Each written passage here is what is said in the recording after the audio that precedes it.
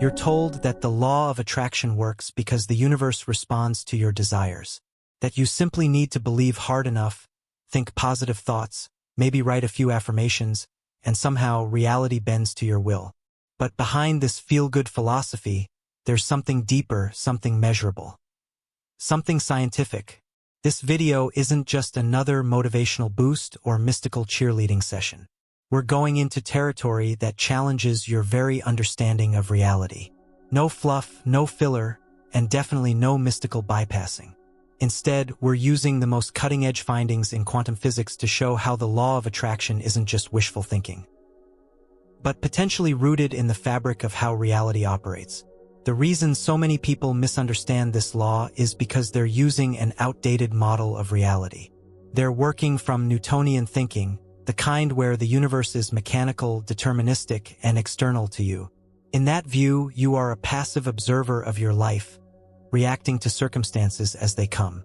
But quantum physics destroyed that notion over 100 years ago, and most people still haven't caught up. In quantum terms, the universe isn't a static thing. It's a dynamic field of infinite potential, constantly responding to observation, intention, and interaction. You're not on the sidelines of creation. You're in the engine room whether you realize it or not. Every thought you think, every belief you hold, every feeling you emit, these aren't just mental fluff. They're quantum instructions, subtle blueprints shaping what becomes your experience. This series breaks it all down. Across 40 tightly structured, deeply researched chapters, we'll take you through the most mind-bending, scientifically sound, and intellectually honest explanation of how the quantum world makes sense of this ancient principle. We're bringing physics and consciousness together in a way that's rational, grounded, and deeply practical. You'll learn how reality might not be made of things, but of energy and probability. You'll find out how your mind isn't just thinking, it's selecting outcomes. You'll understand why desire alone doesn't manifest results, and why the quality of your observation, emotional frequency, and identity alignment matter more than empty affirmations. There will be no vagueness, no spiritual escapism, just rigorous clarity. And it all starts right now. By facing one truth that will undo everything you thought was real. You're not solid. Neither is anything around you. And once you understand what that truly means, the entire game changes. Let's get into it. Reach down, touch your hand, knock on the table in front of you. Feel the chair supporting you. Everything feels solid, stable, unquestionably real. But that feeling is a lie, a useful illusion crafted by your senses and maintained by your brain. Because at the fundamental level of existence, solidity doesn't exist. Zoom down far enough into the building blocks of what makes up you, your surroundings, and every object in the universe, and you'll find atoms. Inside those atoms, vast emptiness, space, nothingness. Atoms are 99.9999999999996% empty. That's not a glitch in the math. That's the foundation of reality. The stuff we think is solid is actually made up of subatomic particles that don't behave like little billiard balls. In fact, they don't behave like things at all. They behave like waves of probability. They aren't even there until measured or observed. That's not spiritual metaphor. That's quantum mechanics. And it flips everything on its head. What appears to be fixed and material is just potential, energy, fields, patterns that only solidify into form when interaction occurs. So, if you're not a collection of dense, solid matter but rather an arrangement of vibrating energy, constantly shifting and interacting with other energy patterns, what does that say about your power to influence that energy? It means the rules you've been living by are broken. You've been taught to believe that change happens from the outside in, that the world moves and you react. But if reality itself is just organized energy responding to subtle interactions, including your own consciousness, then change happens from the inside out, from the mind to matter, not the other way around. Let's put it more clearly. If you are not solid, then you're not fixed. And if you're not fixed, you're flexible. You're influenceable. And most importantly, you are influencing reality every moment, whether you're aware of it or not. The traditional view of science can't help you here. It works great for predicting the motion of planets or the operation of machines, but it falls apart when you apply it to the invisible, indeterminate reality behind the scenes. Quantum physics isn't just physics. It's a lens into the underlying operating system of the universe. And right now, you're getting access to the source code. Let's take that one step deeper. Particles, the supposed solid bits of the universe, don't even exist in the way we think they do. They exist as probability waves. They might be here or there or somewhere else entirely. Until something interacts with them, they're not in one place. They're in all possible places. That's the stunning part. The universe is a soup of possibility, and only collapses into a particular form when interaction occurs. So when you observe the world, you aren't just seeing it. You're selecting it. You're choosing one outcome among an infinite field of potential. And that opens up a radical possibility.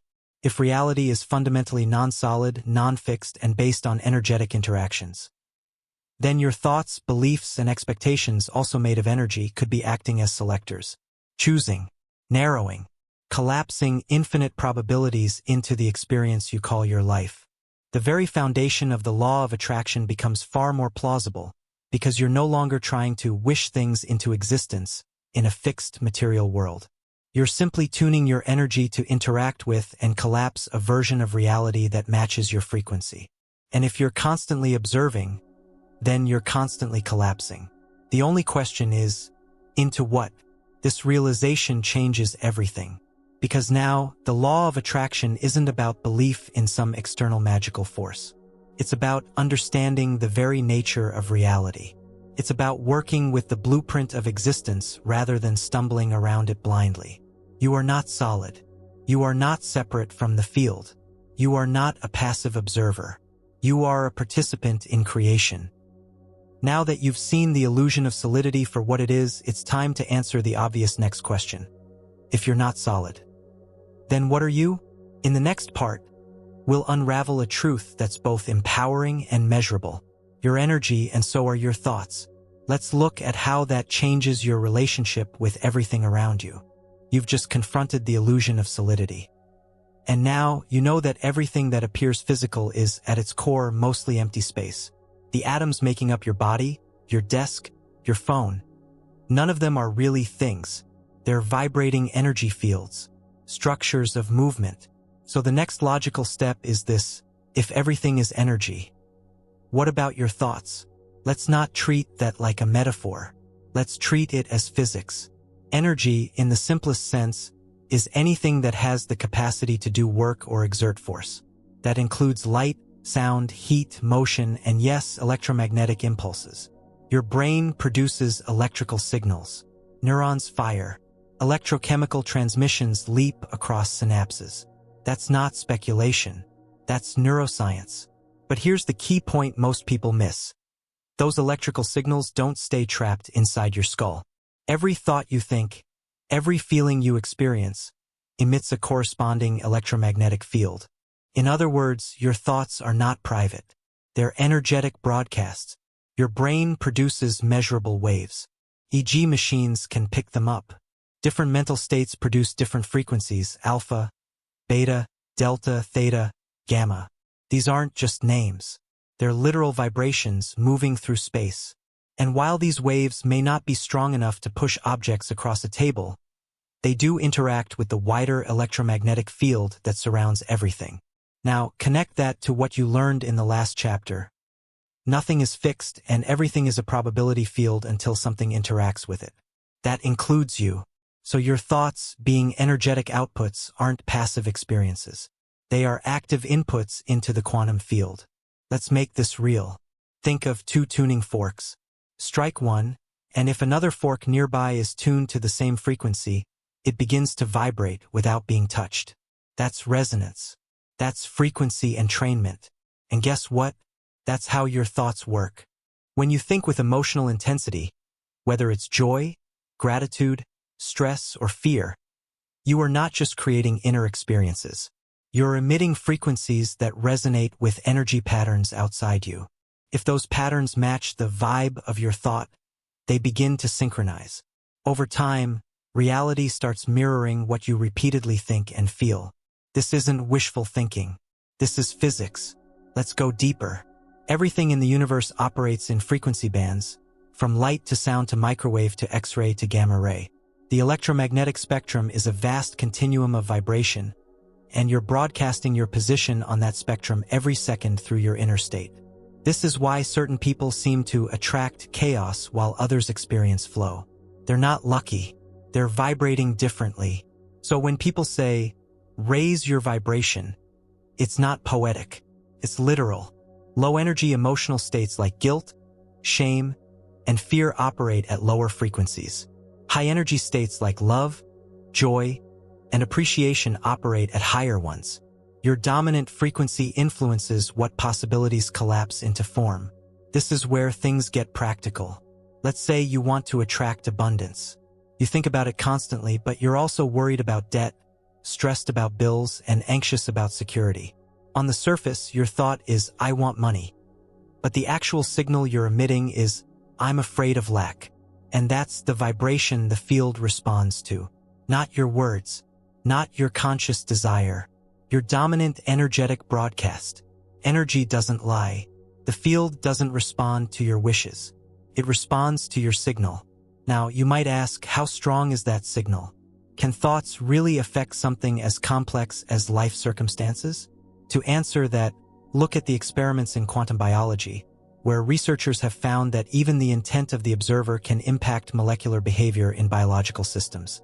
Or studies in intention-based research, where groups of people focusing on a common goal, like lowering crime or reducing conflict, seem to influence outcomes across cities. While not universally accepted in mainstream science, these repeatable, peer-reviewed results hint at something important. Consciousness may be an active, energetic participant in shaping reality. Which brings us back to you. Your mind is not isolated. It's plugged into the field. And your thoughts are not idle. They're causal. They shape what's next. If you want a different life, you don't just think different thoughts, you generate a different frequency. That means aligning your emotions, your expectations, and your beliefs so they resonate with the energy of the outcome you want. It's not about forcing the universe. It's about matching it. This is where the law of attraction becomes real science. It's not about visualizing something and waiting. It's about becoming the frequency of what you seek. It's about recognizing that everything is made of energy, and so are you, and that energy responds to coherence, not chaos, to alignment, not desperation. So here's a new way to see it. You are a quantum transmitter. Every thought is a signal. Every feeling is a command. Every belief is a filter that modifies the frequency. And when you emit a strong, consistent, and emotionally charged vibration, the field around you reorganizes to reflect it. The reason this often goes unnoticed is because most people are broadcasting mixed signals. Wanting one thing, fearing another, saying the right words, feeling the wrong energy. That's not alignment. That's interference. But when your energy is clear, consistent, and congruent, when thought, feeling, and belief align, the signal becomes powerful, focused, coherent, and that's when quantum response begins. Now that you know you're not just a body but a broadcasting energy system, there's a bigger question on the table. If your thoughts are energy and your reality responds to frequency, could you be living out infinite versions of your life right now without even knowing it? Because coming up next, we're going to expose one of the most mind-warping truths in quantum physics. You're not living one life. You're living every possible version of it, simultaneously. And soon, you'll learn how your thoughts don't just influence your reality. They select which version of it becomes real. You've now uncovered a life-altering truth. Everything is energy, including your thoughts. They don't just stay locked in your head. They ripple out into the quantum field, influencing what you experience.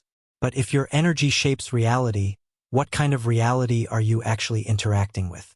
More specifically, how many versions of that reality actually exist? This is where we hit a truly profound idea in quantum physics. One that throws everything into question, not just about how reality works, but who you are in it. And it begins with a concept called superposition. In the quantum world, particles don't exist in a single, definite state until they're observed or measured. Until then, they remain in a blend of all possible states at once. That's not science fiction, That's scientific fact. Superposition means a particle can be here and there at the same time. Spin this way and that way. It's only when someone looks, when consciousness interacts, that the wave collapses into one defined reality. Now, apply that same principle to your life. Every decision, every possibility, every what could have happened exists in some version of your quantum self. Right now, you in a parallel path where you quit the job. You who said yes instead of no. You who moved cities. You who succeeded wildly. You who gave up. Every version of you is suspended in probability. The you that you see now, that's just one superposition collapse of countless potentials. This isn't a multiverse theory in the abstract. This is quantum reality. You're not limited to the life you see. You're surrounded by potential versions of yourself, already existing as probability waves, waiting for one thing to collapse them into form: your observation, your energy, your intent. Here's what makes it more than theory. Quantum computers already use this principle. They don't calculate outcomes one at a time. They process millions of possibilities simultaneously, using superposition to arrive at answers far faster than traditional systems. In other words, we've built machines that function on the same principles your consciousness appears to use. So when you're trying to change your life, you're not trying to create something from nothing. You're selecting from infinite existing realities, just like a quantum processor selects the right outcome from superimposed states. Think about that. You're not becoming successful. There's already a version of you that is. You're not creating the relationship you want. There's already a version of you living it. You don't need to build it from scratch. You only need to shift into the timeline where that version is real. But here's the challenge. Most people are unconsciously choosing the same reality over and over again. They wake up, think the same thoughts, feel the same emotions, repeat the same patterns, and their energy tunes them back into the same version of reality. Again, and again, and again. This is how people get stuck. Not because new paths don't exist, but because they're not aligning with a different superposition. They're collapsing the same probability wave every day through familiar thought loops. Your job, if you want change, is not to fight against your current reality. It's to stop tuning into it, and instead, start broadcasting the frequency of the version of you that already has what you want. Because from the quantum perspective, it already exists. Let's break this down practically. Say there's a version of you that's confident, healthy, financially free. That version is not imaginary. It's an existing probability state. It just hasn't been observed yet by the energy you're currently emitting. But the moment you start thinking, acting, and feeling like that version, even before seeing external evidence, you begin to shift frequency. And just like tuning a radio, when your frequency matches that timeline, it becomes real. Not metaphorically, literally. This is why alignment matters more than effort. You don't need to struggle to get there. You need to shift to it. And shifting starts with acknowledging that your current life is not the only real option. It's just the one you've been selecting most consistently. Here's a way to visualize it. Picture yourself standing in front of a massive control board with thousands of sliders.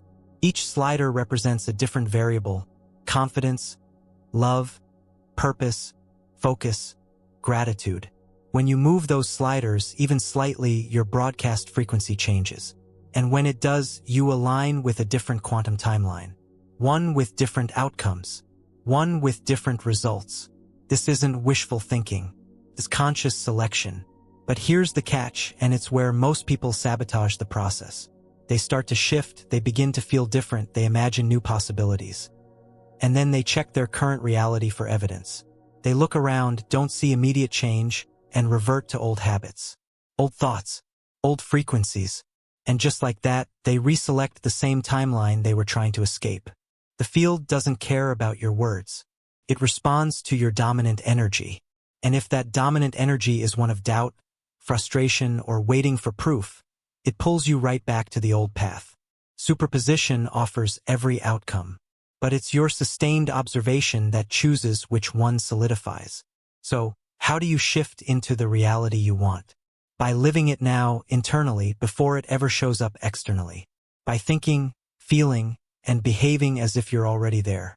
Not to fake it, but to align your energy with the version of reality you want to collapse into. Because your current life isn't permanent. It's a probability, and so is the one you want. Superposition doesn't promise you can make anything happen. It proves you can select what already exists. That's the quantum edge most people never access. So now that you understand you're not living one life but infinite lives, the question becomes, who or what decides which version becomes real? If all possibilities are on the table, who's doing the selecting? Who collapses the wave? Because next, we're going straight into the mechanism that decides reality, not by accident but by awareness. The observer effect. And once you understand how observation shapes existence, you'll realize that attention isn't passive. It's creative. You've just discovered that infinite versions of your life are already present in the quantum field. Not imagined, not potential, real at the level of probability. And what determines which one you experience? It comes down to one of the most shocking principles in all of science. The observer effect. This isn't philosophical speculation. This is documented, replicated, peer-reviewed quantum mechanics. At the heart of it lies a simple but staggering fact. Particles behave differently when observed. Let's start with the experiment that exposed this phenomenon, the double-slit experiment. It's the backbone of quantum physics and the foundation of everything we're exploring in this series. Here's how it works. Scientists fire electrons, tiny subatomic particles, through a barrier with two narrow slits. On the other side of that barrier is a detection screen. If electrons are just particles like miniature bullets, we should see two bands on the screen, one behind each slit. That's what classical physics predicts. But when no one observes the electrons during the experiment, the pattern that forms isn't two bands. It's an interference pattern. A pattern created when waves overlap. That means the electrons didn't behave like particles at all. They acted like waves that passed through both slits simultaneously, interfering with themselves. But here's where things get weird. When scientists set up a device to observe which slit the electrons go through, when they watch, everything changes. The interference pattern disappears. The electrons now behave like solid particles, choosing one slit or the other, and landing in two distinct bands. Just watching them caused them to stop acting like waves and start acting like particles. Let that sink in. The act of observation collapsed the wave of probability into a single outcome. Measurement, attention, consciousness, whatever word you want to use, created a reality that didn't exist until that moment. This is the observer effect. And it's not a theory. It's a demonstrable phenomenon. Now let's bring this back to you. If observing a particle can change its behavior, what happens when you observe your life? What happens when you place conscious focus on certain thoughts, feelings, desires, and beliefs? You collapse possibilities. You select one reality over another. You shape your experience by the quality of your attention. The field isn't responding to your casual preferences. It's responding to your focused awareness. And most people go through life observing what they don't want, watching for problems, preparing for failure, checking for disappointment. That focus becomes the dominant observation. And just like in the experiment, it collapses one outcome, more of what they don't want. You get more of what you observe, not what you want. Here's a brutal truth. Most people think they're using the law of attraction when really they're reinforcing the law of observation. They're watching for results, waiting for confirmation, fixating on the absence of progress. That observation becomes the creative act. And the quantum field says, okay, here's more of that.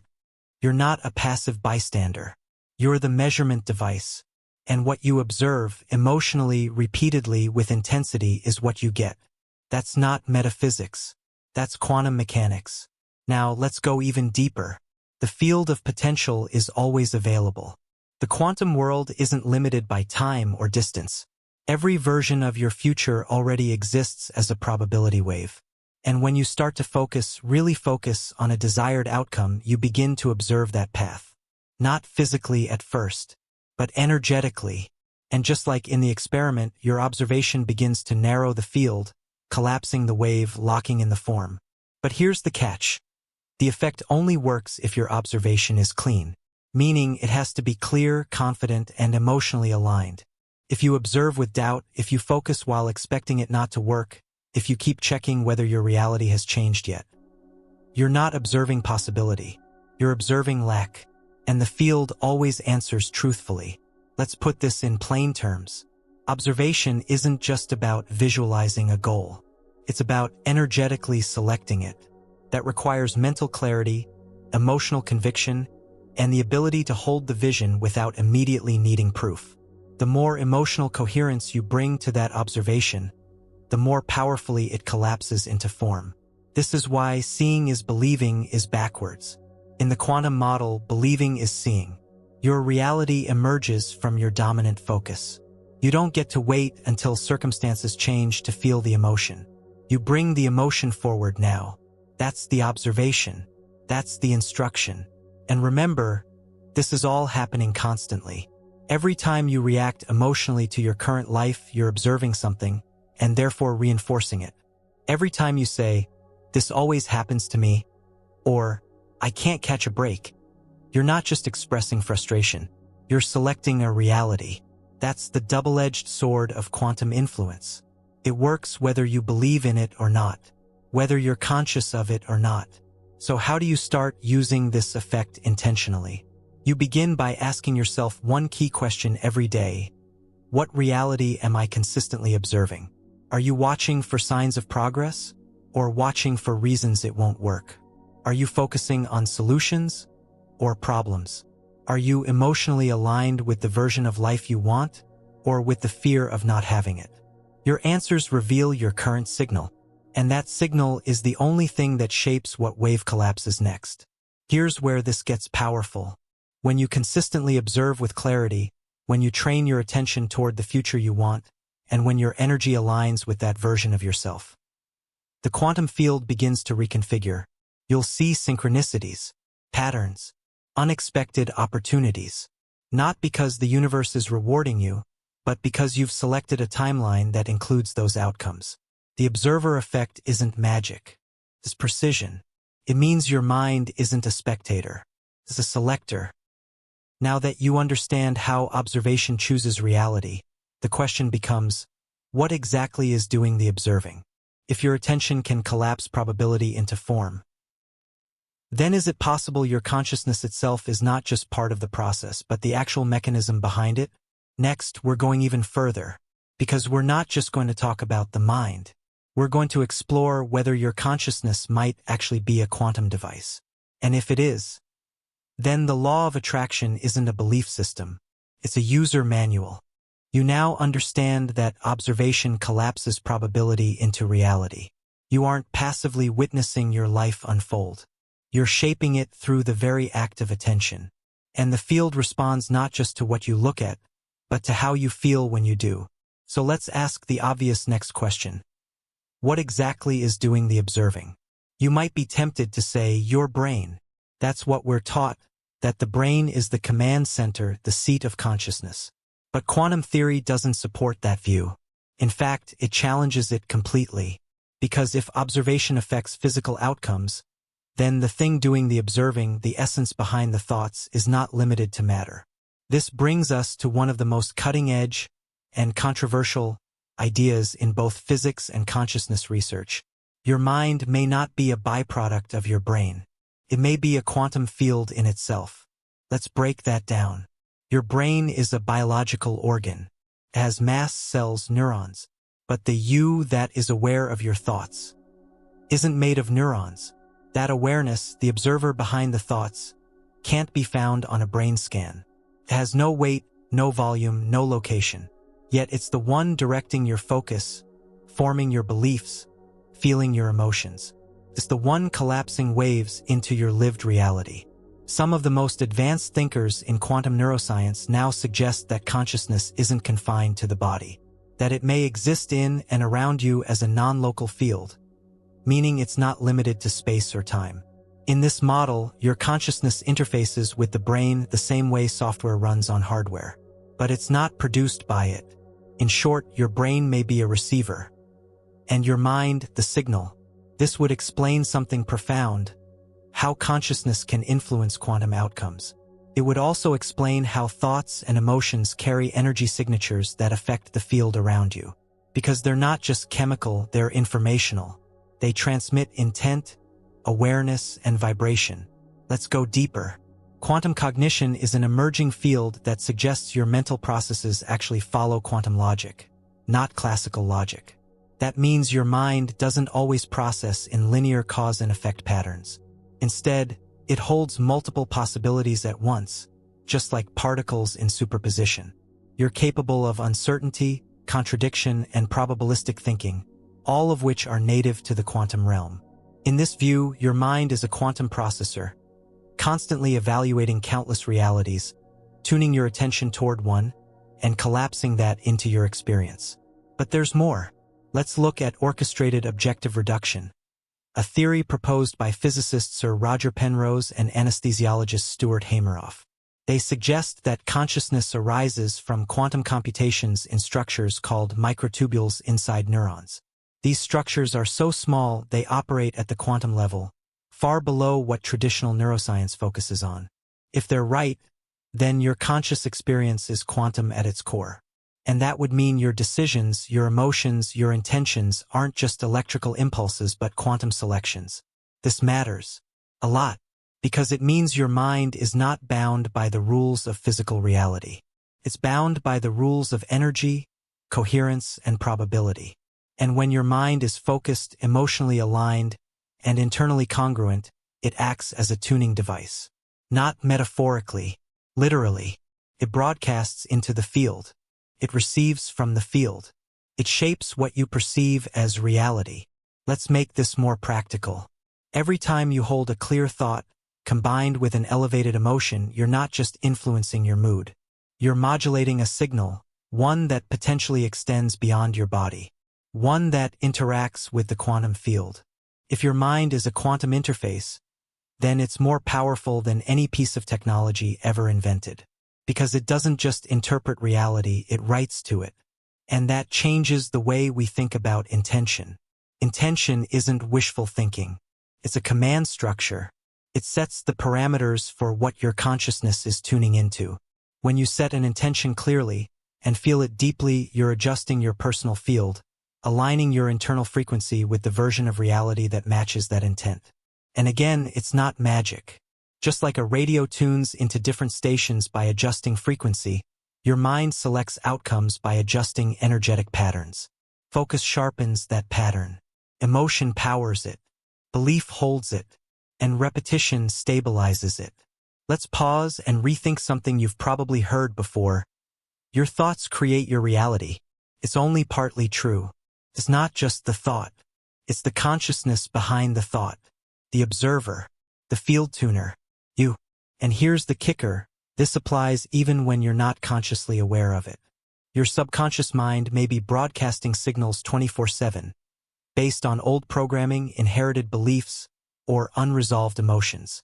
If those signals contradict your conscious desires, guess which one wins? The one with the most coherence. That's why people struggle to manifest what they want. They think one thing, they feel another, they say one thing, they believe another. Their consciousness becomes a scattered broadcast, full of interference, and the field responds with mixed results.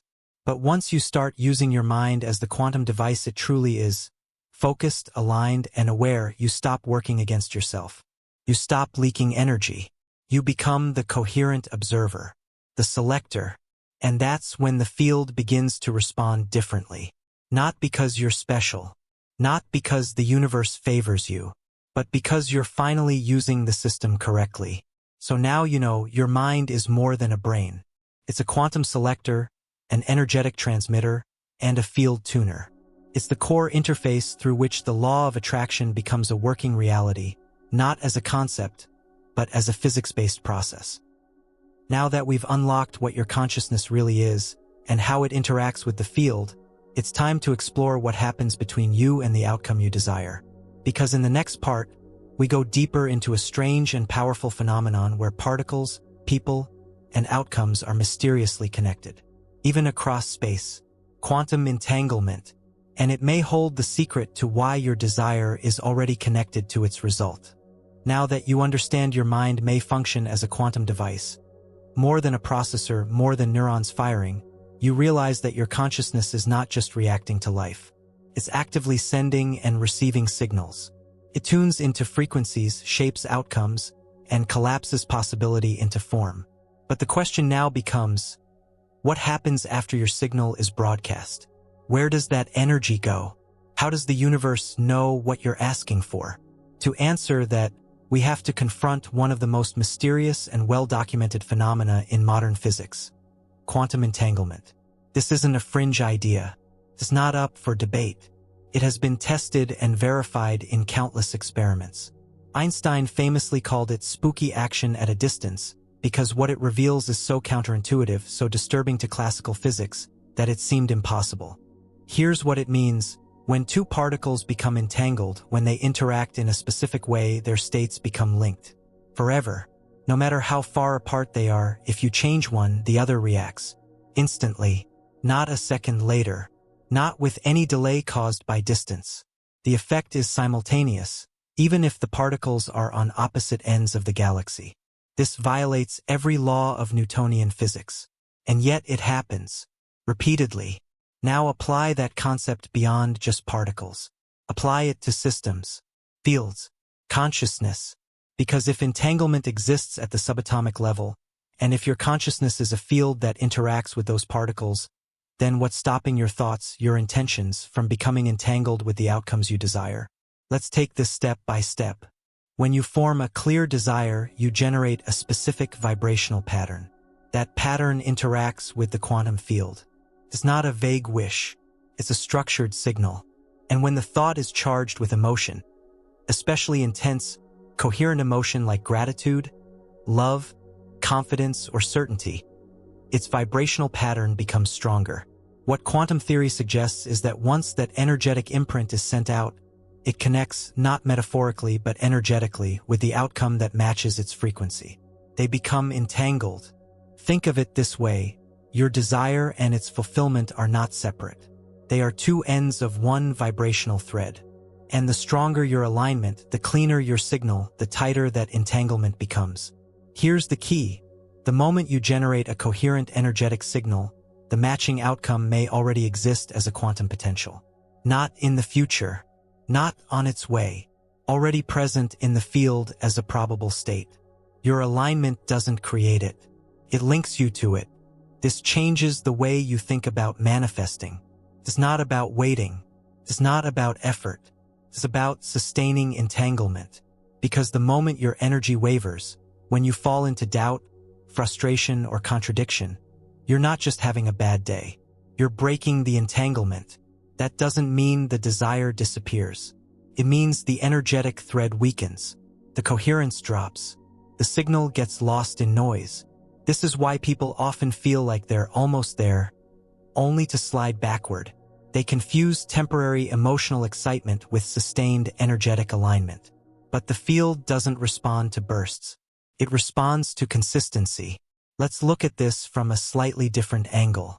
Entanglement means that parts of a system can be connected regardless of space or time. Your desires are not distant objects moving toward you. They're entangled frequencies waiting for you to match their resonance. And when you do, the field doesn't delay. It reorganizes. It's like tuning a radio. The station is already broadcasting. Your job is to adjust your dial. When you hit the right frequency, the signal is clear. The connection is instant. Not because the station just appeared, but because you aligned with what was already there. And this isn't just theoretical. Consider the documented experiments in remote intention and non-local influence. Studies have shown that when individuals hold a clear mental intention, especially in meditative or emotionally elevated states, they can affect physical systems, water molecules, and even biological responses in people located far away. Some of these effects defy conventional explanation, but through the lens of entanglement, they make perfect sense. Because it's not about distance. It's about connection, frequency, synchronization.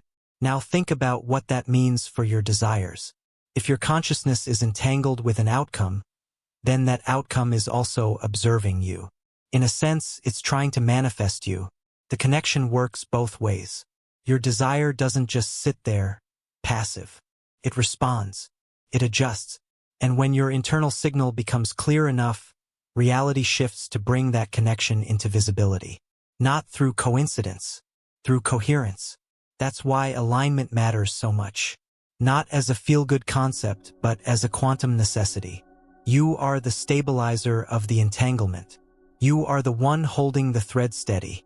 And when you do that consistently, you're not pulling anything toward you. You're revealing what's already connected. Let's make this actionable. If you want to strengthen your entanglement with a desired outcome, you must be clear in your intent. Vague thoughts create weak entanglement. Precision strengthens the connection. Charge the thought with elevated emotion. Emotion is energy in motion. It deepens the vibrational imprint and increases coherence. Sustain the frequency. Entanglement isn't created by a wish. It's sustained by consistency. Repeatedly thinking, feeling, and acting as if the outcome is real keeps the connection alive. Avoid contradiction. Every time you speak, feel, or act in opposition to your desired reality, you introduce signal interference. That weakens or severs the entanglement. Trust the connection. Doubt collapses the signal. Trust stabilizes it. Your faith isn't blind. It's functional. Remember, the field isn't slow. It's exact. Your outcome isn't coming. It's already available. Entanglement means your reality is not arriving from a distance. It's matching your signal in real time. So far, you've discovered that you're not solid, your energy, your thoughts carry frequency, and your mind may be a quantum selector shaping your life through focus. Now you know that your desires are entangled with outcomes, not as a dream but as physics. And that leads us to the next boundary-shattering insight. If particles can respond to each other from across the universe, then what about people? Could your energy be influencing someone across the planet? Without a word? Up next, we uncover a quantum truth that Einstein resisted but couldn't refute. Can you affect someone across the planet instantly? Spooky, but real. You've now uncovered that your thoughts don't stay trapped inside your mind. They are energetic broadcasts. Your consciousness is not only shaping reality through attention, it's linking to outcomes via quantum entanglement. And that connection isn't bound by time or space. So the next question becomes more than theoretical. If particles can affect each other instantly, no matter the distance, can your thoughts, your emotions, and your intentions influence other people across the world? Not metaphorically, not symbolically, directly. This idea might sound exaggerated until you realize quantum physics already supports it. Let's return briefly to what Einstein couldn't accept, the phenomenon of non-locality. In entangled systems, a change in one particle affects its partner instantaneously, even when separated by vast distances. The change doesn't travel from one to the other. It happens without traveling. There is no measurable delay, no signal in the conventional sense. Now step out of the lab. Replace particle with person. Replace measurement with intention. This leads to a radical but increasingly supported possibility. The energy you emit can influence someone else's state, behavior, or decisions without direct contact. This isn't a philosophical stretch. It's being studied. One body of research worth noting comes from the Global Consciousness Project, which has tracked data from random number generators placed all over the world. These devices are designed to produce unpredictable results, pure randomness. But during moments of collective human focus, mass meditation events, global tragedies, major celebrations, those devices stop behaving randomly. The data skews, something measurable shifts. Something subtle but undeniable begins to organize the chaos. What does this suggest? That collective human emotion and intention may influence physical systems. And if large-scale human energy can affect machines built for randomness, why wouldn't personal energy affect other people, especially those you're emotionally connected to? Now let's get even more personal. Have you ever thought of someone intensely, only to have them call you minutes later? Or felt a sudden emotion that didn't seem to come from you, only to discover someone close was going through something intense? This is often dismissed as coincidence. But the entanglement model offers another explanation. You and the people in your emotional field may be entangled energetically. The stronger the bond, through love, attention, shared experience, the deeper the entanglement. Let's break this down in quantum terms. Your heart and brain both emit electromagnetic fields. The heart's field is particularly powerful. It extends several feet beyond the body and changes in response to emotional states. These fields are not barriers. They're interfaces. They interact. They overlap. They transmit data. Now imagine two people with matching emotional frequencies. Their fields are coherent, resonant. When one person shifts energetically, it causes a shift in the shared field. Not through speech, not through action, through energy alignment. Here's the key idea. If your thoughts and feelings are coherent and emotionally charged, they don't just affect your personal state. They have the potential to ripple outward, influencing people to whom you're connected, especially if there's already emotional resonance. This doesn't mean you can control people. It means your internal energy can participate in shaping what they become aware of, how they feel, or what they're moved to do. Not by force, by frequency. Let's move to something more tangible. Research conducted by HeartMath Institute shows that when individuals enter a state of heart coherence, a combination of regulated breathing, elevated emotion, and focused attention, their electromagnetic field becomes more ordered. Not only that, but people sitting nearby begin to sync up biologically. Heart rates align, brain waves harmonize, stress decreases. And this isn't happening through conversation. It happens silently, through presence. This suggests that when you're in a state of emotional coherence, confidence, peace, joy, you become a broadcast tower. You emit a field that others can feel consciously or not.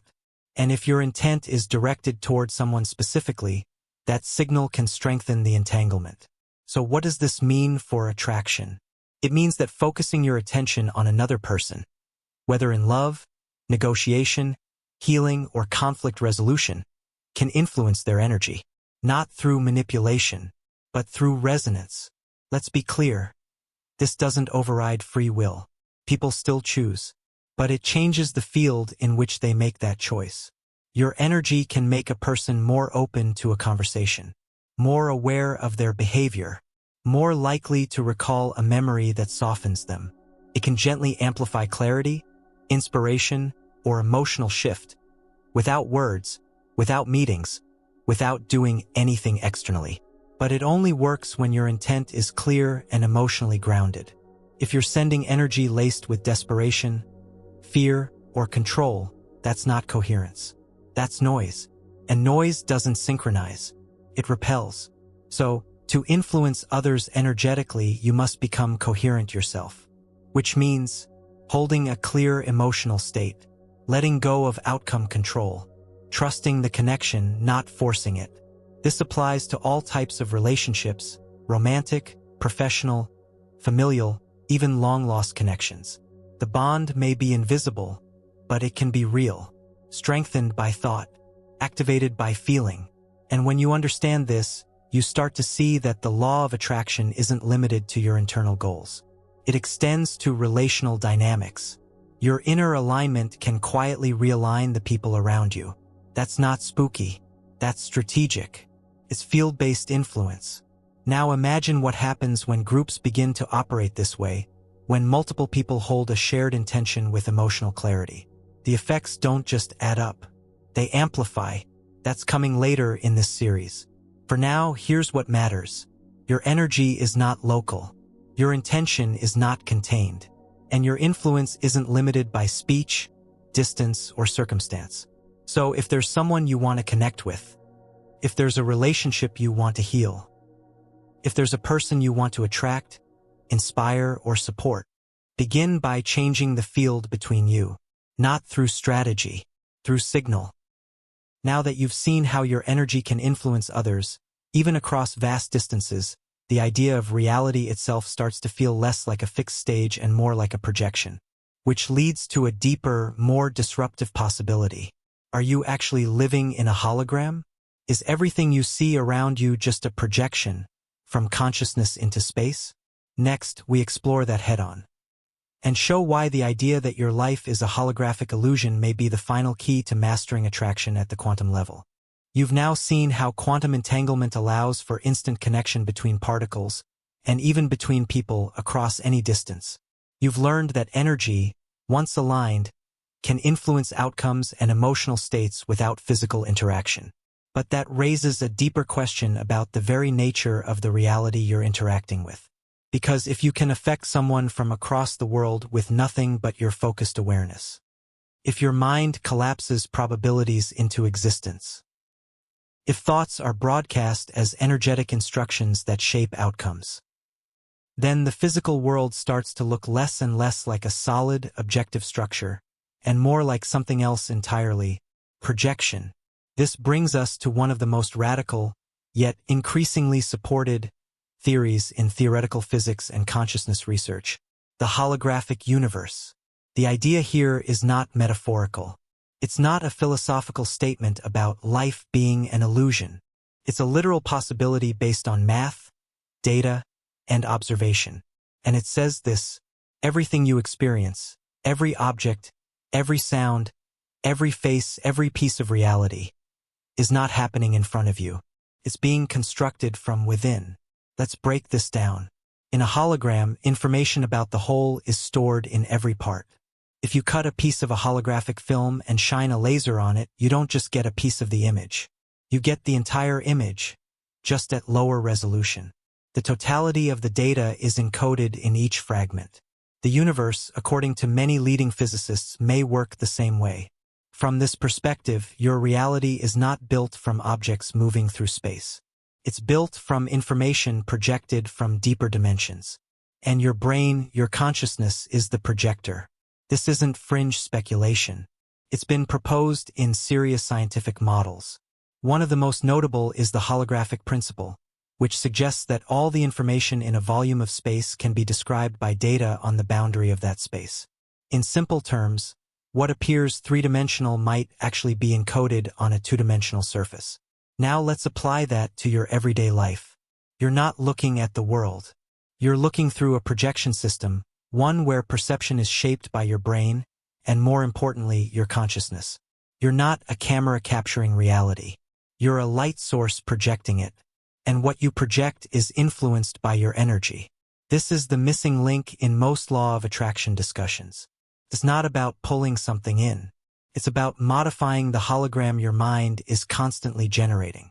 You aren't changing the world out there. You're tuning the code that creates the projection. Your thoughts, emotions, beliefs, they don't just influence what you notice. They shape what exists for you. Let's take this further. The double-slit experiment showed us that particles act like waves, like probabilities, until observed. But where is that observation taking place? Not in your eyes, not in your brain, in your conscious awareness. The thing that makes the hologram real isn't the object. It's you. You, the observer, bring form to the field. And if what you see is generated from energy patterns, then the reality around you is more like a dynamic, responsive projection than a fixed, unchangeable landscape. That projection changes based on the energetic data you're feeding into it. This means something enormous. Your external world is not reacting to you. It's reflecting you. You don't attract what you want. You attract what you are. You are living inside a reality that adjusts to your dominant energy like a mirror adjusts to your movements. And once you understand this, trying to force change from the outside becomes pointless. You don't change the hologram by poking the screen. You change the film in the projector. In other words, change your frequency, change the projection. Let's make this practical. If you're constantly projecting fear, unworthiness, or doubt, even subtly, your world will return that image back to you. Not because it's punishing you, because it's designed to reflect you. But when you start to consciously alter the input through focused thought, emotionally coherent states, and belief realignment, you begin to alter the output. The people you encounter change. The opportunities shift. The coincidences begin to make sense. The world becomes lighter, clearer, more supportive. Not because you forced it, because you reprogrammed the projection. This is why the law of attraction is so much more than positive thinking. It's about conscious, energetic authorship of the hologram you walk through every day. And that authorship requires two things: awareness and responsibility. Awareness means you stop assuming that what you see is all there is. You recognize that your current world is a product of internal architecture, of focus, emotion, belief. Responsibility means you stop blaming external factors for the design of your reality. You take ownership of the signal you're sending into the field. And when you do that, the hologram changes. Here's a key point most people miss. The projection responds instantly at the field level, not always at the physical level. That's why change often feels invisible at first. You've shifted the code, but the pixels haven't caught up yet. People misread this delay as failure and revert to old patterns. And just like that, they reproject the same loop. So patience isn't passive. It's part of the process. The field reorganizes the projection as you sustain the new signal. And here's the most empowering part. If reality is a projection, then it's customizable. You're not stuck. You're not doomed by your past. You're not at the mercy of circumstance. You are the coder, the director, and the projector. And every day you're either rerunning old programs or uploading new ones. That's not just mindset advice. That's quantum mechanics applied through conscious authorship. Now that you've seen reality for what it may truly be, not fixed but fluid, not external but projected, it's time to explore the ultimate experiment that proved once and for all. Your attention doesn't just notice reality, it builds it. Coming up next, we break down the most legendary quantum experiment of all time and show why your gaze, your focus, and your consciousness aren't passive at all. They are tools of creation. Get ready for the double-slit experiment, proof your attention creates reality. You've now questioned the solidity of matter, explored the energetic nature of thought, seen how quantum superposition suggests infinite lives, and realized your consciousness could be projecting a holographic reality. But one experiment ties it all together. A single, repeatable, scientifically validated demonstration that reveals something almost too extraordinary to believe. Your attention doesn't just observe the world, creates it. The double-slit experiment isn't just the cornerstone of quantum physics. It's the ultimate exposure of how perception influences reality itself. If you understand this one event, not conceptually but functionally, it changes everything about how you view life, decision-making, manifestation, and the so-called law of attraction. Let's walk through what really happened. In the original experiment, scientists set up a basic scenario: a barrier with two slits cut into it and a detection screen behind it. Then they fired particles, such as electrons, at the slits one at a time. The goal was to see which slit each particle would go through. Now, logically, if electrons are like tiny marbles, you'd expect to see two clusters form on the detection screen, one behind each slit. That's what Newtonian physics would predict. But that's not what happened. Instead, what appeared on the screen was an interference pattern, the kind of pattern you only see when waves overlap. Not particles, waves. It's as if each electron went through both slits at the same time, split into multiple paths, interfered with itself, and then landed. Pause right there. One electron, two slits, both paths, simultaneously. This suggests the electron didn't decide on a location until it reached the screen. Until then, it existed as a wave of probabilities, a mathematical field of all possible outcomes. Now, here's where it gets surreal. When scientists placed a detector at the slits to see which path the electron took, just to check, it suddenly stopped behaving like a wave. It acted like a particle again.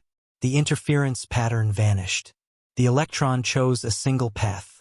The wave collapsed. In other words, when they observed the particle, its behavior changed. Let that sink in.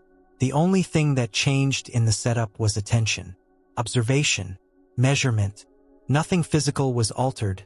No new barriers, no different particles, no mechanical interference. Just the act of watching collapsed a wave of probabilities into one defined event. This is the observer effect, taken to its most literal and undeniable conclusion. Now, let's bring this back to you. The law of attraction says your reality matches your dominant thoughts, feelings, and beliefs. Quantum physics says your attention collapses possibilities into tangible outcomes. These aren't separate ideas. They're different languages describing the same phenomenon. Every possibility of your life, wealth, scarcity, love, loneliness, success, stagnation, is present as a quantum wave. It's not a philosophical possibility. It's a real one, but it doesn't exist for you until your observation gives it form. And here's the punchline: you're already using this mechanism. Every single day, you're observing your life constantly. You focus on certain thoughts more than others. You feel certain emotions repeatedly. You expect certain outcomes based on past experience. These patterns become your habitual observations. And the field collapses accordingly. You are collapsing waves all the time. Most people just don't realize it because they do it unconsciously on autopilot. They assume the world is happening to them. They don't realize they're watching the world into place. Here's what the double-slit experiment tells us. Reality doesn't solidify until observed. Observation isn't neutral. It changes what manifests. Conscious attention determines which path becomes real. So when you dwell on fear, failure, lack, or resentment, you're not just reacting emotionally. You're choosing a slit. You're instructing the field. You're collapsing a wave you don't want, but have focused on so often, it has no choice but to materialize. And when you hold a vision of joy, success, or gratitude, not as wishful thinking but as a practiced observation, you begin to collapse a different wave. One that already existed. One that was waiting for your attention. Let's bring this into practical clarity. If you're facing a decision, any decision, there are multiple outcomes available. You might get the job. You might not. The relationship might grow. It might fade. The opportunity might flourish or fail. All of these paths exist in probability space. They're slits in the quantum wall. Which one becomes real depends, in part, on what you observe. And in this context, observation isn't visual. It's energetic. It includes your focus, your expectations, your inner narrative, your emotional alignment. Each one shapes the waveform. Each one moves you toward a particular collapse point. This is why people often feel stuck. They're observing the same narrative daily. It never works out for me. I always attract the wrong people. Things just don't change. These aren't statements. They're observation patterns. And the field obeys them with precision. Your life keeps collapsing into the most frequently observed path. Here's the shift. You can train your attention. You can redirect it. You can focus deliberately not on what currently is, but on what you want to become real. You don't need to believe in manifestation. You only need to understand this. Your attention is not passive. It is participatory. It is causal. It is creative. The double-slit experiment proves it. And that means your power isn't hidden behind mystical forces or cosmic permission slips. It's embedded in something you already control, where you place your consciousness.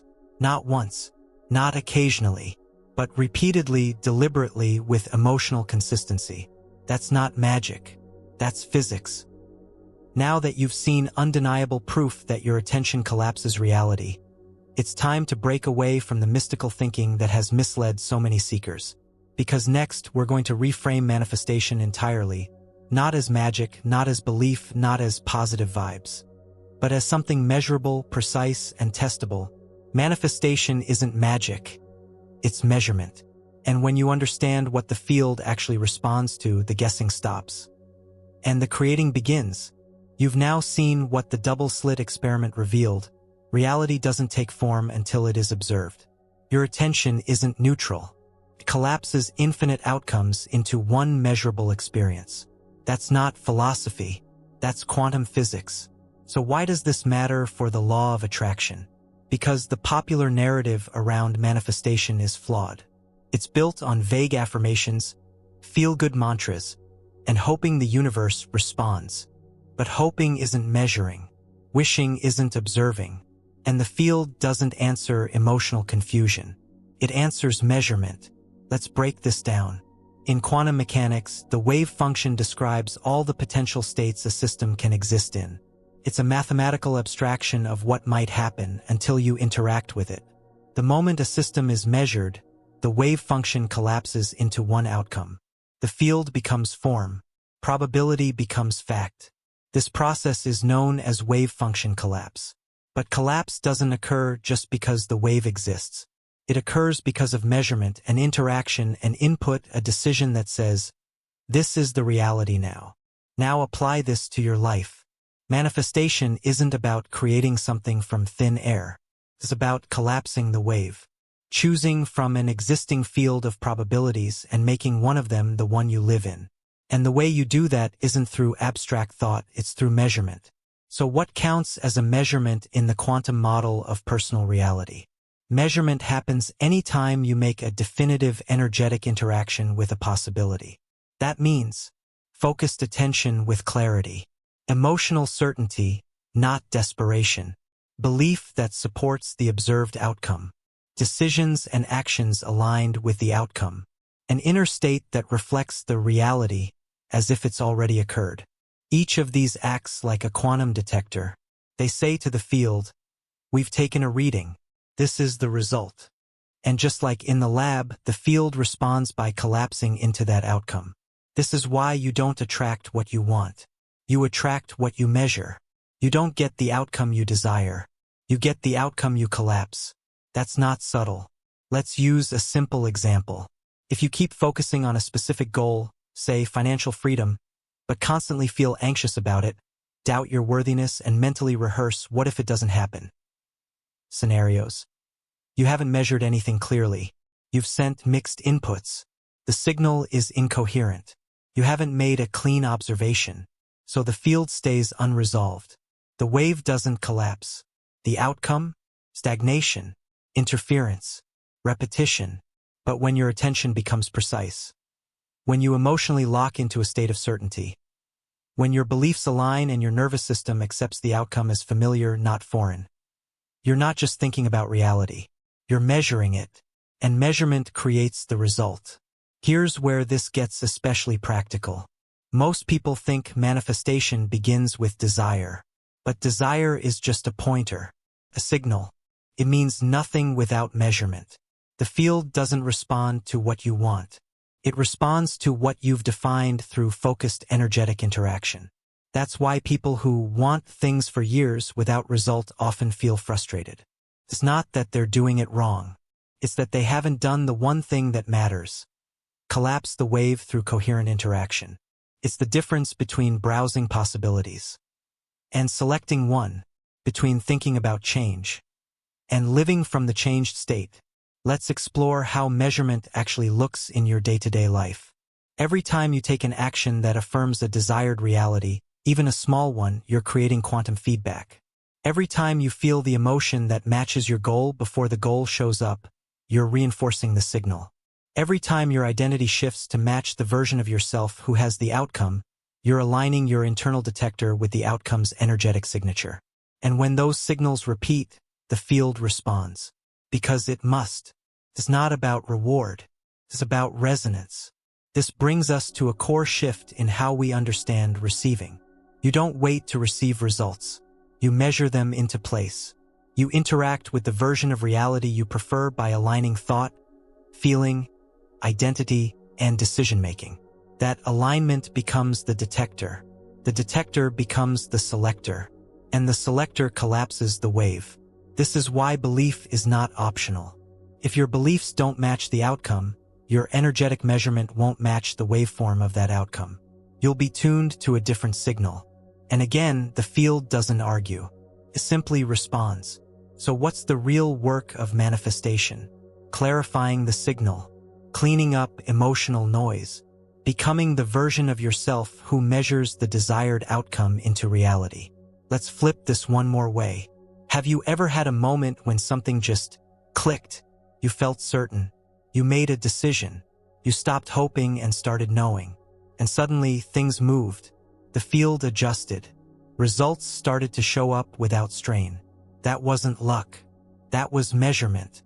You collapsed the wave because, energetically, you said, "This is real now." And the field agreed. You weren't waiting for evidence. You were broadcasting definition. You stopped observing all possibilities and started selecting one. And that act, choosing from the inside out, is what makes the law of attraction functional. It's not magic.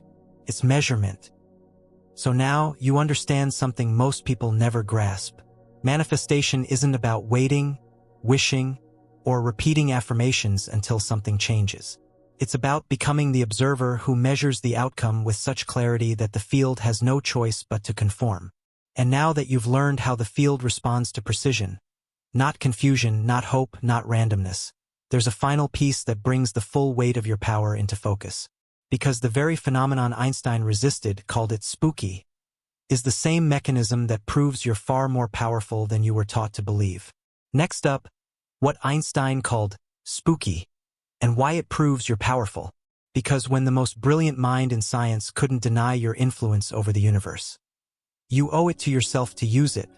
You've now seen that manifestation isn't guesswork or hope. It's about energetic precision. The field doesn't respond to vague desires. It responds to clearly measured inputs, thoughts, emotions, decisions, and beliefs that operate in full coherence. You don't wait for reality. You define it. But even with all this clarity, there's one piece of quantum truth that unsettled even the most brilliant mind of the 20th century. Albert Einstein, a towering figure in physics, called it spooky action at a distance. He wasn't being dramatic. He was describing something he couldn't explain. Entanglement. You were introduced to this earlier, when two particles become linked in such a way that the state of one affects the state of the other, no matter how far apart they are. But now we're going to look at this through a new lens. Not just as a quirk of quantum mechanics, but as evidence of the hidden power behind your consciousness. Einstein rejected the idea at first. He believed that nothing could travel faster than the speed of light. So how could two particles, separated by billions of miles, react to each other instantaneously? It wasn't just strange. It was impossible. By classical standards, but experiments kept proving it. Over and over, scientists observed it. When the state of one entangled particle changed, the other adjusted immediately. No delay, no transmission, just instant correlation. This disturbed Einstein because it shattered the model he helped build. The very foundation of spacetime, the limit of speed, the rule of cause and effect, collapsed in the face of entangled reality. Now, why does this matter for you? Because the same principle that governs entangled particles may apply to you, your intentions, your relationships, your influence. If particles are not just connected by location but by shared information, then maybe you are too. Maybe you aren't limited by physical location, linear time, or separation. Maybe what you intend here affects something or someone there, not as magic, but as measurable interaction in a field where everything is already connected. Let's revisit what we now know about energy, attention, and measurement. Your consciousness doesn't exist in isolation. It participates in the quantum field. It emits frequencies. It modifies outcomes. And if everything in the universe is fundamentally information, encoded in energetic patterns, then you are already entangled with the outcomes you seek. This is the power Einstein couldn't quite accept, but couldn't disprove either. He didn't like it, but it was real. Let's take a deeper look. Entanglement shows us that reality is non-local. That means 2 points in space are not necessarily separate in the way we think they are. The information between them is shared, immediate, unfiltered. What if your consciousness works this way? What if the intention you set right now is not sending a message to the universe, but rather activating an already existing connection? This would explain so much. Why some people seem to magnetize events and people without trying. Why synchronicities cluster when you're emotionally clear and aligned. Why thinking of someone can lead to immediate interaction or response. Why a deep emotional shift in you ripples into circumstances around you. In the classical view, none of this makes sense. In the quantum model, it's not just possible, it's expected. You're not affecting reality by pushing energy out into it. You're syncing with a version of it that already exists. Your thoughts don't travel through space. They activate entangled outcomes. They tune you into the part of the field that reflects them. And that's the real spooky action at work here. Because you're not doing this from the outside. You're doing it from within. Let's make this even more personal. Think about your desires. Whatever they are, abundance, health, freedom, love, They already exist in the quantum field. Not symbolically, as real, measurable probabilities. And the stronger your intent, the more emotionally charged your signal becomes, the more you create entanglement with the version of reality that includes those results. Then something amazing happens. Reality starts behaving differently. It bends toward alignment. People show up. Opportunities adjust. Time compresses. It's not always predictable, but it becomes patterned. Not through magic, through matching informational fields. That's why Einstein's discomfort with entanglement is so revealing. Even a mind that helped create modern physics couldn't fully accept the implications of a reality governed by connection without distance. But you're living in that reality right now. And the fact that you can't always see the strings doesn't mean they're not pulling. What makes you powerful is that your observer role isn't limited by proximity. You can affect someone across a room or across a continent. You can collapse an outcome without being physically near it. You can tune your energy and shift the probabilities of events unfolding, simply by refining your signal. But there's a key condition. The energy must be coherent. Sloppy focus, scattered thoughts, conflicting beliefs, they break the connection. They dissolve the entanglement. But when your mind is clear, your emotion aligned, and your beliefs congruent, you operate like a laser. You stabilize the link between you and the outcome. And that link holds even across space, time, and logic. This is why people who master the energetic game seem to operate on a different level. They're not just thinking positively. They're measuring reality with such consistency that the universe has no option but to respond. Not slowly, not with resistance, but with immediate, uncanny precision. That's not coincidence. It's non-local intelligence operating through the consciousness that animates you. Now that you've seen the truth behind spooky action and recognize that your consciousness is far from confined, you're ready to challenge one more outdated belief, that reality is fixed. Because up next, we take what you've learned about wave collapse, measurement, and entanglement, and we apply it to the biggest myth of all, that life is predetermined. It's not. The quantum field is built on probability, not destiny. And you're the one rolling the dice, whether you realize it or not. Coming next, how reality is probabilistic, not determined, and how you can tilt the odds in your favor intentionally. You now know that your influence over reality doesn't come from effort. It comes from alignment. You've learned that entanglement allows for instant connection across distance, and that your consciousness doesn't send energy into the world. It selects what already exists. But to take this understanding even deeper, there's one more truth to grasp. Reality is not fixed. It's probabilistic. This isn't a motivational statement. It's physics. In the classical model of science, the Newtonian worldview, the universe is a machine. If you know the starting conditions and the rules, you can predict the outcome. Everything is predetermined. There's no room for true randomness, let alone free will. This model treats reality like a line of falling dominoes. One pushes the next, and the chain plays out without deviation. But quantum physics destroys that idea completely. At the quantum level, particles don't follow deterministic rules. They operate in probabilities. You can't know both their position and momentum with absolute certainty. You can only predict likelihoods, not certainties. The entire system is statistical. And until observation occurs, every outcome exists in a cloud of potential. Let's be very clear. This means the future isn't written. It's weighted. Certain outcomes are more likely than others, but none are guaranteed. And that probability field is influenced by your choices, your focus, your beliefs, your emotional state.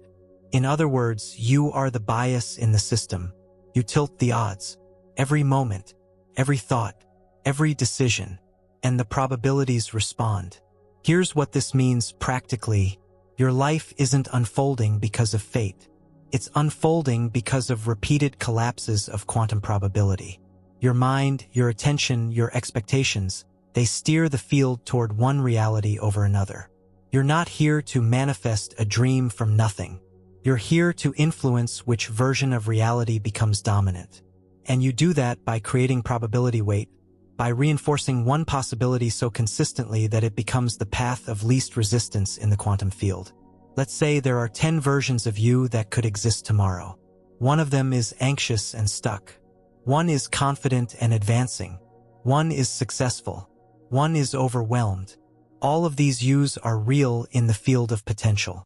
And right now, the probability field is fluctuating, calculating which version will emerge into physical form.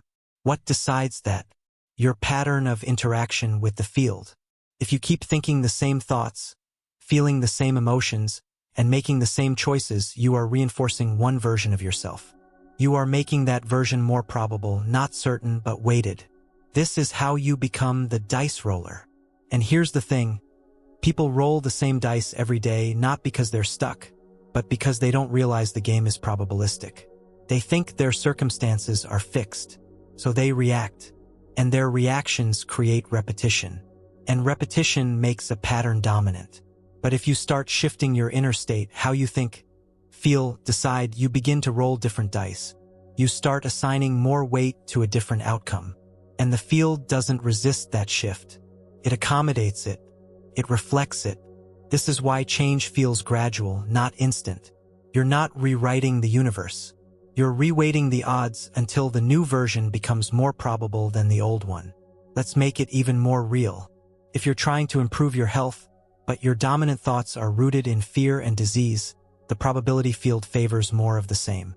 But if you shift into a mindset of vitality, repeating thoughts of strength, feeling gratitude for the body you have, acting in alignment with health, you increase the odds of that version of you collapsing into form.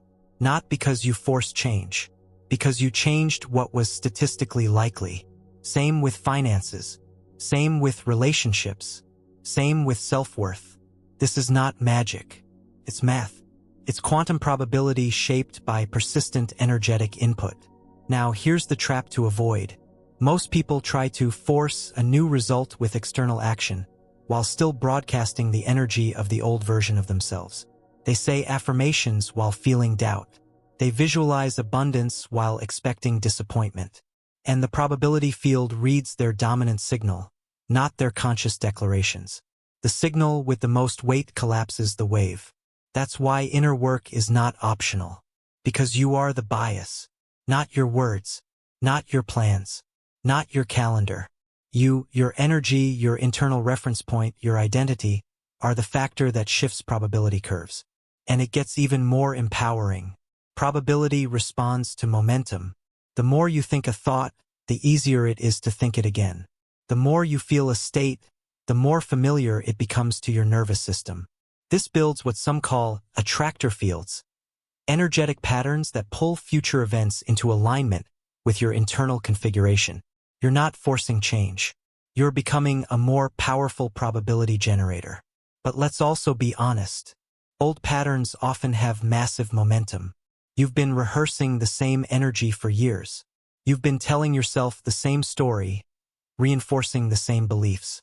That version of you has a statistical edge in the field. And the only way to shift that is through consistent, intentional reconditioning. This is why change feels slow at first. You're not failing. You're just up against decades of probability stacking. But here's the breakthrough. Once the new version of you gains even a slight edge, once the energy becomes consistent enough to shift the balance, the field adapts. Fast. It begins collapsing events, relationships, opportunities, and experiences that match the now dominant signal. You start to get lucky. You notice signs. Things click. Because the odds finally tipped in your favor. That's how it works. That's how it's always worked. The universe doesn't pick winners. Picks patterns. Now that you know reality is not a fixed script, but a dynamic, probability-based system, one that responds to your dominant signal, you're ready to reclaim the part of attraction that's been unfairly dismissed for too long. It's time to talk about vibes. Because the frequency you emit isn't just a mood, it's data. And tuning that frequency may be the most practical strategy for shifting your reality, one measurable step at a time. Next, the science of vibes. It's not woo anymore, because your vibe isn't just your energy. It's your signature in the field. You've now discovered that reality isn't fixed. It's probabilistic. You're not following a script. You're shaping outcomes by shifting the likelihood of which version of you becomes real. But in that shifting process, there's a term that's often mocked, misunderstood, and misused. And yet, it holds the key to everything you've learned so far. Vibes. The word is casually thrown around in pop culture, self-help, and spiritual circles. Good vibes only. She's got a weird vibe. I just felt the vibe shift. You've heard it. You've probably said it. But what if vibe isn't just a feeling? What if it's a real, measurable energetic signature, something your body emits, your environment picks up, and the quantum field responds to? Because it is. And that's not woo. It's science. Let's begin with the basics. Everything in the universe vibrates. From atoms to galaxies, everything is moving, oscillating, pulsing. This includes your body. Your cells vibrate.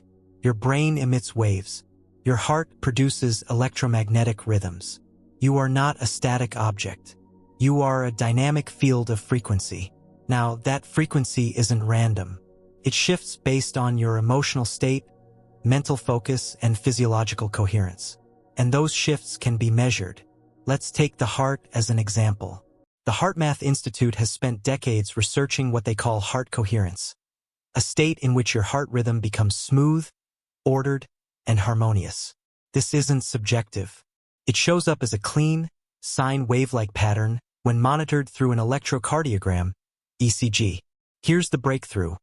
When your heart rhythm becomes coherent, your brain waves synchronize with it. Stress decreases. Cognitive clarity increases. You enter a flow state both mentally and physically. And most importantly, your electromagnetic field becomes more organized. That field can be detected up to several feet away from your body.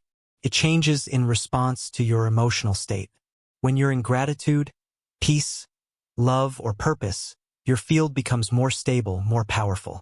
When you're in anger, frustration, anxiety, or fear, the field becomes chaotic, fragmented, inconsistent.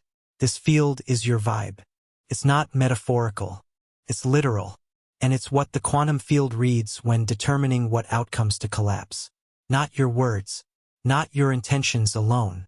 Your energetic state. That's why someone who walks into a room and instantly changes the atmosphere isn't casting spells. They're broadcasting coherence or incoherence. And others pick it up, consciously or not. This is resonance. And resonance is fundamental in quantum mechanics. When two frequencies match or harmonize, they amplify. When they conflict, they cancel out or distort. This is why you naturally feel attracted to certain people or repelled by others. It's not judgment. It's physics. Now let's apply this to attraction, specifically the law of attraction. If your dominant energetic signature, your vibe, is in the frequency range of stress, scarcity, or resistance, the field doesn't punish you. It simply reflects back conditions that resonate with that frequency. Not because it's moral, because it's accurate. The field is a mirror. It doesn't filter based on what's good or bad. It reflects what's present. And what's present is what you're broadcasting moment to moment. Here's where most people get confused. They try to manifest abundance while feeling lack. They speak confidence while vibrating doubt. They visualize a dream life while staying emotionally anchored to the fear of not achieving it. And the field, being honest, collapses more experiences that match the emotional vibe, not the verbal intention. You don't get what you say. You get what you signal.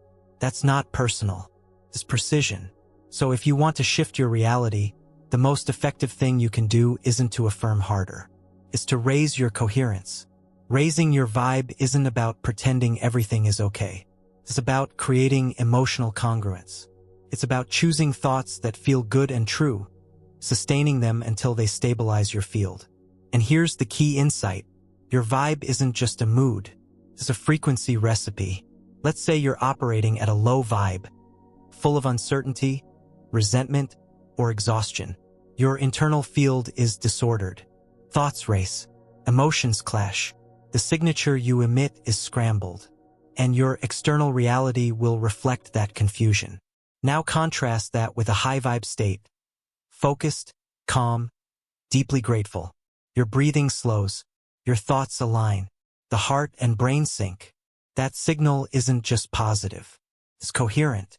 It's strong, steady, and easy for the field to mirror. That's why small inner shifts have such big outer effects.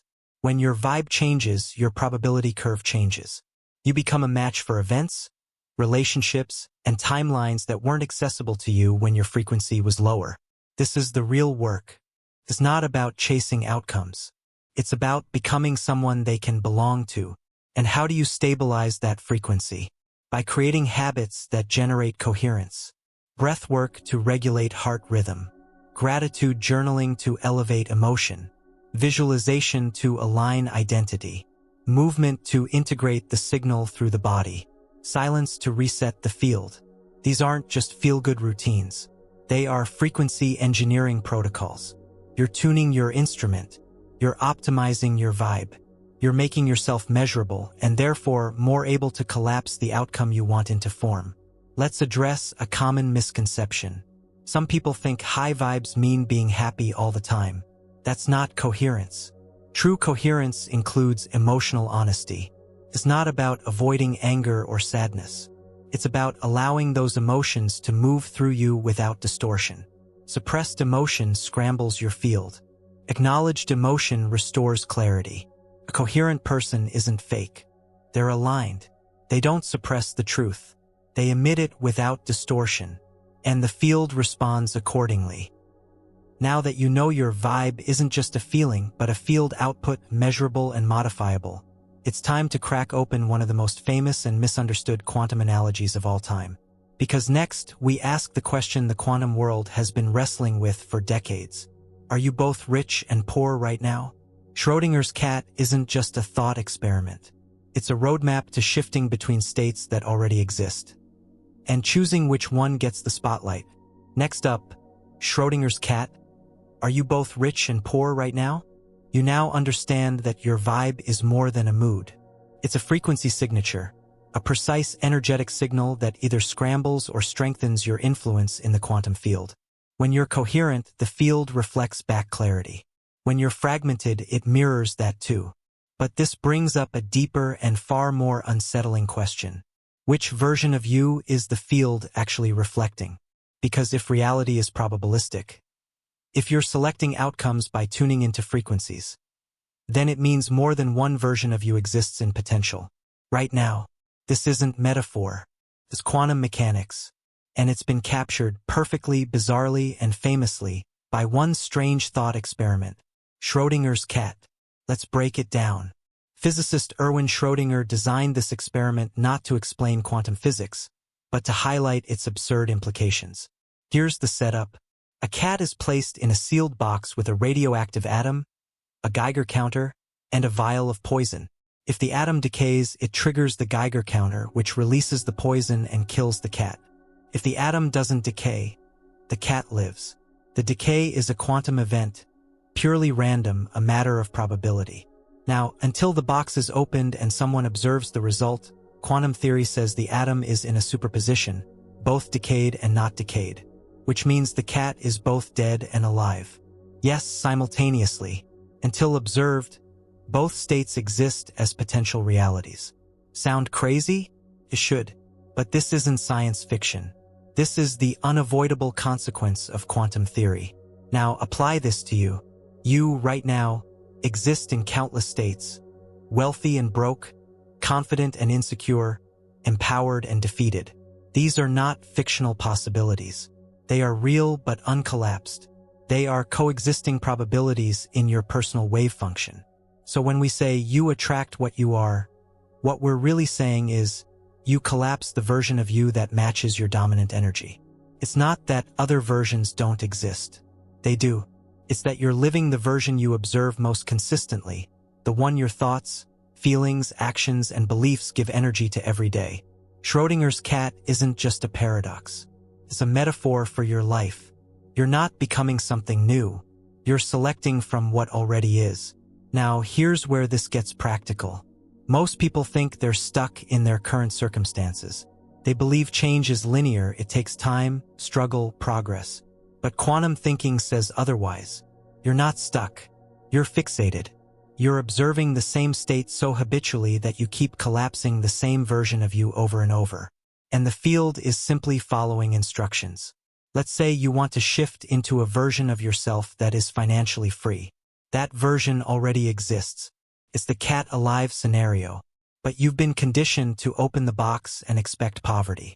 So your observation matches lack. Your field reflects it. The collapse occurs in alignment with your past experience, not your desired future. To change that, you don't climb to a better version. You stop collapsing the one you don't want and start observing the one you do. That requires three things. Belief in its existence. If you don't believe that a different version of you exists, your brain won't even begin to observe it. You'll keep selecting what's familiar. Emotional familiarity. You must generate the emotional state of the version you want to live, not after it appears, but before. That's how you start tuning into that timeline. Behavioral alignment. You start thinking, speaking, and acting like the version of you who lives in the chosen state. Not as fantasy, as calibration. This isn't self-delusion. It's conscious wave selection. It's understanding that all possible states already exist, and your job isn't to make them real. Your job is to observe them into dominance. Here's a critical insight. The cat doesn't become alive or dead because someone wants it to be. It becomes one or the other based on observation. Period. Likewise, you don't manifest success by wanting it. You manifest it by treating it as the observed default. You make it emotionally real before it becomes physically visible. And this is where the law of attraction goes deeper than positive thinking. If you still emotionally observe a version of you that feels unworthy, stressed, or overwhelmed, then that's the version that collapses into your daily life. Your subconscious is the observer, and it doesn't care about your intentions. It obeys your conditioning. So how do you switch the observer? You recondition the inner lens. You train your mind and nervous system to make the desired state the emotionally familiar one. That's when you start opening a different box.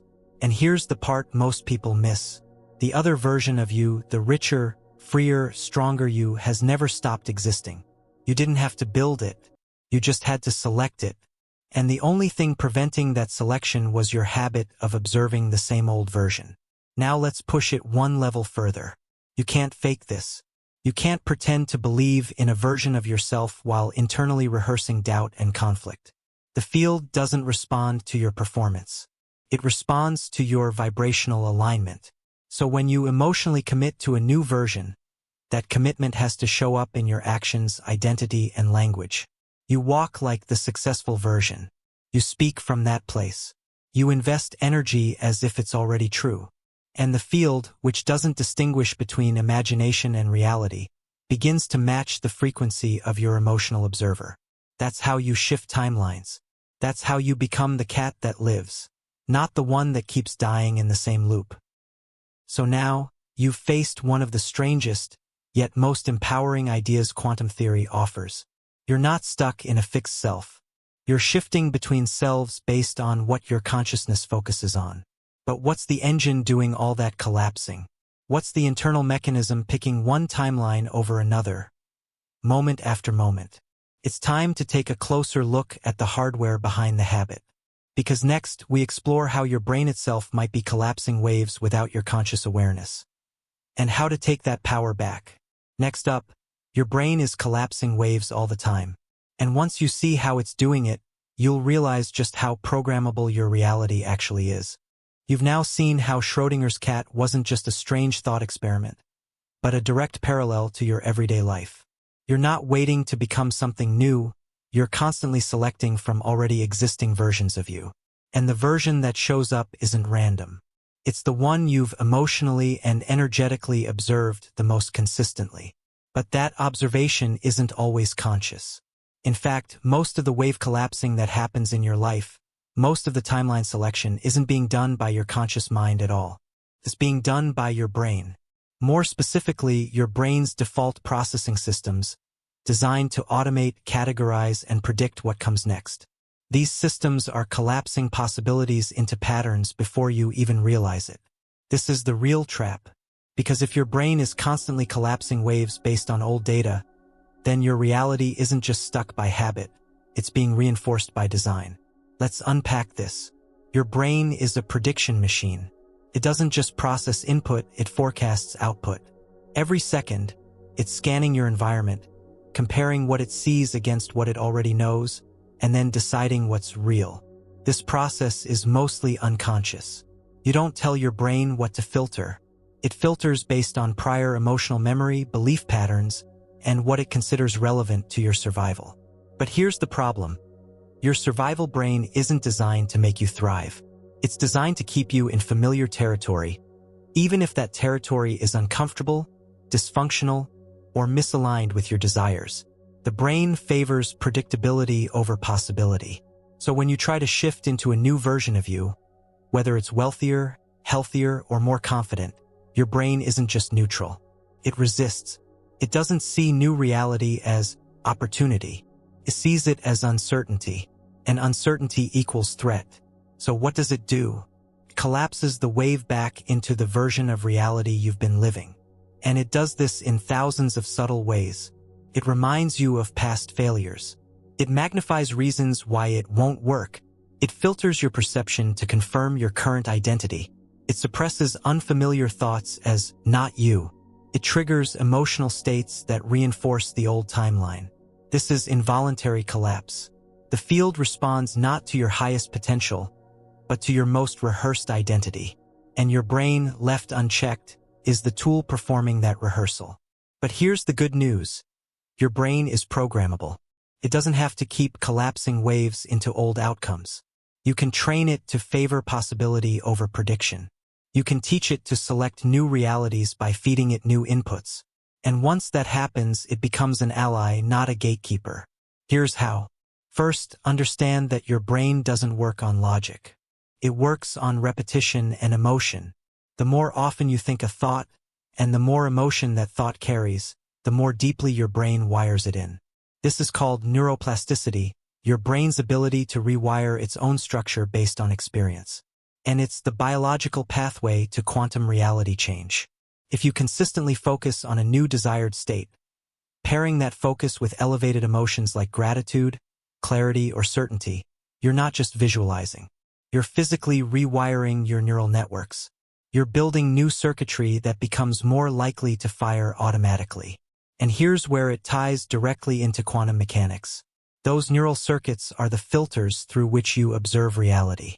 And as you've already learned, observation collapses probability. So your brain doesn't just interpret your world. It shapes it. The circuits that fire most often create the emotional and perceptual lens you live through. And that lens becomes your measurement device. The one that collapses waves into outcomes. Repeatedly, predictably, precisely. This is why affirmations alone don't work. If you're affirming abundance while your neural networks are still wired for scarcity, the dominant signal remains the old one. The field reads your emotional baseline, not your hopeful self-talk. To shift reality, you need to shift what your brain sees as normal. That's the real work. You train your brain to collapse waves intentionally, not reflexively. You teach it that abundance is safe, that confidence is natural, that success is familiar. And once the brain accepts the new state as normal, it begins filtering reality accordingly. Opportunities that were once invisible become obvious. Ideas you would have ignored become urgent. Connections that once seemed impossible happen effortlessly. Why? Because your internal measurement system has changed. And the field always reflects your dominant measurements. Let's take this deeper. The brain has a built-in mechanism that makes this easier or harder, depending on how you use it. It's called the reticular activating system, RAS. It's the filter that determines what enters your conscious awareness. With millions of data points hitting you at any given moment, the RAS decides what matters. And what matters is what's been tagged as important through repetition, emotion, or survival relevance. You can reprogram your RAS. You can tell your brain, from now on, this is what we notice. This is what we prioritize. This is what's real. And your RAS will respond. You start thinking differently, feeling differently, acting differently, and then the field starts collapsing waves to match. Because again, the field doesn't reward effort. It reflects observation. And the brain is your most powerful observation tool. It's not just meat and neurons. It's the interface between possibility and form. So now you know your brain isn't just a passive organ. It's a wave-collapsing mechanism, pre-programmed by your past but reprogrammable in real time.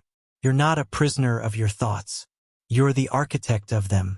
And the thoughts you repeat become the lens through which new timelines are chosen. But now that you know your brain is filtering your reality automatically, the question becomes, what's the actual mechanism that decides which details get in? Which possibilities you even perceive? Because up next, we'll expose the inner gatekeeper that controls your attention and show you how to hack it. Next, the reticular activating system, your mind's quantum filter. Once you learn to aim it, reality can't help but follow. You've just learned that your brain doesn't passively reflect reality. It actively collapses it. Through repeated thoughts and emotional patterns, it forms neural circuits that serve as quantum measurement tools, selecting which version of your reality becomes physical. But the question remains, what part of your brain is filtering all those possibilities? What decides what you notice? And what gets ignored? Enter one of the most powerful but overlooked mechanisms of consciousness, the reticular activating system, or RAS. This tiny network of neurons, located in the brainstem, acts as the gatekeeper of your awareness. Its job? To decide what enters your conscious mind and what stays invisible. In quantum terms, the RAS determines which waves collapse into form. Let's get specific. At any given moment, you're being bombarded with over 11 million bits of information per second. Visual, auditory, tactile, emotional data is streaming into your nervous system nonstop. But your conscious mind can only process about 40 of those bits. So who or what chooses which 40 you get? The reticular activating system. It's like the lens on a camera. Whatever you focus on zooms in. Everything else? It gets blurred out, ignored, or deleted entirely. But the lens doesn't decide on its own. It's programmed. And guess who's doing the programming? You are.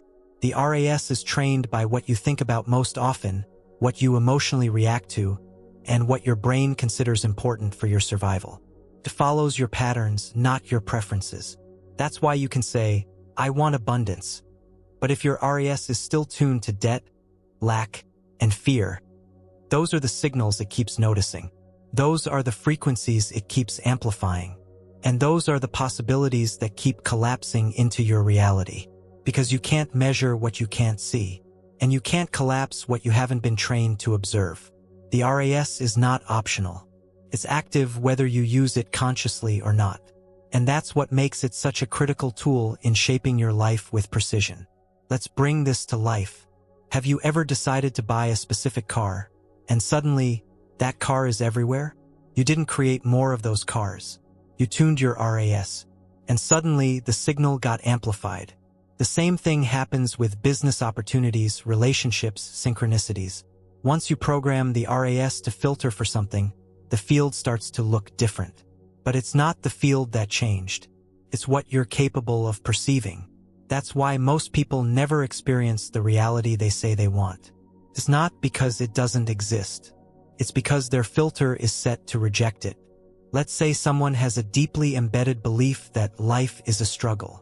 Their RAS will filter for evidence to support that belief. They'll notice delays, rejections, challenges, while completely missing signs of support, flow, or ease. The field may be full of opportunities, but they never enter the person's awareness. Not because the field isn't working, because the filter is. And here's where things get even more precise. The RAS doesn't distinguish between real and imagined input. It responds to emotionally charged repetition. So if you rehearse a vision of success, feel it vividly, and reinforce it daily, your RAS begins to tag that signal as important. It starts scanning the environment for matching data. You literally begin to see things you were blind to before. Not because the universe added them, but because you finally tuned to the frequency where they existed all along. This is where the law of attraction stops sounding mystical and becomes mechanical. The RAS is your inner quantum tuner. When you learn how to aim it, you stop working against yourself. You stop collapsing waves that reflect your past conditioning. and you start measuring into existence the timeline your higher self has always had access to. So how do you reprogram the RAS? You must install new parameters through conscious repetition, emotional alignment, and sensory detail. Here's how. Clarify the signal. Get specific about what you want to experience. Don't just say more money. Define the amount, the feeling, the impact, the daily reality. Use visualization intentionally. Visualize the desired experience as if it's happening now. Engage your senses. Your brain doesn't know the difference between imagination and reality. That's what makes visualization a measurement tool. Elevate emotion. Add feelings of gratitude, certainty, and peace to the visualization. Emotion gives the data urgency. It tells the RS, this matters. Repeat consistently. The brain rewires through repetition. The RAS reshapes its filters based on what you rehearse, not what you wish for. Speak the frequency. Use language that aligns with your vision. I'm overwhelmed trains the filter. So does, I'm noticing more ease. Your words become internal commands. Over time, the RAS accepts the new vision as default. It starts filtering data accordingly. And as that happens, your perception shifts. Your decisions shift. Your relationships shift. The field collapses differently. Because again, the field doesn't send you what you ask for. It reflects what your measurement systems are tuned to observe. And your most powerful, underused system is the RAS. Here's the real shift. You stop trying to attract a new life. You train your mind to notice the version of life that already exists at the frequency you prefer. That version is not far away. It's not hidden. It's filtered out until your observation system says, this is who I am now. This is what we measure. Then the entire structure of your perception rearranges itself to match that command. Now that you understand how the RAS acts as your internal quantum lens, controlling what you can even see as possible, it's time to confront the silent saboteur that hijacks that lens when you're not looking. Because even with a reprogrammed filter, there's one powerful force that can still override your alignment and collapse the exact opposite of what you intended. Fear. And coming up next, we're going to expose how fear, left unchecked, becomes a quantum instruction. Next, why you're manifesting what you fear and how to stop. Because attraction doesn't stop at desire. It responds just as powerfully to your deepest resistance. You've just uncovered the role of the reticular activating system, how it functions as your internal quantum filter, deciding what gets your attention and what stays invisible. Now you know how your brain isn't just interpreting reality. It's shaping it by filtering what you observe. But even with a trained filter, even with a well-rehearsed vision and an elevated emotional state, there's something else that can override it all. Fear. Not just the momentary type of fear you feel during a bad day or a stressful phone call, but chronic, unexamined fear. The kind that hides in your subconscious, baked into your emotional body, and running under the surface of every thought, decision, and perception. And here's the hard truth. The field responds to fear just as effectively as it responds to desire. Because the quantum field isn't moral. It's mechanical. It doesn't process whether something is wanted or unwanted. It reads signal clarity. And fear is one of the clearest, most energetically charged signals a human being can emit. In fact, fear often collapses probability even faster than desire, because it's emotionally intense, consistently repeated, and given our full attention. That's the perfect recipe for instructing the field. Let's break this down in quantum terms. Remember, in the field, everything exists as possibility. Your attention is the selector. Your emotional state is the amplifier. Your beliefs are the tuner. So if your dominant state is fear, fear of failure, loss, abandonment, exposure, rejection, then you're collapsing the versions of reality that contain those outcomes. You're not attracting negativity because you're bad at manifesting.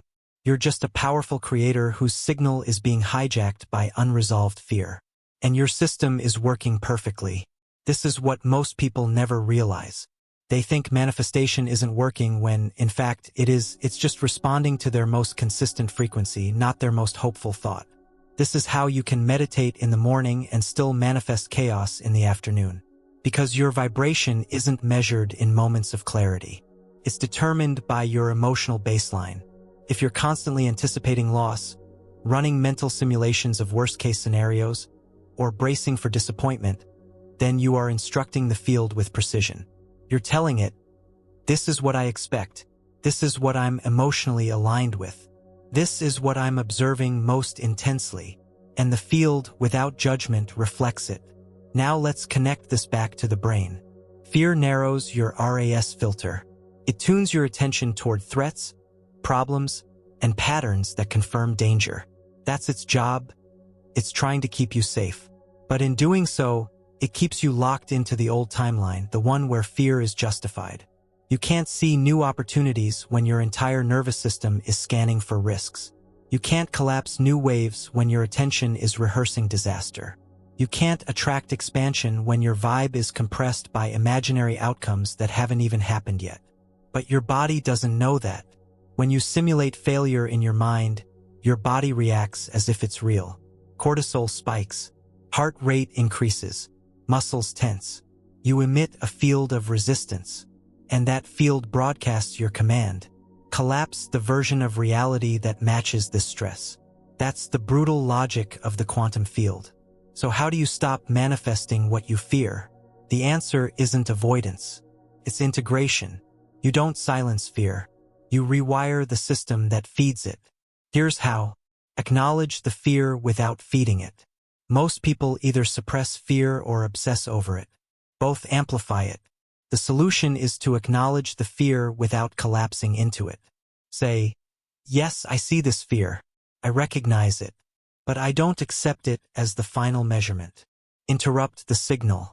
When fear arises, pause, breathe, reset the nervous system. Coherence breaks the fear loop. This shifts your physiology from reaction to observation.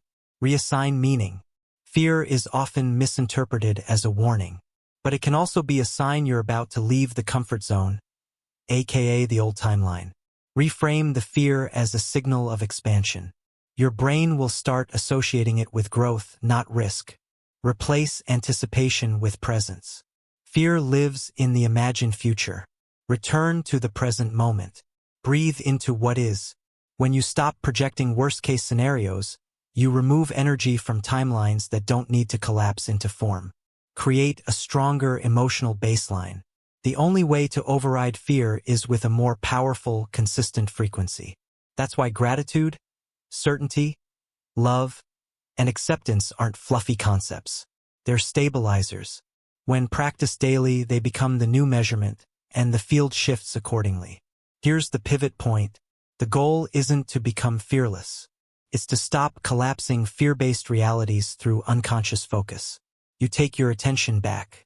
You reclaim your observer status. You teach your field that fear is not the measurement standard anymore. And then something powerful happens. Reality starts collapsing differently. The people you attract shift. The opportunities evolve. Your environment begins to mirror possibility, not defense. Not because the fear is gone, but because it's no longer the dominant signal. And the quantum field doesn't respond to your background noise. It responds to your loudest, clearest, most consistent instruction. Now that you understand how fear shapes your reality, not by punishing you, but by acting as an emotional measurement, you're ready to use something far more intentional. Because there's a tool more precise than positive thinking, more stabilizing than discipline, and more influential than any goal-setting routine. It's your emotional frequency map, the key to tuning your signal with scientific clarity. Up next, the emotional frequency map, what feelings really do. Because you're not just thinking into reality, you're vibrating it into form, and every emotion has a measurable consequence. You now understand that fear, left unchecked, isn't just emotional discomfort. It's a broadcast, a highly effective one. It shapes the reticular activating system, collapses quantum outcomes, and subtly but powerfully guides you into the exact realities you're trying to avoid. But fear isn't the only frequency. In fact, every emotion you feel is a frequency. Every emotion is a command. Every emotion is a measurement. The quantum field doesn't respond to your words. It responds to your signal strength, and that strength is determined by emotion. This is where we introduce the emotional frequency map, not as a metaphor, but as a usable, observable, and transformative model of how your feelings influence the collapse of possibility into form. Let's start with the basics. All emotion is energy in motion, and every emotional state has a corresponding vibrational frequency, a measurable rate of oscillation. Scientists like Dr. David Hawkins have proposed energetic scales for human emotions, ranking them from low-frequency, contractive, survival-based states to high-frequency, expansive, integrative ones. Here's the core principle. Low-frequency emotions collapse the field into lower-order outcomes. High-frequency emotions collapse higher-order possibilities. Let's look at this more closely.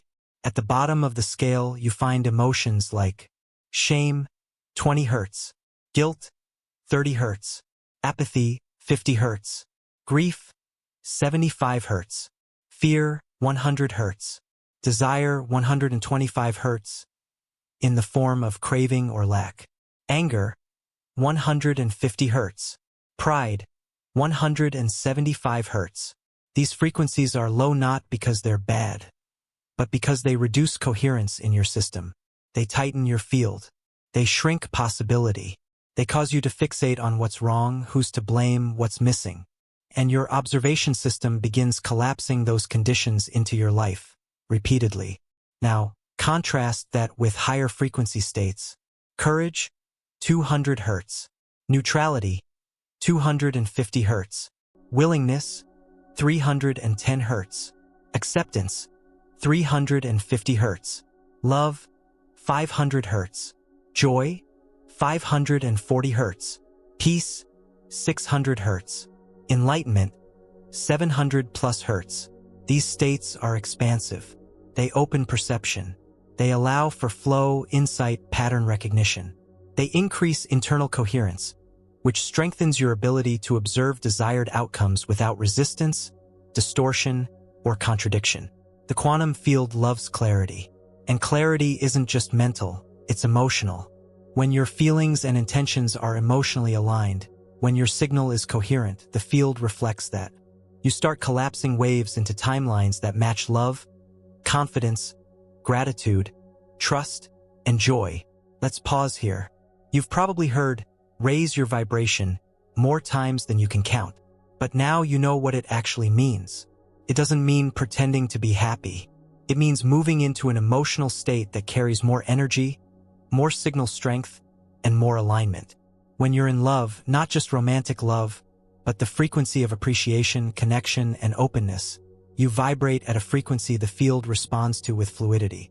When you feel gratitude, not obligation, but authentic thankfulness, you emit a frequency that says, "This reality is already real for me," and the field collapses accordingly. Let's take this deeper. Every time you feel a low-frequency emotion, you're still broadcasting. You're still instructing the field. You're still collapsing outcomes. The problem isn't the emotion itself. The problem is consistency. You can feel fear, anger, or grief, but if it becomes your baseline, it becomes your filter. Your default frequency becomes your quantum instruction, and the field listens carefully. So how do you shift your emotional frequency? Here's what most people get wrong. They try to jump from fear to joy, from despair to gratitude, from doubt to love. That rarely works, because your nervous system doesn't believe it. The key is not emotional bypassing, it's emotional sequencing. That means identifying where you are on the frequency map and gently moving up the scale step by step. Let's say you're feeling hopeless, the frequency of apathy. No motivation, no belief in forward movement. The jump isn't to love, it's to anger. Yes, anger. Anger has a higher frequency than apathy. It has more life force. And if you can feel it without turning it inward or outward destructively, you're already moving upward. From there, you can step into frustration, then courage, then neutrality, then willingness. Each emotional shift is a signal upgrade. Each one is a recalibration of your field. This is why healing isn't just spiritual. It's strategic. You're not just feeling better. You're shifting timelines. You're climbing the frequency ladder that leads to new versions of reality, versions that already exist but were inaccessible from the emotional basement. Let's be clear. This map isn't about forcing positivity. It's about emotional honesty plus energetic momentum. You can't fake coherence. You have to feel your way into it, one honest step at a time. This is how the law of attraction actually works. It's not ask, believe, receive. It's broadcast, align, observe, collapse. An emotion is the most powerful broadcast you have. Here's a practical tool. Each day, check in. Ask yourself, what's my emotional frequency right now? What frequency would match the version of reality I want? What can I do right now without pretending to move one step up? Maybe it's a breath. Maybe it's a short walk. Maybe it's journaling appreciation. Maybe it's setting a boundary that restores self-worth. Whatever raises your frequency even slightly will begin shifting your signal. And that shift is everything. Because again, you don't get what you think. You get what you're vibrating. Now that you've seen how every emotional state you occupy becomes a measurement in the quantum field, now that you know your feelings don't just color your life, but code your reality, it's time to explore something that most people overlook, the role of your heart. Not the metaphorical heart, the real one, the one that emits the strongest field in your body, the one that may be doing more than beating. It may be thinking. Up next, your heart has a brain, and it might be more powerful, because your mind isn't your only observer. And your heart might be the key to quantum-level coherence. By now, you understand that your emotions are not background noise, they are commands. Each emotional frequency you emit instructs the field on what to reflect. And the higher the coherence of your emotional state, the stronger and clearer the signal becomes. But here's the twist most people don't expect. Your brain isn't the only place generating those signals. In fact, the most powerful energetic signal in your body isn't coming from your head. It's coming from your heart. And no, this isn't poetic language. This is hard science. Let's start with the most important fact. Your heart has its own brain. It's called the intrinsic cardiac nervous system, a complex network of approximately 40,000 neurons that can sense, feel, learn, and remember.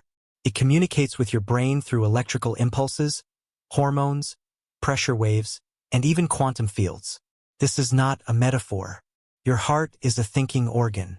But more importantly, it's a broadcasting organ. According to research from the HeartMath Institute, your heart produces an electromagnetic field that is 5,000 times stronger than the one generated by your brain. That field radiates out from your body in all directions, affecting not only your own biological systems, but also those around you. And, as we now understand, it also communicates with the quantum field. Let's be clear, your heart isn't just pumping blood. It's encoding your dominant emotional signature. When your heart is in a state of frustration, anxiety, or resentment, the signal it sends is chaotic. The rhythm becomes jagged. The electromagnetic field becomes erratic. And that disordered field not only disrupts your physical health, it distorts your vibrational output. But when your heart enters a state of coherence, when you feel elevated emotions like appreciation, compassion, or calm confidence, the signal becomes smooth, harmonious, and laser-focused. And that coherent signal, it influences the brain, the body, and the field. Let's walk through what happens when your heart enters coherence. The nervous system balances. Your sympathetic, fight/flight, and parasympathetic, rest/restore, systems come into harmony. You stop reacting. You start creating. Brainwave synchronization increases. The prefrontal cortex, responsible for focus, decision-making, and vision, becomes more active. You literally gain access to higher intelligence. Hormonal balance improves. Cortisol decreases. DHEA increases. Your body shifts into healing and growth. Emotional frequency stabilizes. You enter into consistent emotional states that match high-frequency fields. Gratitude, love, presence, joy. This is the perfect storm for quantum influence. Because now your internal observers are aligned. The heart and the brain are no longer arguing. They're co-measuring reality. And that synchronized measurement collapses waves with precision. This is the secret behind so many teachings on heart-centered living. It's not just spiritual wisdom, it's physiological leverage. The heart is the tuning fork of your field. When you feel from the heart, not just think from the mind, you create a coherent signal. And the more coherent your signal, the more powerfully you instruct the quantum field. That's why gratitude is more than just a practice. It's an energetic key. Gratitude generates coherence. Not because it's nice, but because it signals completion, wholeness, certainty. When you feel grateful before the outcome shows up, your heart begins broadcasting the emotional frequency of, "It's already done," and the field responds with agreement. Because, as you know, you don't attract what you want, you collapse what you observe. And when the heart observes the outcome as already fulfilled, when it radiates that emotional knowing across your field, that outcome becomes statistically dominant in the field of possibility. It's no longer wishful thinking. It's a measured instruction. But let's also be honest. Most people live disconnected from their heart. They live in survival brain, stress mode, task orientation, and they treat the heart as symbolic, not strategic. So their field remains fragmented. Their signals cancel each other out. They affirm abundance while feeling scarcity. They visualize success while feeling unworthy. And the quantum field reflects the contradiction. Coherence solves this. When the heart and mind align, your entire system broadcasts one clear message. One reality. One measurement. One outcome. So how do you build heart coherence? Here are 3 practices backed by real physiological science. Heart-focused breathing. Shift your attention to the area around your heart. Breathe slowly and deeply, as if your breath is moving in and out of your chest. This alone starts to harmonize the nervous system, activate a regenerative feeling. While breathing, intentionally feel an elevated emotion. Gratitude, compassion, appreciation. Feel it sincerely. This generates coherent waveforms from the heart. Sustain the feeling. The longer you hold that emotional state, the more stable the field becomes. Even 3 to 5 minutes a day of this practice builds measurable coherence over time. And remember, this is not about pretending. It's not about performing spiritual correctness. It's about calibrating your most powerful frequency generator, your heart. Because once your heart is coherent, your brain starts following it. Your actions start aligning with it, and the field starts responding to it. Now that you know your heart isn't just part of the system, but possibly the commander of the system, you're ready to bring in another layer of scientific leverage. Because what happens when the brain and the heart both align with repetition? What happens when you begin wiring and firing new patterns consistently? That's when neuroplasticity kicks in, not just biologically but quantumly. Next up, neuroplasticity meets quantum flow, rewiring for attraction. Because once your inner world is wired to expect the outcome, the outer world can't help but make it real. You've just learned that your heart isn't just symbolic. It's electrical, magnetic, intelligent, and incredibly influential in shaping how you interact with the quantum field. When your heart becomes coherent, it brings your entire system into a state of energetic harmony, allowing your reality to reflect clarity, not contradiction. But coherence isn't just a momentary state. It can become your default operating mode. And that's where the next layer of science enters the picture. It's time to explore the bridge between neuroscience and quantum mechanics, where the brain's ability to rewire itself meets the field's ability to collapse potential into form. Welcome to the realm where neuroplasticity meets quantum flow. Let's be precise. Neuroplasticity is your brain's capacity to change its structure and reorganize its pathways based on thoughts, emotions, experience, and repetition. This isn't self-help fluff. It's hard neuroscience. For a long time, it was believed that the brain was static after a certain age. But decades of research have now shown the opposite. Your brain is a dynamic, evolving system, constantly adapting to what you focus on, how you feel, and what you repeatedly do. Now combine that with everything you've already discovered about the quantum field. Observation collapses waves. Emotion amplifies observation. Repetition stabilizes probability. That means, the more you wire your brain for a new reality, the more likely that reality becomes. But here's the critical point. Neuroplasticity doesn't just make things easier over time. It fundamentally changes the baseline frequency from which you're observing life. When you think a new thought once, it's a spark. When you think it repeatedly paired with elevated emotion, it becomes a neural groove, a literal structural pathway that gets stronger with use. And each time that groove is activated, it influences what you believe is possible, what you filter through your RAS, what emotional baseline you emit, what behaviors you feel compelled to take, and critically, what version of reality you instruct the field to reflect. Let's break this down even more clearly. If you want to manifest a version of yourself that is confident, magnetic, and abundant, you can't just visualize that version for a few minutes each day. You must become neurologically familiar with being that version. That means practicing thoughts, emotions, and perceptions that match the desired state so consistently that your brain normalizes them. Once normalized, the brain stops resisting them. And when the brain stops resisting, the quantum field starts responding. Because now you're no longer trying to attract. You're simply observing from a new identity. And the field collapses that identity into form. This is why consistency matters more than intensity. A single intense visualization won't rewire anything, but 1,000 small, consistent acts of conscious wiring. They reshape your brain, which reshapes your filter, which reshapes your measurement, which reshapes your world. Let's be even more practical. Here's how to begin rewiring your brain for quantum-level attraction. Create a mental model of your future self. Get clear about the version of you that already lives the reality you want. How do they think, feel, act, speak? Detail matters here. Rehearse the identity. Spend time each day thinking the thoughts that version of you would think.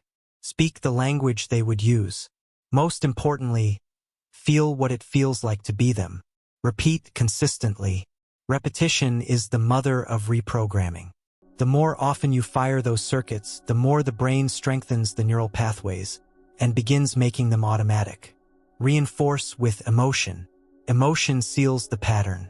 You don't just say, "I am abundant." You generate the feeling of abundance. That emotion makes the brain take the thought seriously. Link it to action. Behavior reinforces wiring. Even small physical actions, walking, breathing, standing, or speaking like your future self, send powerful confirmation signals to the brain that this is who we are now. Over time, this process becomes less about becoming and more about removing interference. You stop trying to force outcomes. You start observing from alignment, and your reality starts shifting without strain, because the field doesn't need you to try harder. It needs you to signal clearer. Here's the part most people overlook. Neuroplasticity doesn't just rewire your thoughts. It recalibrates your probability curve. When your brain is filled with fear, doubt, and conflict, your field becomes chaotic. You collapse low-probability timelines, ones that reflect struggle and stagnation. But when your brain is patterned with clarity, belief, and coherence, your field becomes ordered. Your observation becomes dominant, and the timelines that once seemed unlikely start appearing as synchronicities, breakthroughs, and coincidences. But it's not magic. It's measurement.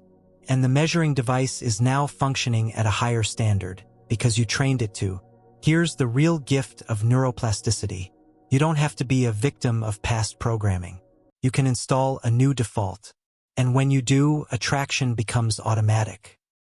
Now that you've rewired the internal hardware, now that your brain and heart are no longer pulling in opposite directions, now that your internal frequency matches the version of you you've always wanted to live as, it's time to learn the next step, how to intentionally instruct the field with surgical precision. Because coming up next, you'll see that visualization isn't just a mindset technique. It's a quantum programming command. Next, visualization is quantum programming. Do it right. Because if you're not visualizing with accuracy, you're not instructing the field, you're confusing it. Let's change that. At this point, your understanding of how reality works has completely evolved. You know that your thoughts collapse probability, your emotions charge the signal, your heart radiates coherence, and your brain is the programmable observer that shapes your timeline. But now comes the question, How do you intentionally instruct the field? How do you communicate so clearly that the quantum field has no choice but to respond in kind? That's where visualization comes in. But not in the vague, generic way it's usually taught. We're not here to imagine good things and hope for the best. That doesn't cut it anymore. We're here to treat visualization for what it really is, a precision tool for quantum programming. Let's start with why visualization even matters. When you visualize something deeply, with clarity, emotion, and consistency, your brain does not know the difference between the imagined experience and a real one. Your nervous system responds as if it's already happening. Your heart begins to match the emotional tone. Your electromagnetic field changes. Your chemistry shifts. Your actions align. You begin broadcasting the frequency of fulfillment, not the frequency of desire. And that distinction is everything.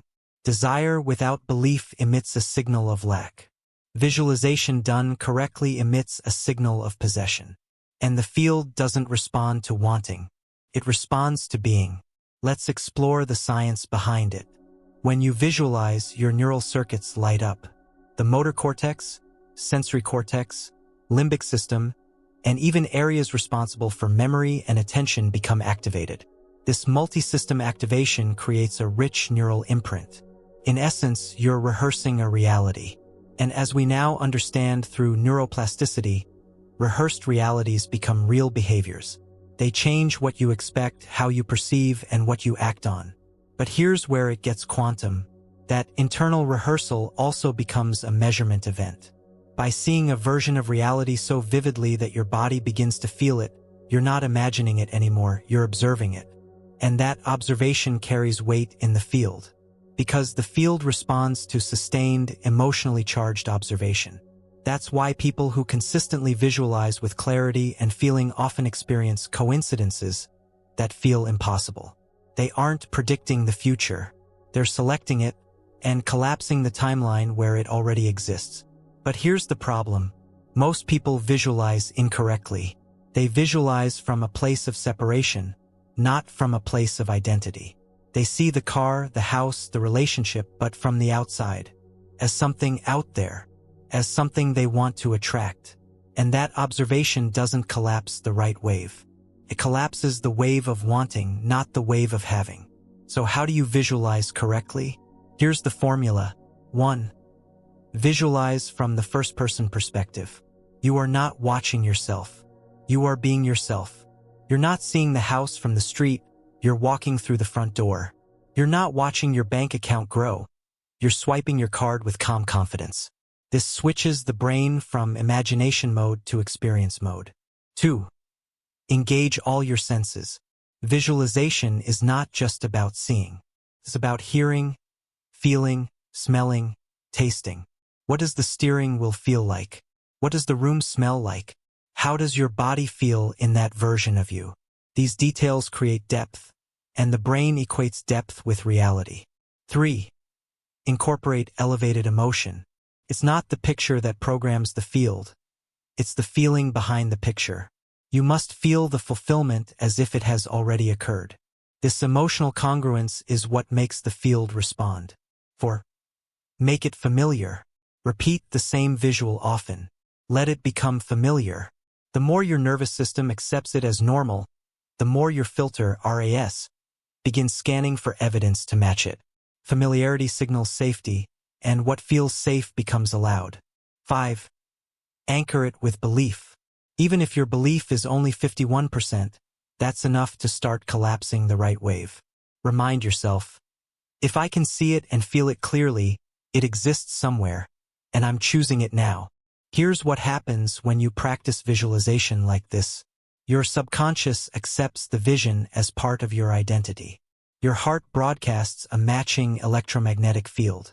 Your brain begins filtering external data to align with the internal image. Your behavior becomes congruent with the version of you in the vision. The field responds by collapsing probability into that version of reality. And this is why visualization isn't optional, it's fundamental. Because without a clear internal representation of where you're going, the brain reverts to default. And default is almost always based on the past. But when you install a new default, the game changes.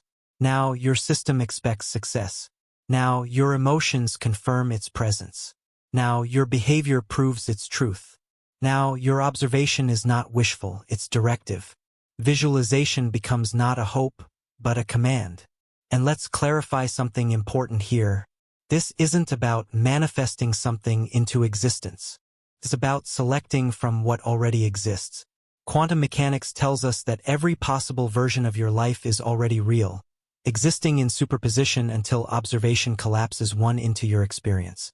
Visualization is how you select the one you want before it shows up. And when it finally does appear, it doesn't feel shocking. It feels familiar, because you've already been living there internally. You've already walked those rooms. You've already felt those emotions. You've already spoken those words. And your nervous system is simply matching the field you've been broadcasting for weeks, months, maybe years. This is where magic becomes method, where spirit meets science, where inner clarity creates outer collapse. Now that you understand how to use visualization as a command line for your quantum code, there's another level waiting. Because once you've seen the image, once you've felt the future, there's one more move that solidifies your authority over the timeline.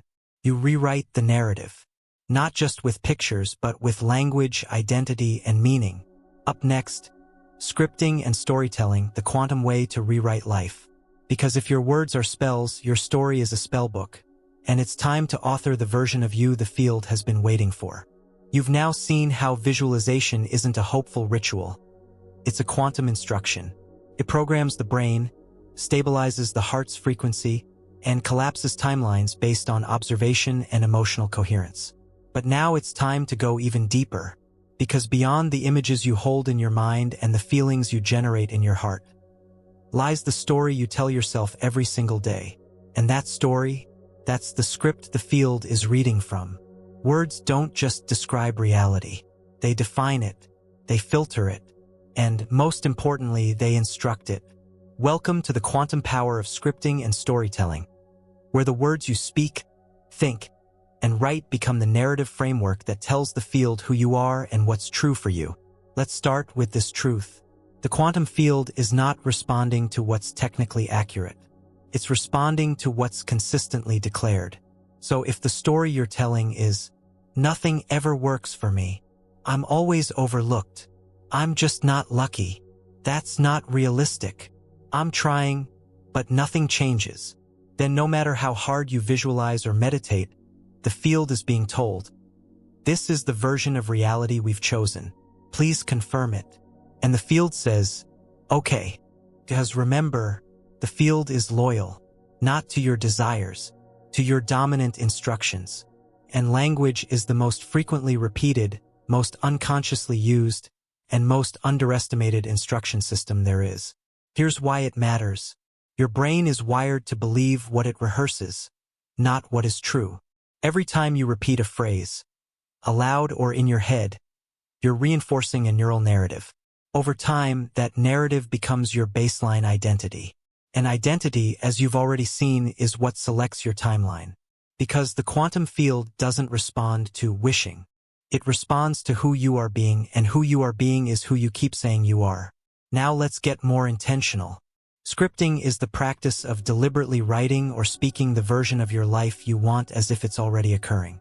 It combines visualization, identity, emotional frequency, and repetition into one highly effective tool.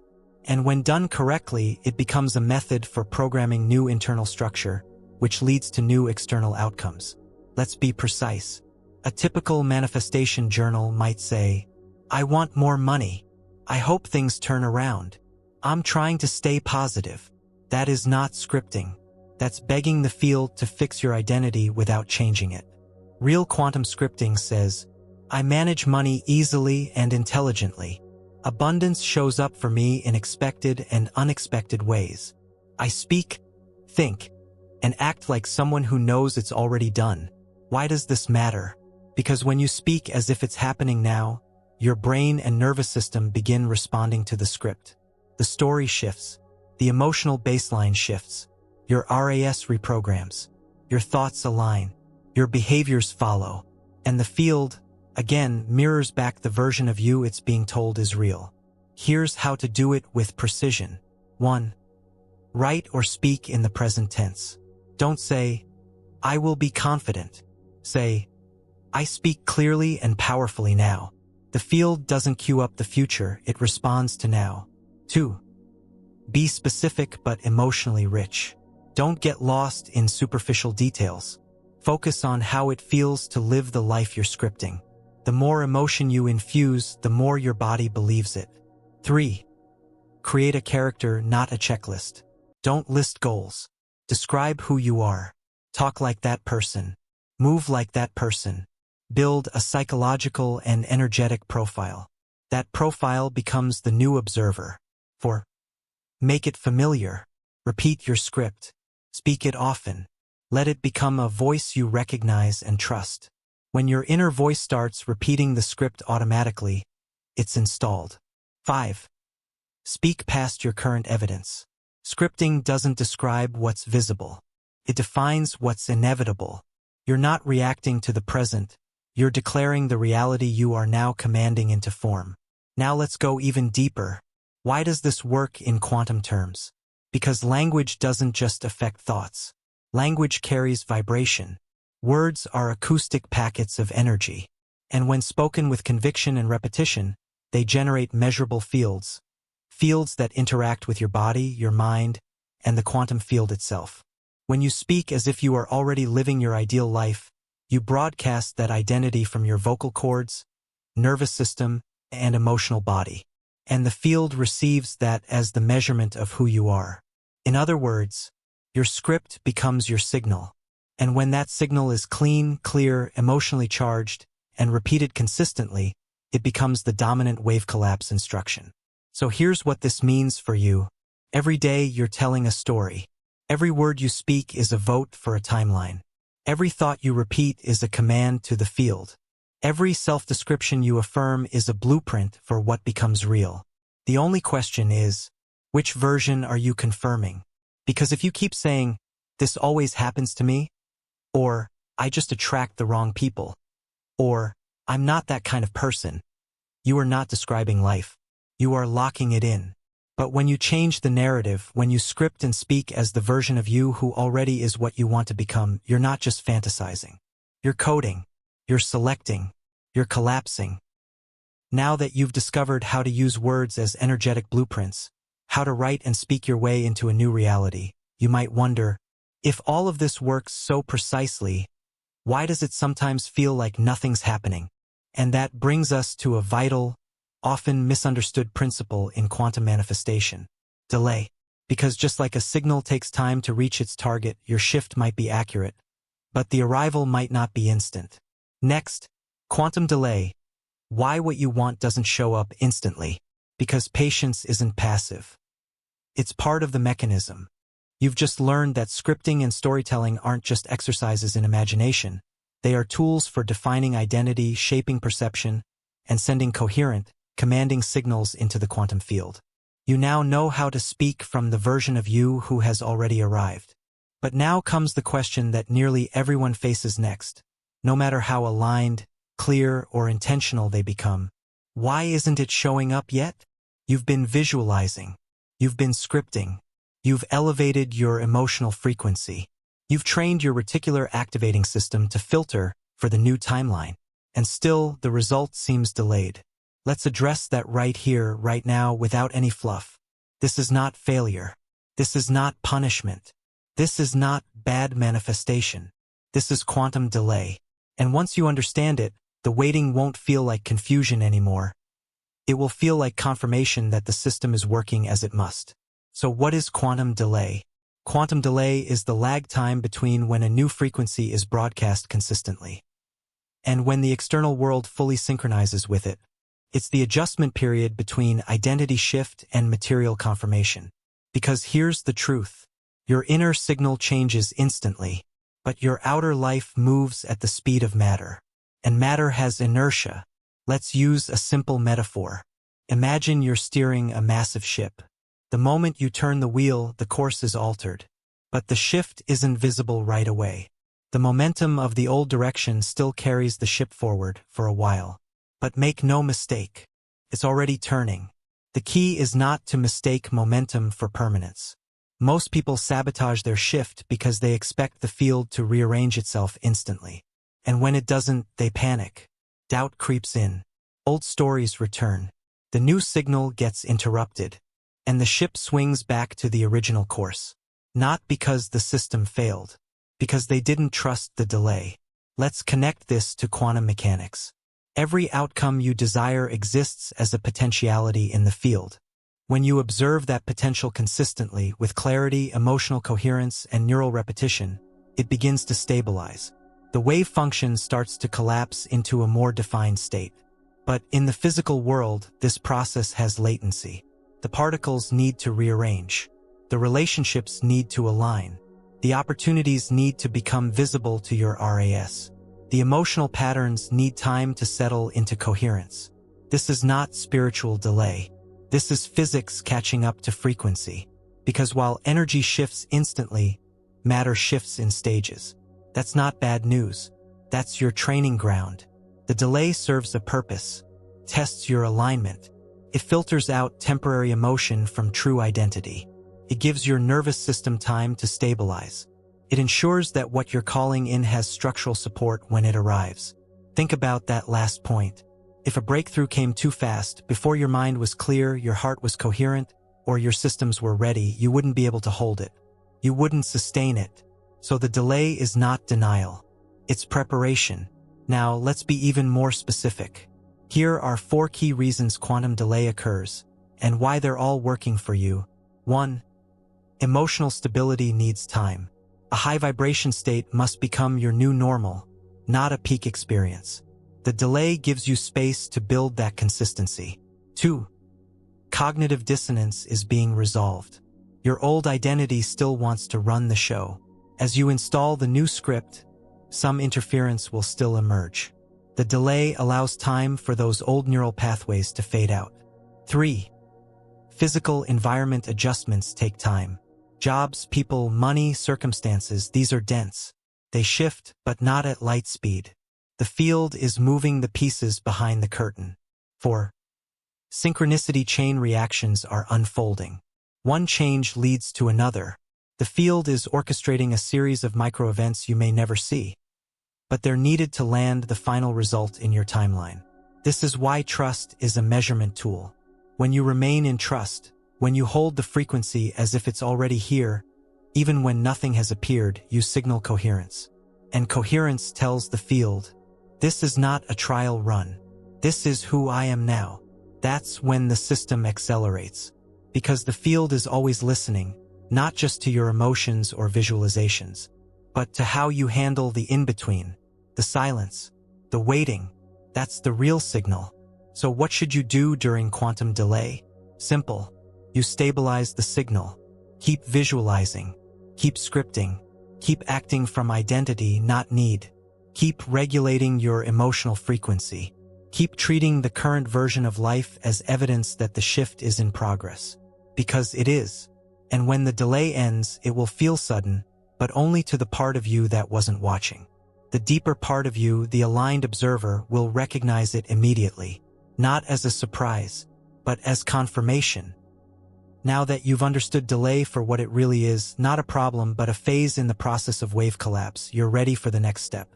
Because while some timelines take time to shift gradually, others are available for more radical change, if you know how to access them. Next, parallel timelines. Can you shift to a new version of you? Because if every version of your life already exists, there may be a way to shift which one you live in starting now. By now, you understand that the delay between intention and manifestation isn't a flaw in the system. It's part of the system. The quantum field isn't slow. It's deliberate. And that delay gives your body, mind, and environment time to synchronize with your signal. But what if that synchronization didn't have to be gradual? What if there's a different approach? A more direct one. One that doesn't rely solely on slow, step-by-step transformation. Because quantum mechanics suggests that not only is change possible, it's already available. Right now. Because in the realm of quantum theory, your life isn't one fixed storyline. You aren't locked into a single narrative. You are surrounded by parallel timelines, and the version of you you want to become is already real, already alive, already functioning in its own coherent field of possibilities. And the only thing separating you from that version, the signal you're tuned to. Let's be clear about this. According to the many worlds interpretation of quantum mechanics, every decision, observation, and interaction splits reality into multiple outcomes, each one equally real, each one branching from this moment into an alternate future. There's a timeline where you never watched this video. There's a timeline where your business exploded last year. There's a timeline where your relationships are thriving. There's a timeline where your health is optimal, your identity is empowered, your frequency is elevated, and it's all normal to you. That's not fantasy. That's physics. And when we talk about shifting, we're not saying you jump universes like a sci-fi movie. We're saying you change the dominant frequency of your observer so that the field starts collapsing the version of you that already matches that signal. Here's what that really means. You don't become that version. You start measuring as that version. And the world rearranges to reflect it.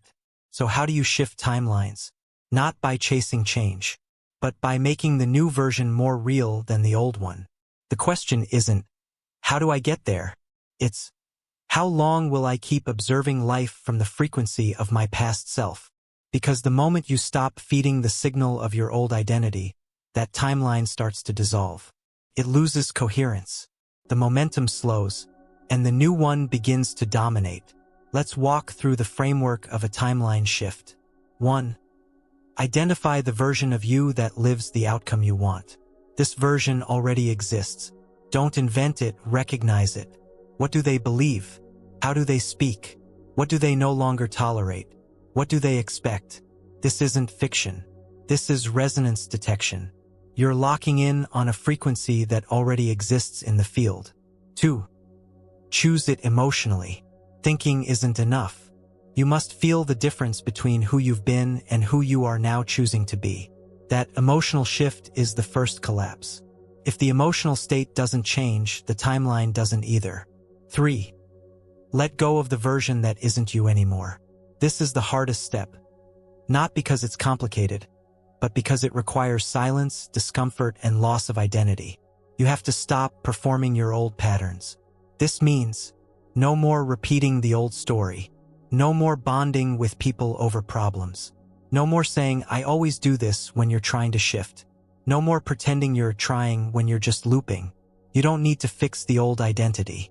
You just stop funding it. 4. Live from the shift, not toward it.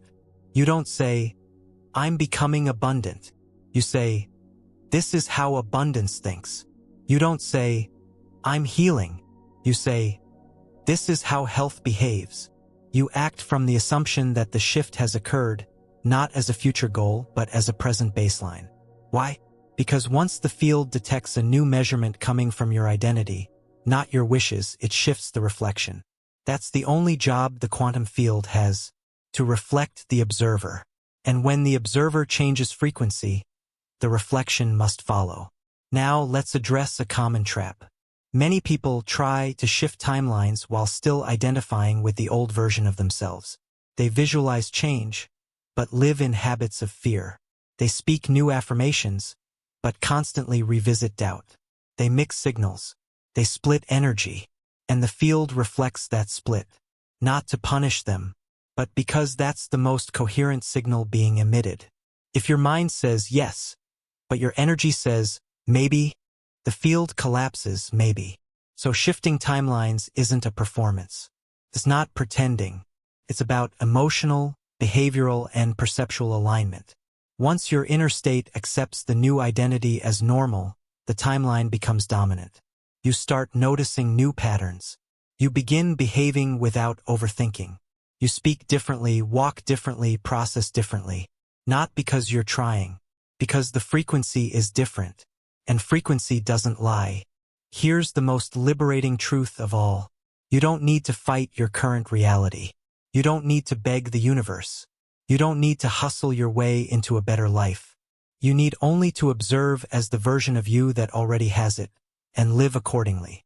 Because if you sustain that measurement, the quantum field can't help but reflect it. It's not a belief system, it's a response mechanism. Now that you understand that every version of you already exists, and that your job is not to build the timeline but to select it, you may be wondering, is there a way to skip the gradual process entirely? To jump straight to the version of me I'm choosing? Instantly, the answer is yes. But it requires a different level of commitment, energy, and identity coherence. And that's exactly what we'll explore next. Coming up, quantum leaping, myth or mind hack. Because the shortest distance between two timelines isn't action, it's identity collapse. Let's show you how. You learned that every version of you already exists right now. The you who is confident, abundant, fulfilled, peaceful. That identity isn't a future goal. It's a timeline, a version of reality already vibrating in the field, waiting for the right signal to collapse it into your experience. And the moment you stop observing life from the perspective of your past self and begin observing from the identity of your chosen future, the shift begins. But now we arrive at the next level of this realization. What if the shift doesn't have to take months? What if there's a way to collapse the space between two vastly different realities in an instant? This is what people refer to as a quantum leap. And yes, some write it off as pseudoscience. Others treat it as mystical fiction. But once you understand the actual mechanics behind it, you'll see. This isn't magic. It's an advanced form of identity realignment paired with a sudden, deliberate decision. So let's clarify, what is a quantum leap? A quantum leap is not a physical jump. It's not teleportation. It's not waking up tomorrow with a new job, a new partner, and a new house without lifting a finger. It's a total collapse of your current identity in favor of a new one. So rapid, so complete, that your environment, behavior, decisions, emotions, and reality begin reflecting a different timeline without gradual transition. Here's how it works. Every identity broadcasts a frequency. That frequency is a package of thoughts, emotions, expectations, and behaviors. When you change that package suddenly and completely without contradiction or hesitation, you force the field to respond immediately. That's a quantum leap. And while it may look spontaneous, here's the truth. Most quantum leaps are preceded by massive internal preparation. People who make radical shifts often spend weeks, months, or even years gathering insight, building pressure, getting sick of their current timeline. And then, in one defining moment, they let it go, entirely.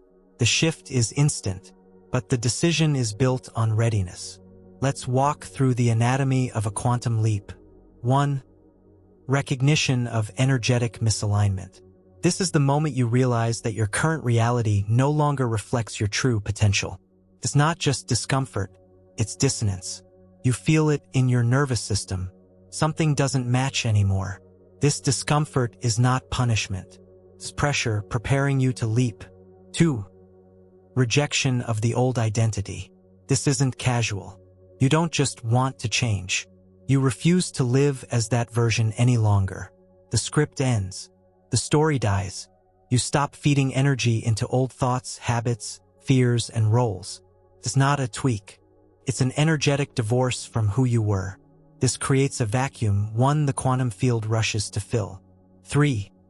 Adoption of a new observer instantly. This is the key. You don't become. You step into. You don't rehearse it over weeks. You claim it now. You speak from it, think from it, move from it, as if the new identity is the only reality that's ever existed. You override logic, you override evidence, you override delay, and you tell the field, this is the only version of me you need to reflect. 4. Collapse of contradictory patterns. Immediately, you start removing behaviors, habits, and environments that contradict the new signal. You no longer tolerate incongruence. Your subconscious receives a clear message. This isn't a trial. It's now. This is what creates the instant shift in perception and behavior. And perception collapse always precedes timeline collapse. Here's why this works. A leap does not require external proof. It only requires energetic authority. When you stop looking for signs and start embodying certainty, the the field shifts. Because the field is not responding to your effort. It's responding to your certainty. And certainty is not built from evidence, it creates evidence. That's why quantum leaping seems irrational to most people. We're taught to think change must be linear, that growth requires time, evidence, and gradual confirmation. But in the quantum realm, reality doesn't shift when enough effort has been applied. It shifts when a new measurement is made decisively. That means the only limit to how fast change can happen is the delay between decision and identity. So if you decide, but still act like the old version, if you commit, but keep seeking proof, if you leap, but keep one foot in your comfort zone, the field reflects hesitation. But when you leap fully, when you act as if there is no other version of you that exists, then the leap is real. And it doesn't take long. It takes totality. Now, let's address the most common fear. But what if I leap and nothing happens? That's not possible. Something always happens. The moment you shift identity, your signal changes. Your thoughts change. Your feelings change. Your language changes. Your behavior changes. Your perception changes. Even if your external world takes hours or days to reflect that change, your internal world becomes a different observer instantly. And that means a different future is now being selected. Because again, the field doesn't mirror time. It mirrors frequency. Now that you understand what a quantum leap really is, not a miracle but a shift in total signal, you have something even more powerful than motivation. You have permission.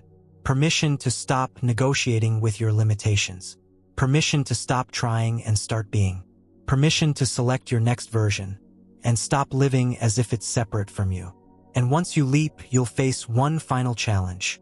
The need to let go completely, because if you keep clinging, doubting, checking, or proving, you unmake the leap. And that's exactly what we'll explore next. Coming up, letting go, the final quantum key to attraction. Because if you can hold the vision and release the grip, the field can finally deliver what's already been selected. You've just explored the nature of quantum leaping, where identity shifts are not slow, conditional processes but immediate, energetic reassignments. You now understand that change doesn't require time. It requires total alignment. But now we reach a paradox that most people never solve. Because once you've made the leap, once you've visualized, scripted, aligned, acted, and embodied the version of you who lives the life you desire, there's one more move that seems completely contradictory. You have to let go. And no, this doesn't mean giving up. It means releasing attachment. And that's not spiritual advice. It's a quantum instruction. Let's get clear about why this matters. The quantum field is responsive, not reactive.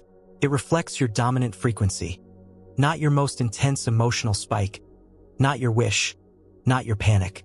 And here's what few understand. Clinging to an outcome is not alignment. It's resistance. Why? Because when you cling, you're sending a signal that says, "This isn't here yet. I need this to happen. I'm waiting for confirmation." And what does the field hear? Lack, incompleteness, uncertainty. Your observation collapses the wave of not yet, not now. Your signal broadcasts separation, not oneness. Your frequency becomes distorted by need, and need scrambles attraction. So how do you break this pattern? By mastering the art of letting go, not from apathy, but from certainty. Letting go is the act of confirming that what you've called in is already done. It is emotional closure. It is energetic finality. It is the signal that says, no more checking, no more measuring. I know. Let's bring this into real terms. Think about ordering something online. You make the purchase. You get the confirmation. Do you then go back to the store every 5 minutes to reorder it? No. You go on with your life. You don't need to hope it arrives. You know it's coming. You've already paid. It's already en route. That's what letting go looks like in the quantum field. The visualization, scripting, and alignment, that's the payment. Letting go is the delivery confirmation. And here's what's wild. Most manifestations accelerate after this moment. Not because you're no longer interested, but because you're no longer interfering. Here's the mechanics behind it. When you hold onto a desire with tension, you create energetic noise. Your nervous system oscillates between faith and fear. Your thoughts contradict your declarations. Your behavior reflects impatience, doubt, or compulsive checking. And the field receives a scrambled signal. But when you release, when you step back with neutral confidence, you become a clear channel again. Your signal stabilizes. Your energy becomes less chaotic. Your field regains coherence. And that's when synchronicities speed up. That's when timelines collapse faster. That's when outcomes lock in, not because you forced them, but because you finally stopped resisting them. Let's break it down into steps. 1. Shift from desire to knowing. Desire is the spark. But prolonged desire without knowing creates suffering. Once you've visualized, scripted, and aligned, stop needing it to happen.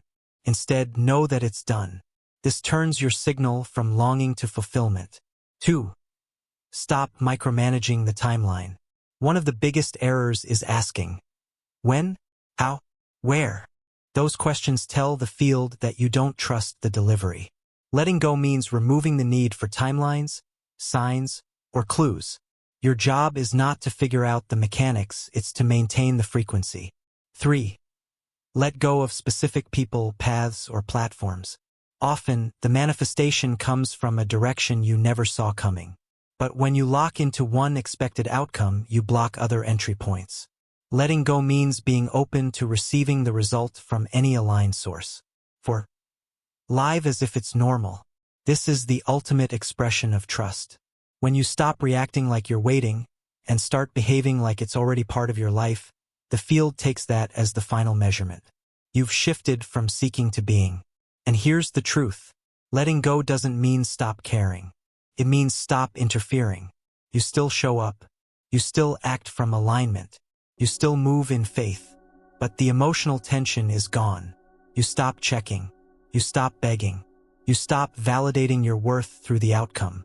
Because the version of you who already lives this outcome is not wondering when it's going to happen. They're too busy being it. And that's the ultimate signal. That's when your field reaches critical clarity. That's when the probability wave collapses effortlessly. Now let's bring this full circle. Letting go is not a contradiction to manifestation. It is the completion of it. It's not abandoning your desire. It's confirming its inevitability. Because when you let go, you're not losing focus. You're releasing resistance. You're allowing the field to do what it already knows how to do. Reflect the truth you've established without demanding to see it first. Now that you've mastered the most subtle and powerful shift in manifestation, the release of attachment, you're ready to unlock a multiplier effect. Because once you've stabilized your signal, there's one emotion that doesn't just align you, it accelerates you. And it's not willpower. It's not hustle. It's something far simpler and far more potent. Next up, gratitude is a quantum accelerator. Because when you feel thankful before it arrives, the field treats it like it already has. Let's show you how to use that. You learned the counterintuitive but essential principle of letting go. You discovered that attachment to outcomes creates resistance, and that trust, not tension, is the final signal that completes manifestation. Now, you're ready to move into a frequency that doesn't just align with the quantum field, but accelerates its response. That frequency is gratitude. And this isn't about being nice, positive, or spiritually correct. Gratitude isn't a virtue signal. It's a field signal, a biological, neurological, and quantum alignment tool that changes your energetic broadcast in real time. Let's begin with the science. Gratitude activates the prefrontal cortex, the brain center for decision-making, focus, and emotional regulation. When you experience gratitude, your body releases dopamine and serotonin, which promote calmness, trust, and resilience. Your heart rhythm becomes more coherent. Your nervous system stabilizes. Your immune response improves. But here's where it gets quantum. Gratitude synchronizes your mind and body with the frequency of receiving. Not waiting, not wanting, not striving, receiving. And the quantum field doesn't respond to what you want. It responds to what you are an energetic match for. When you feel grateful before something happens, when you authentically generate the feeling of fulfillment without needing external proof, You collapse the wave of that outcome as if it has already occurred. Why? Because gratitude is confirmation energy. It signals to the field, this is already mine. I'm already aligned. No more instructions are needed. And the field responds with agreement. Let's go deeper. There's a huge difference between thinking, I want that to happen, and feeling, thank you, it's already done. The first sends a request. The second sends a directive. Wanting creates distance. Gratitude collapses it. This is why so many spiritual teachings have emphasized giving thanks in advance. It's not just a mindset. It's neurological and vibrational leverage. Now, let's talk about what most people get wrong. Most people reserve gratitude for things that have already happened. Things they can touch, see, prove. That's not quantum gratitude. That's reactive gratitude. Quantum gratitude is proactive. It's causal. It's generated internally, independent of your external conditions. It says, I am so thankful for the version of me that already exists, even if I haven't met them yet. It says, I don't need evidence. I am the evidence. It says, I'm not waiting for the change to feel gratitude. Gratitude is the change. And that shift in approach changes everything. Here's what gratitude does at the quantum level. It stabilizes the signal you've been broadcasting with your visualizations and scripting. It confirms coherence between your heart and brain. It tells the field there's no more contradiction in your energy. It accelerates synchronicity because the field now registers your signal as complete. Let's be practical. Here are 3 ways to use gratitude as a quantum tool. 1. Gratitude as a daily primer. Start your day not by reviewing what's missing, but by emotionally connecting to what's already aligned, even if it hasn't materialized yet. Speak it, feel it, write it. Say, I'm so grateful that I feel clear and free. I'm so grateful that I trust the timing. I'm so grateful for the flow that's already on its way. 2. Gratitude during visualization. When you're picturing your future self or outcome, feel thankful as if it's already part of your life. Let the emotion fill your body.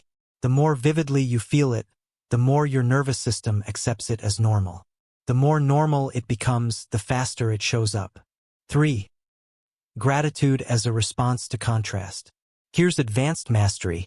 When something appears to go wrong, respond with gratitude anyway. Not because you enjoy pain, but because you understand that every challenge is redirecting, refining, or preparing you for the exact thing you asked for. When you can feel gratitude even in delay, even in contrast, even in uncertainty, you've reached a level of alignment that makes you unstoppable. Why? Because you're no longer training the field to respond to your mood swings. You're training the field to respond to your stability. And nothing stabilizes the field faster than gratitude. Now let's address the deeper mechanics of this. Gratitude works because it collapses identity conflict. When you're grateful for an outcome that hasn't shown up, your subconscious receives the message. We must already be that version. And as you've already learned, the field doesn't respond to effort. It responds to identity. So gratitude, when practiced consistently, upgrades your identity. And once the identity shifts, everything else follows. Not because you forced it, because you matched it. Here's what most people never realize. Gratitude is not a feeling. It's a frequency holder. It's the glue that keeps your signal stable while the field rearranges to meet you. Because even when nothing seems to be happening, even when you've done all the right things, even when your external world hasn't changed yet, gratitude says, no need to panic. It's working. Gratitude says, the timeline has already locked in. Gratitude says, I've already become the version of me who has this. I'm just meeting it in physical time now. Now that you know gratitude is more than a good habit, it's a quantum command. You're ready for a practice that will take your attraction ability from steady to unstoppable. Because while gratitude sets the frequency, there's one more force that keeps it building, and that's momentum. Next, repetition builds quantum momentum. Because once the signal is set, it's the rhythm of your actions that turns intention into inevitability. Let's build your field into something the universe can't ignore. You've just unlocked the quantum power of gratitude. not as a sentimental emotion, but as a signal stabilizer that anchors your chosen timeline into present experience. You now know that feeling thankful for what hasn't arrived yet sends the message. It's already here, and the quantum field always responds to the dominant signal. But now it's time to take all that clarity, all that energy, all that emotional alignment, and build speed, because alignment without repetition is a whisper, but alignment repeated becomes a pulse, a rhythm that the field can't ignore. This is where quantum momentum begins. Let's get one thing straight. The universe isn't testing you. It's not waiting for you to prove yourself. It's responding to the consistency of your signal. And consistency comes from one thing: repetition. The most overlooked aspect of manifestation isn't visualization. It isn't scripting. It isn't energy healing or vision boards. It's the unwavering reinforcement of your identity and signal. Day after day, thought after thought, word after word, action after action. Why? Because every signal you send to the field, especially the emotional ones, either confirms or contradicts the version of you you've chosen to be. When the signals are scattered, the field remains uncertain. When the signals are sustained, the field stabilizes.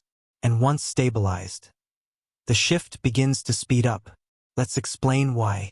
At a quantum level, every observation strengthens a potential.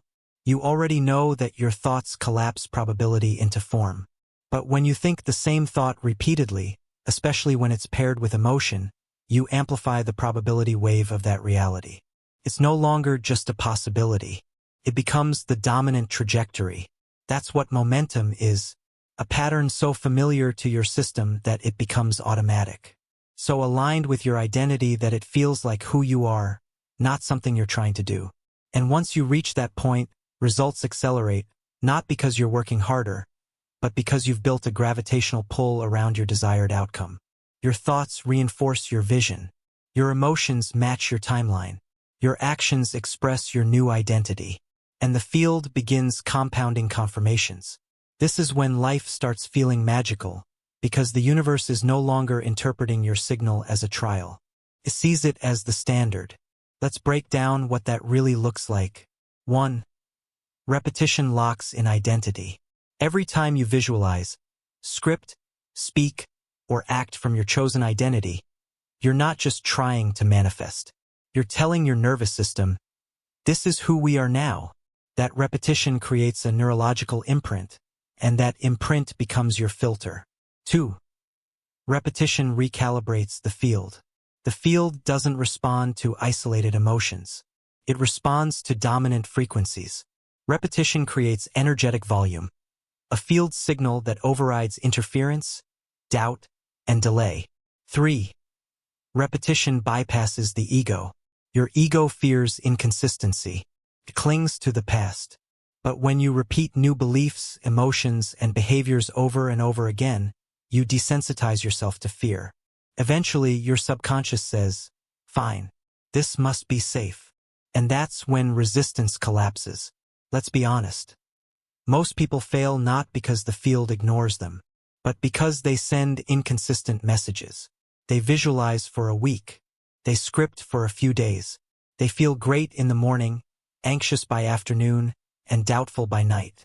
It's not that their signal is wrong. It's that their signal is erratic. And erratic signals create slow, fragmented feedback. But when you show up every day, especially when it's inconvenient, especially when there's no proof yet, you become unstoppable. Because repetition does something that intensity never can. It builds certainty, and the field trusts certainty. Now let's talk about what kind of repetition matters most. There's a difference between mindless repetition and intentional reinforcement. Here's the key. Repetition must come from the identity of the version of you who already has it. It must be emotionally consistent, not just mechanically repeated. It must be sustained long enough to override your default neural and emotional patterns. This is where structure helps. Build rituals into your day that reinforce the signal. Morning, visualize and script from your future identity. Afternoon, take one aligned action, no matter how small. Evening, reflect on your behavior. Did it match the version of you you're becoming? Before sleep, Reaffirm your trust in the timeline you've chosen. You don't need to be perfect. You just need to be reliable. Now let's address something important. What happens if you miss a day or get thrown off? Nothing collapses immediately, but momentum slows. So your job isn't to fear imperfection. It's to restart quickly. Because repetition isn't about never missing a beat. It's about becoming someone who doesn't stay out of alignment for long. That's the power of momentum. Once built, it supports you. Your new thoughts become default. Your new emotional range becomes normal. Your filter begins showing you results that match your new trajectory. And those results reinforce the loop. It becomes easier, not harder. This is how you shift from effort to flow. You're no longer pushing against old patterns. You're being carried by the new one. Now that you understand repetition is the fuel that turns a frequency into a field, and a field into a form. You're ready for something more intuitive, something quieter, but just as important. Because while repetition builds external momentum, there are other channels through which the field speaks directly to you. And they don't come through logic. They come through dreams and gut feelings. Next, dreams, intuition, and the quantum field. Because sometimes, your most accurate guidance isn't spoken. It's felt. And it's time you learned how to trust it. You've just discovered how repetition builds quantum momentum, not as a grind, but as a rhythm, a pulse, a stabilizing force that lets your identity overwrite resistance and your field send stronger, more coherent instructions to reality. But here's something that often gets ignored, yet it's one of the most reliable and powerful tools you have: your intuition, and often even more mysteriously, your dreams.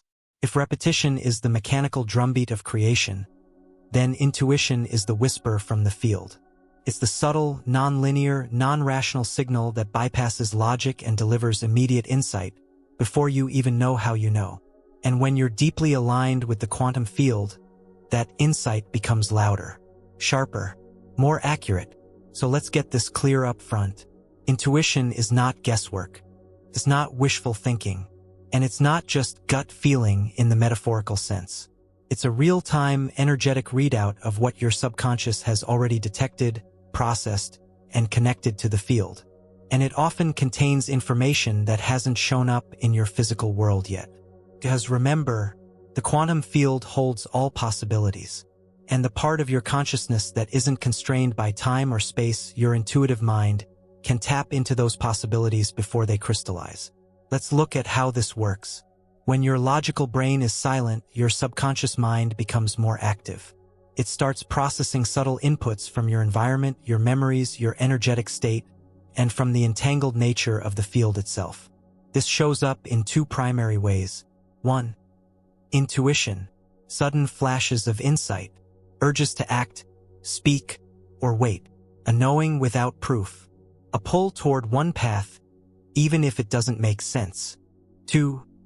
Dreams, symbols and scenarios that feel loaded with meaning, repetitive imagery, messages wrapped in metaphor, scenes that feel more real than memory. These aren't random.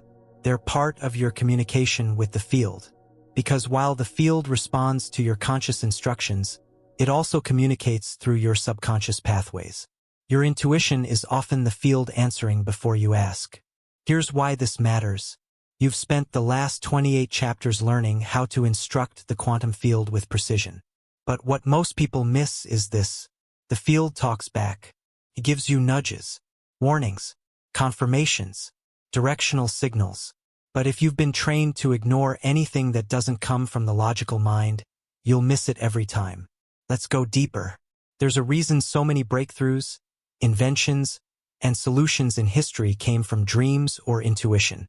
The mind in a relaxed or subconscious state is less filtered by fear and conditioning. It doesn't need evidence. It doesn't get caught in how. It simply receives. And if you learn to trust that input, you unlock a new kind of manifestation power. Responsive alignment. This means you're not just pushing your signal into the field. You're listening for the feedback and adjusting accordingly. Let's talk about how to develop this. How to strengthen intuition. Create internal quiet. Intuition is subtle. It doesn't scream. If your mind is loud, filled with noise, urgency, doubt, and endless problem-solving, you won't hear it. Spend at least 10 minutes a day in silence. Just observe what surfaces. Track your nudges. Whenever you feel a pull, an inner yes or no without logic, write it down. See how often it's correct. You'll begin to trust that your inner signals have validity beyond what your rational brain can explain. Stop asking everyone else. Every time you defer to someone else's opinion, you weaken your intuitive channel. Start small. Make daily decisions based solely on inner feeling. The more you honor your own guidance, the clearer it gets. Speak what you know without proof. This is powerful. The moment you speak what your intuition tells you, even if it makes no sense, you affirm your connection to the field. And the field rewards alignment. Now let's explore dreams. Dreams are not random firings of a resting brain. They are symbolic interpretations of energetic reorganization happening in your subconscious. Often, after intense visualization, scripting, or emotional work, your dreams will become more vivid. This is a sign that your subconscious is trying to make sense of the shift in signal. Sometimes your dream will show you an outcome. Sometimes it will reveal a fear or block. Sometimes it will offer guidance in metaphor. If you ignore these dreams, you're ignoring direct feedback from your own field. But if you record them, reflect on them, and decode the emotional message, they become one of the most useful calibration tools available to you. Here's a simple framework for dream decoding. Who was I in the dream? Old self, new self, someone else. What did I feel? Fear, joy, urgency, confusion. What action was I taking or avoiding? How did it end? Or did it repeat? The dream doesn't have to be literal. It's the emotional tone and symbolic movement that matter. That's where the field speaks loudest. Now, a word of caution. You don't need to become obsessed with dreams and intuition. You're not looking for signs in everything. You're simply opening the channel for two-way communication. You're treating your inner world like the instrument it actually is, tuned to frequencies beyond the five senses. Because manifestation isn't just a science of output. It's also a practice of reception. And when you start listening to the field, not just talking at it, you move from control to collaboration. You're no longer guessing. You're partnering. And this is where your power compounds. Now that you've learned how to interpret and trust the quiet signals, the dreams and intuitive nudges that reveal hidden insight, you're ready to sharpen one final lens, the world around you. Because not only is the field speaking through you, it's reflecting you, literally. Coming next, the mirror principle, why the world reflects you. Because every event, interaction, and external circumstance is not a coincidence. It's a reflection of the observer. Let's look directly into that mirror. You've just tapped into the unseen, your dreams, your intuition, and the subtle whispers from the quantum field. You now understand that creation doesn't flow in one direction. It's a dialogue, a dance between your internal signal and the external environment that mirrors it back to you. But now comes a realization that's both liberating and confrontational. You're not just experiencing reality. You're reading a mirror. This is the mirror principle, the understanding that the world around you isn't separate from you. It's not random. It's not happening to you. It's happening through you, for you, and most importantly, because of you. Here's the truth that quantum mechanics and consciousness studies keep pointing toward. You aren't living in an objective world. You're observing a field of infinite potential. And what gets reflected back is based on the frequency of the observer. Let's break that down. Your thoughts, emotions, beliefs, expectations, and subconscious patterns form your energetic baseline, your default lens. That lens determines what you notice, what you ignore, what you react to, what you attract, and how you interpret what happens. So when you interact with reality, you're actually interacting with a projected feedback loop, one that's responding to your internal state. This is why two people can walk through the same situation and have completely different experiences. They're not seeing the same thing. They're seeing their reflection in the thing. The person who believes people are untrustworthy will constantly find evidence of betrayal. The person who believes life supports them will consistently encounter unseen help. The person who carries shame will magnetize rejection. The person who radiates wholeness will magnetize love. This isn't mystical thinking. It's the natural behavior of the field responding to dominant signal. You observe your world. Your world reflects the observer. Let's go deeper. Have you ever noticed the same type of problem showing up again and again in different forms?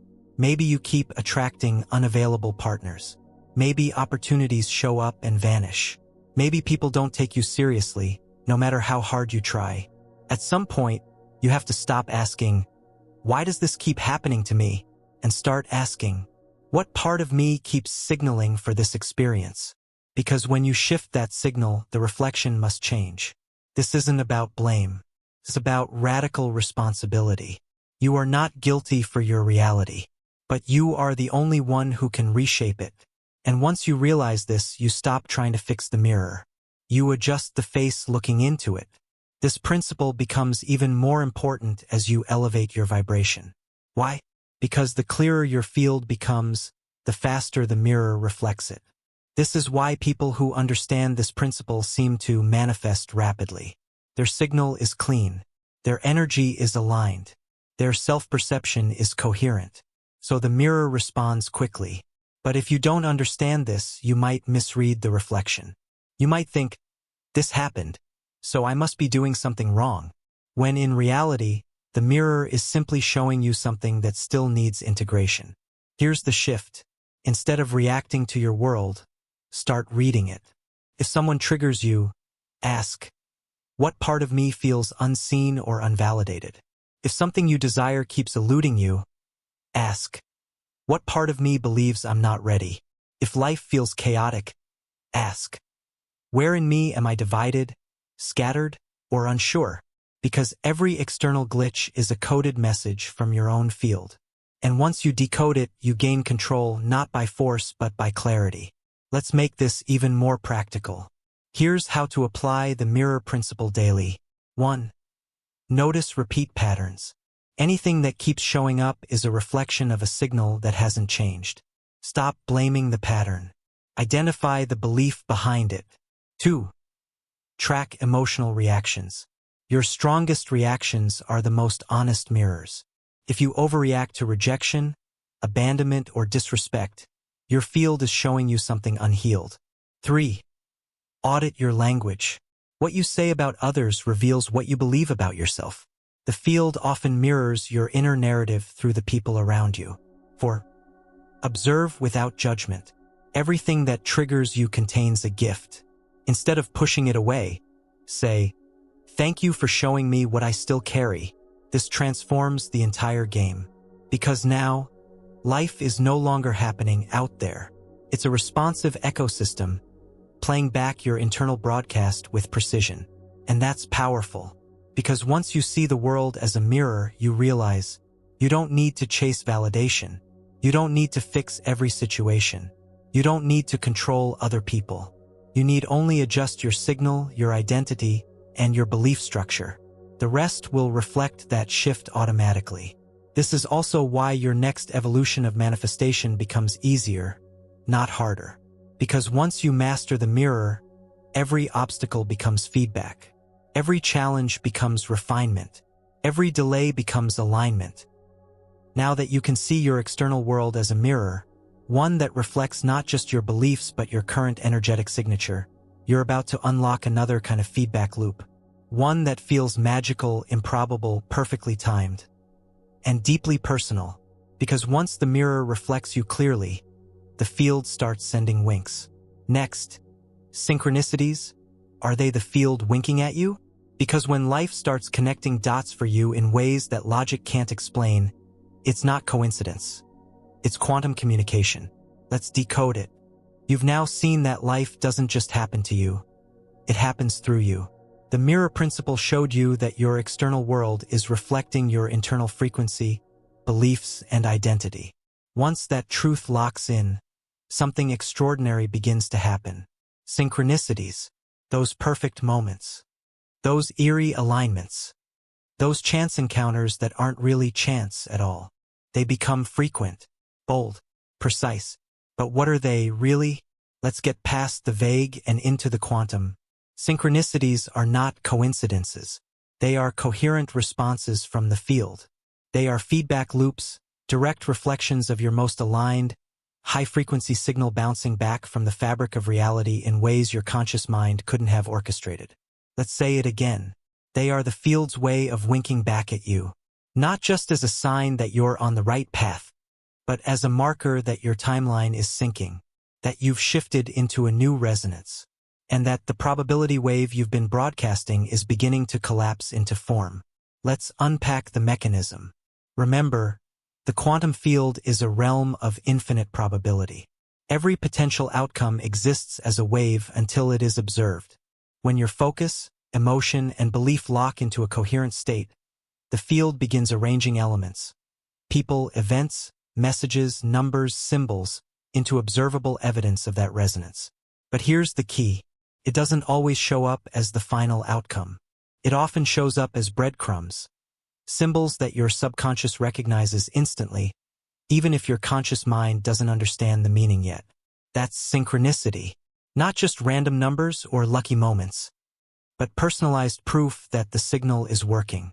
And the more you stay aligned, the more the frequency increases. You'll hear a song with the exact phrase you just wrote in your journal. A stranger will speak the words you've been silently thinking. You'll think of someone, and they'll call you minutes later. You'll see the name of your goal, your dream, your decision pop up in places it shouldn't. This is not just magic.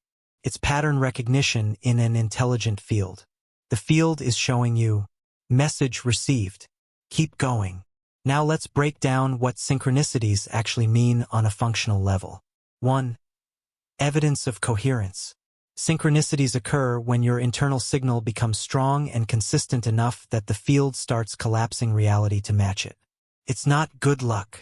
It's evidence that alignment has reached visibility. 2. Guidance confirmation. When you're wavering, uncertain, or waiting on a decision, synchronicities often emerge as directional nudges. They're not commands. They're confirmations, allowing your intuitive self to say, yes, that. 3. Momentum accelerators. Seeing repeated synchronicities builds confidence, which reinforces alignment. This creates a feedback loop. You trust more, signal gets stronger, more synchronicity appears, you trust more. But here's the trap most people fall into. They begin to chase synchronicities. They look for signs everywhere. They become addicted to external confirmation. And that defeats the point. Because synchronicities are a byproduct, not a requirement. They are reflections, not fuel. You don't need to seek them. You simply need to notice them and stay in frequency. Let's talk about the most common synchronicities and their quantum interpretations. Numbers, e.g., 1111, 222, 555. These are frequency markers. You're in a repeat pattern that's becoming numerically visible. These numbers are often tied to meaning because your subconscious already associates energy states with number codes. When they appear, ask, what was I just thinking, feeling, doing? The answer is your signal checkpoint. Repeating names, symbols, or phrases. These are indicators that your focus is tuning the field. You're starting to resonate so clearly with a specific outcome that it begins appearing in unrelated conversations, media, and environments. Again, the field isn't random. It's organized by frequency recognition, chance encounters or events. Meeting someone, stumbling across a book, hearing a message that directly answers a question you've been asking silently. These are field alignments. The probability of them occurring is low, unless the signal has become strong enough to warp local reality. This is how the quantum field works. It doesn't need to obey time. It doesn't need to follow logic. It just needs coherence from the observer. And once that coherence is present, synchronicity becomes standard. Let's now ground this with a simple protocol. How to work with synchronicities without chasing them. Notice, don't obsess. The moment you start measuring every number and interpreting every moment, you introduce noise into your signal. Let them come. Let them land. Smile. Acknowledge. Move on. Use synchronicities as calibration tools. Ask yourself, what was I doing when this happened? Then reinforce that state. Repeat the action, thought, or emotion that preceded the synchronicity. That's your alignment checkpoint. Journal them. Patterns will emerge over time. Writing them down helps you identify emotional themes, choices, and habits that consistently attract feedback from the field. Don't demand meaning. Sometimes a synchronicity is just a wink, a reminder, a nod. It's not always a code to crack. When you try too hard to figure it out, you can miss the message entirely. Let it land in your body, not just your brain. Here's the deeper truth. Synchronicities are how the field rewards faith. They are not instructions. They are recognitions. And when you stop needing them and start appreciating them, they increase. Not because you're lucky, but because the field favors stability, not obsession. Now that you've learned to recognize synchronicities not as accidents, but as high-precision quantum feedback, it's time to address one final sneaky obstacle. Because even when everything's aligning, even when the signals are showing up, even when you're on the edge of breakthrough, there's one thing that can still throw everything off course. You. More specifically, your hidden programs that sabotage your signal. Next, self-sabotage, how you collapse the wrong wave. Because the field isn't confused, you are. Let's uncover how fear pretends to be logic, and how to stop collapsing timelines you were meant to live. You've just explored synchronicity, the precise, almost magical way the quantum field mirrors your alignment. You now know that when your signal becomes coherent, the universe doesn't just reflect it. It multiplies it. But what happens when you start seeing signs? Things are working, and then suddenly everything stalls. You feel like you're on the brink of a breakthrough, and then it slips through your fingers. This isn't bad luck. This isn't the universe saying, not yet. This is self-sabotage. And here's the brutal truth. It's not happening to you. You're the one collapsing the wrong wave. Let's unpack this with total clarity. At the quantum level, every moment holds multiple possible realities. That means you can either collapse a timeline that leads to expansion, or collapse one that mirrors your deepest fears, doubts, and unworthiness. And the field doesn't choose between them. You do. With your signal, with your focus, with your reactions, and most importantly, with your identity. Self-sabotage is not random. It's the result of energetic contradiction. You're saying yes with your desires, but sending no with your habits. You're visualizing success, but bracing for failure. You're scripting abundance, but acting from scarcity. And the field reads energy, not words. So guess which timeline collapses? The one that matches your most consistent, emotional, embodied signal. That's why self-sabotage is so sneaky, because it doesn't look like fear. It often looks like logic. It sounds like, maybe I'm not ready. I should play it safe. What if I get disappointed again? Let me wait for a better time. These are not harmless thoughts. They are wave-collapsing commands. Every time you hesitate, second-guess, or shrink your vision to fit your fear, you collapse the timeline that was already trying to manifest. The field was ready, but your signal got scrambled. Let's make this real. Here are the 5 most common self-sabotage patterns, and how they work energetically. 1. Over-preparing. You believe you need more time, more skills, more proof before you act. But energetically, you're broadcasting, I am not it yet. So the field agrees and holds your outcome in delay. 2. Perfectionism. You think excellence protects you from failure, but perfectionism sends a frequency of lack and control. You're saying, I don't trust the result unless I control every detail. The field mirrors that mistrust. 3. Procrastination. You put off the action that would align you, not because you're lazy, but because you're afraid of what happens if it actually works. Procrastination isn't resistance to failure. It's resistance to responsibility for success, for undercharging, undervaluing, or downplaying yourself. You think humility makes you safe, but downplaying your worth tells the field, I'm not ready to receive at the level I'm asking for. So your signal creates delay or mediocrity, no matter how loud your affirmations are. 5. Sabotaging relationships, health, or stability right before breakthrough. This is the most dramatic form. Right as things start improving, your system panics. You start arguments. You break routines. You make reckless choices. Why? Because your nervous system isn't familiar with peace, success, or consistency. So it collapses the timeline back to what's known. All of these behaviors send the same signal. I don't believe this version of me is safe to become. I want the outcome, but not the identity. I trust the past more than the future. And the field? It listens. Not to your dreams, to your default frequency.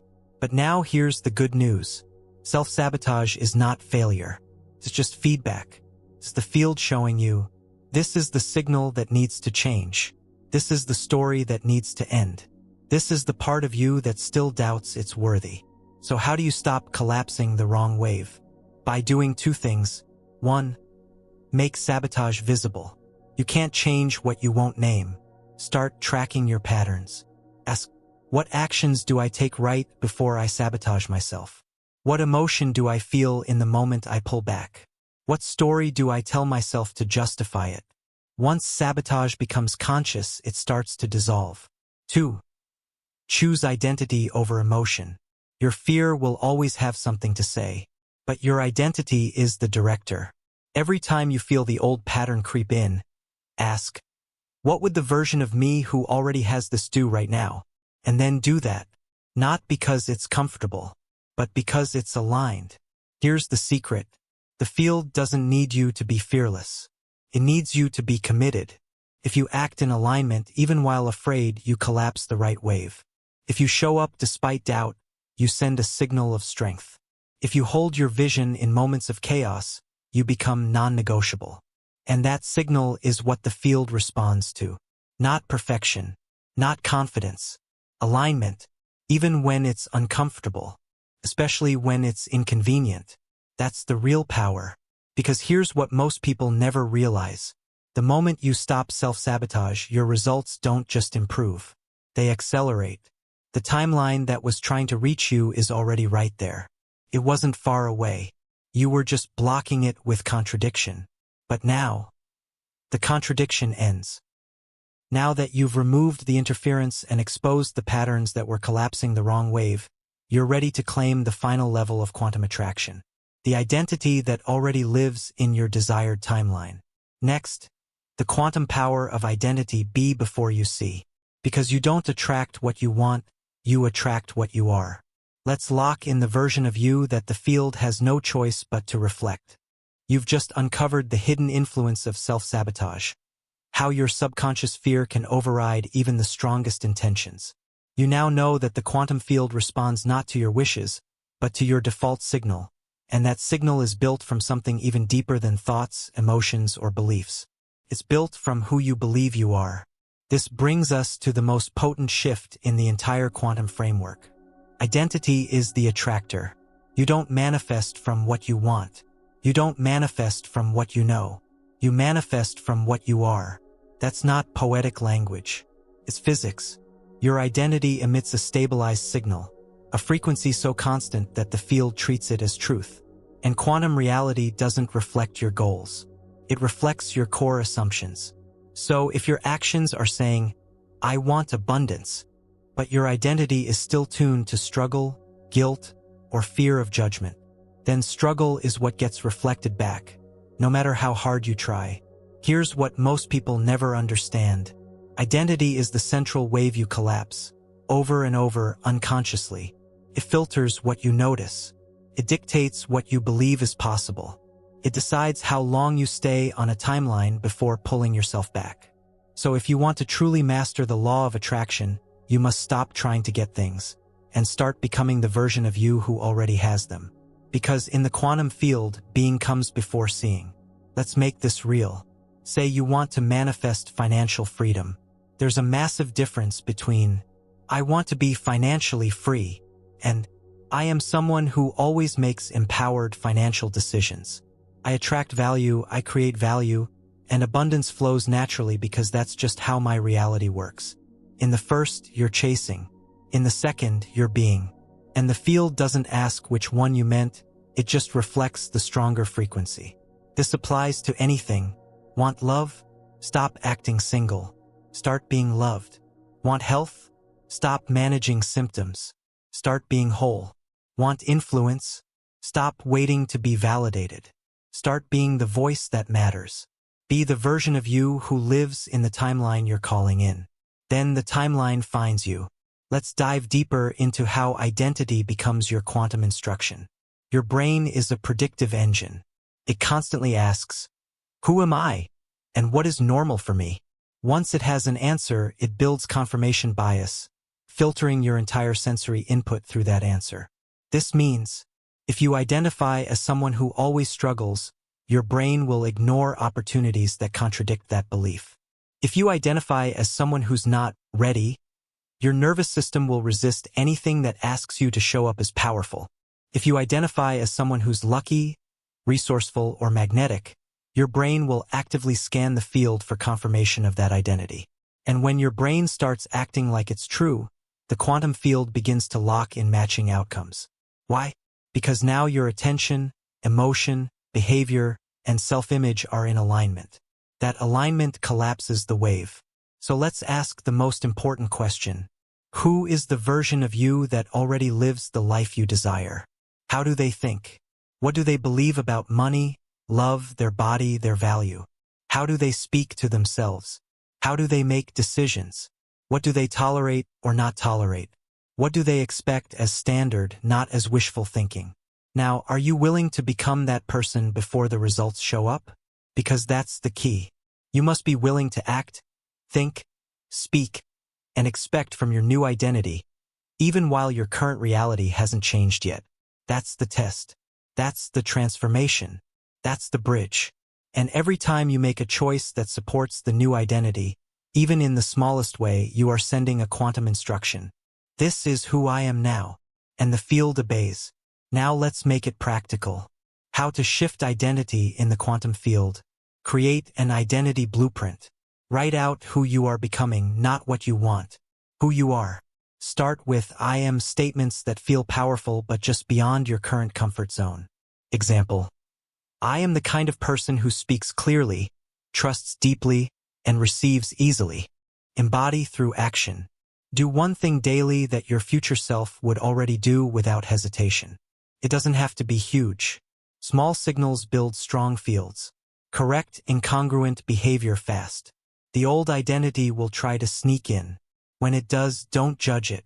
Just say, that's not me anymore, and shift.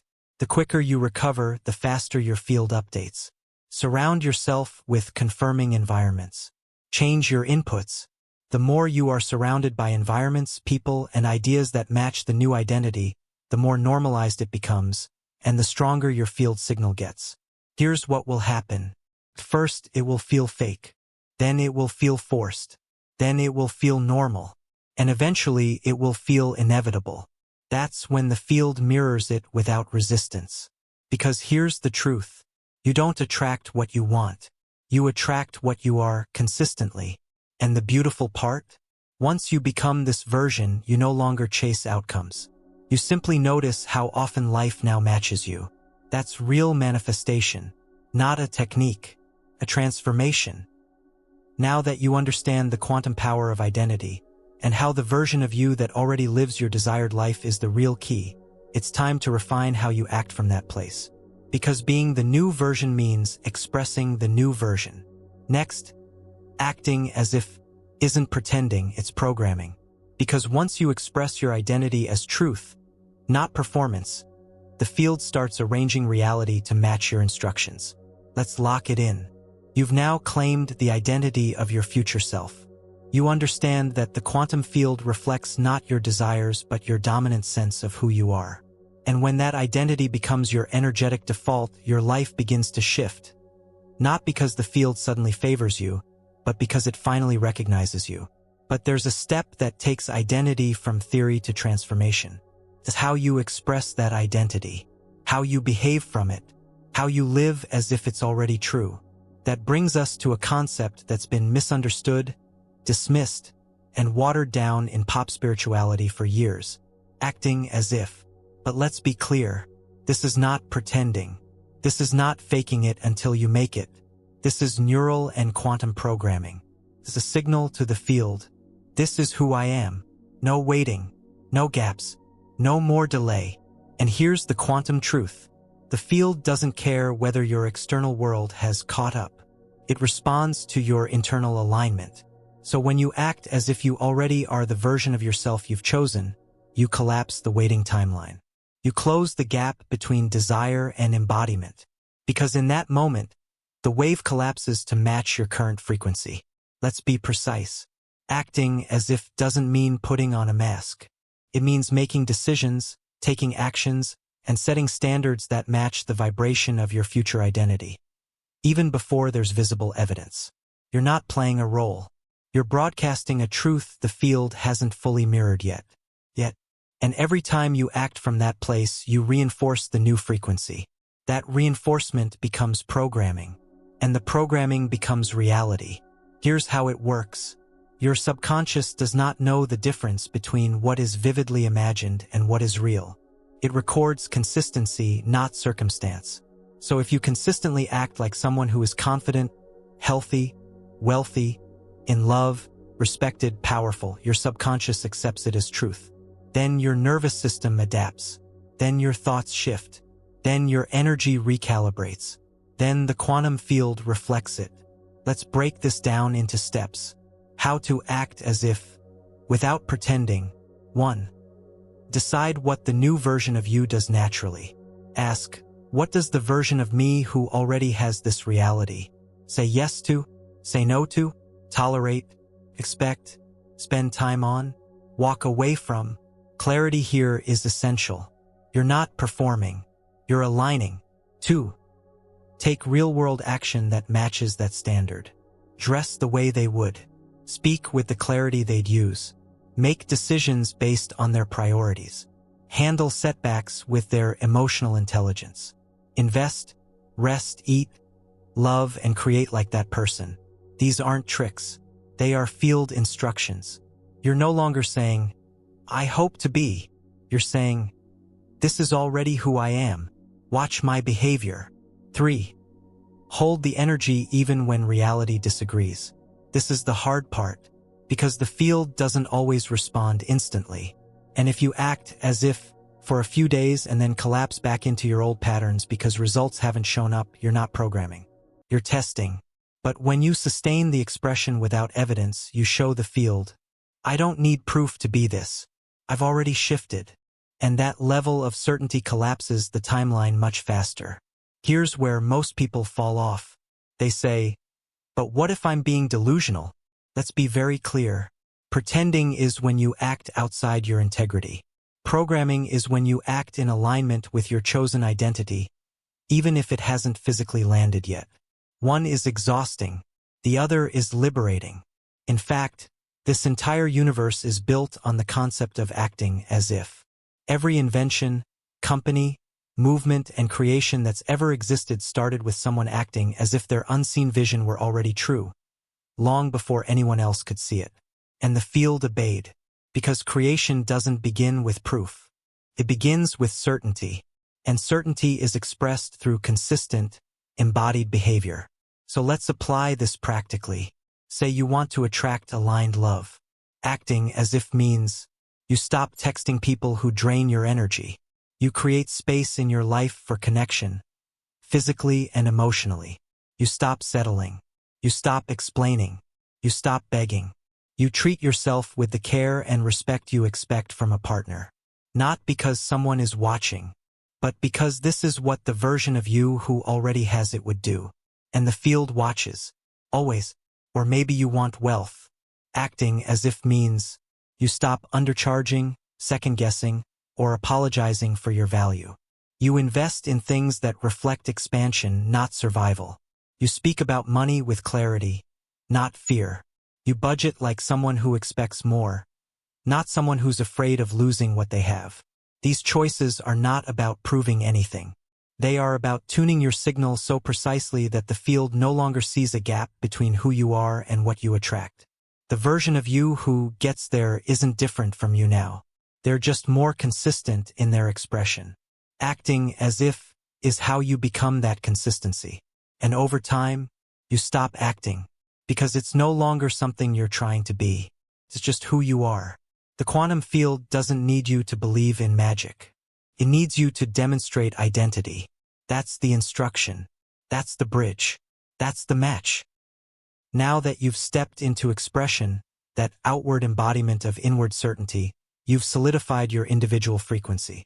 But what happens when many people align their frequency together? What happens when shared intention isn't just personal, but collective? Next, group consciousness. What happens when many minds align? Because the field doesn't just respond to one powerful signal. It amplifies when coherent intention is shared. Let's explore what happens when minds merge with purpose. You've just seen how expressing your identity through consistent action doesn't make you a fraud. It makes you a transmitter. Acting as if is not pretending. It's programming the field. When done with emotional congruence and commitment, it collapses timelines more rapidly than almost any other technique. But here's where things get even more powerful, exponentially so. What happens when more than one person holds that same coherent signal? What happens when a collective of minds focuses on a shared vision, emotion, or outcome? This is where we move from personal to collective quantum influence. This is the field of group consciousness, and it's not a metaphor. It's a measurable force, and it changes everything. Let's break it down. Quantum entanglement already tells us that particles, once connected, can remain linked across vast distances. A change in one instantly affects the other regardless of space. Now consider that human minds and hearts are energetically linked. We're not isolated transmitters. We're nodes in a living field, continuously exchanging frequency, attention, and intention. So when two or more people hold the same clear emotion, focus, and outcome in mind, not vaguely, not passively, but with sustained coherence, their collective signal multiplies, not adds. In fact, studies in quantum biology, neuroscience, and even collective prayer experiments have shown that coherent group intention can lead to measurable decreases in crime rates, changes in local electromagnetic fields, increased physiological coherence in people miles away, enhanced healing, recovery, and peace in those who were never even aware of the focus. Let that land. Your thoughts are not private echoes.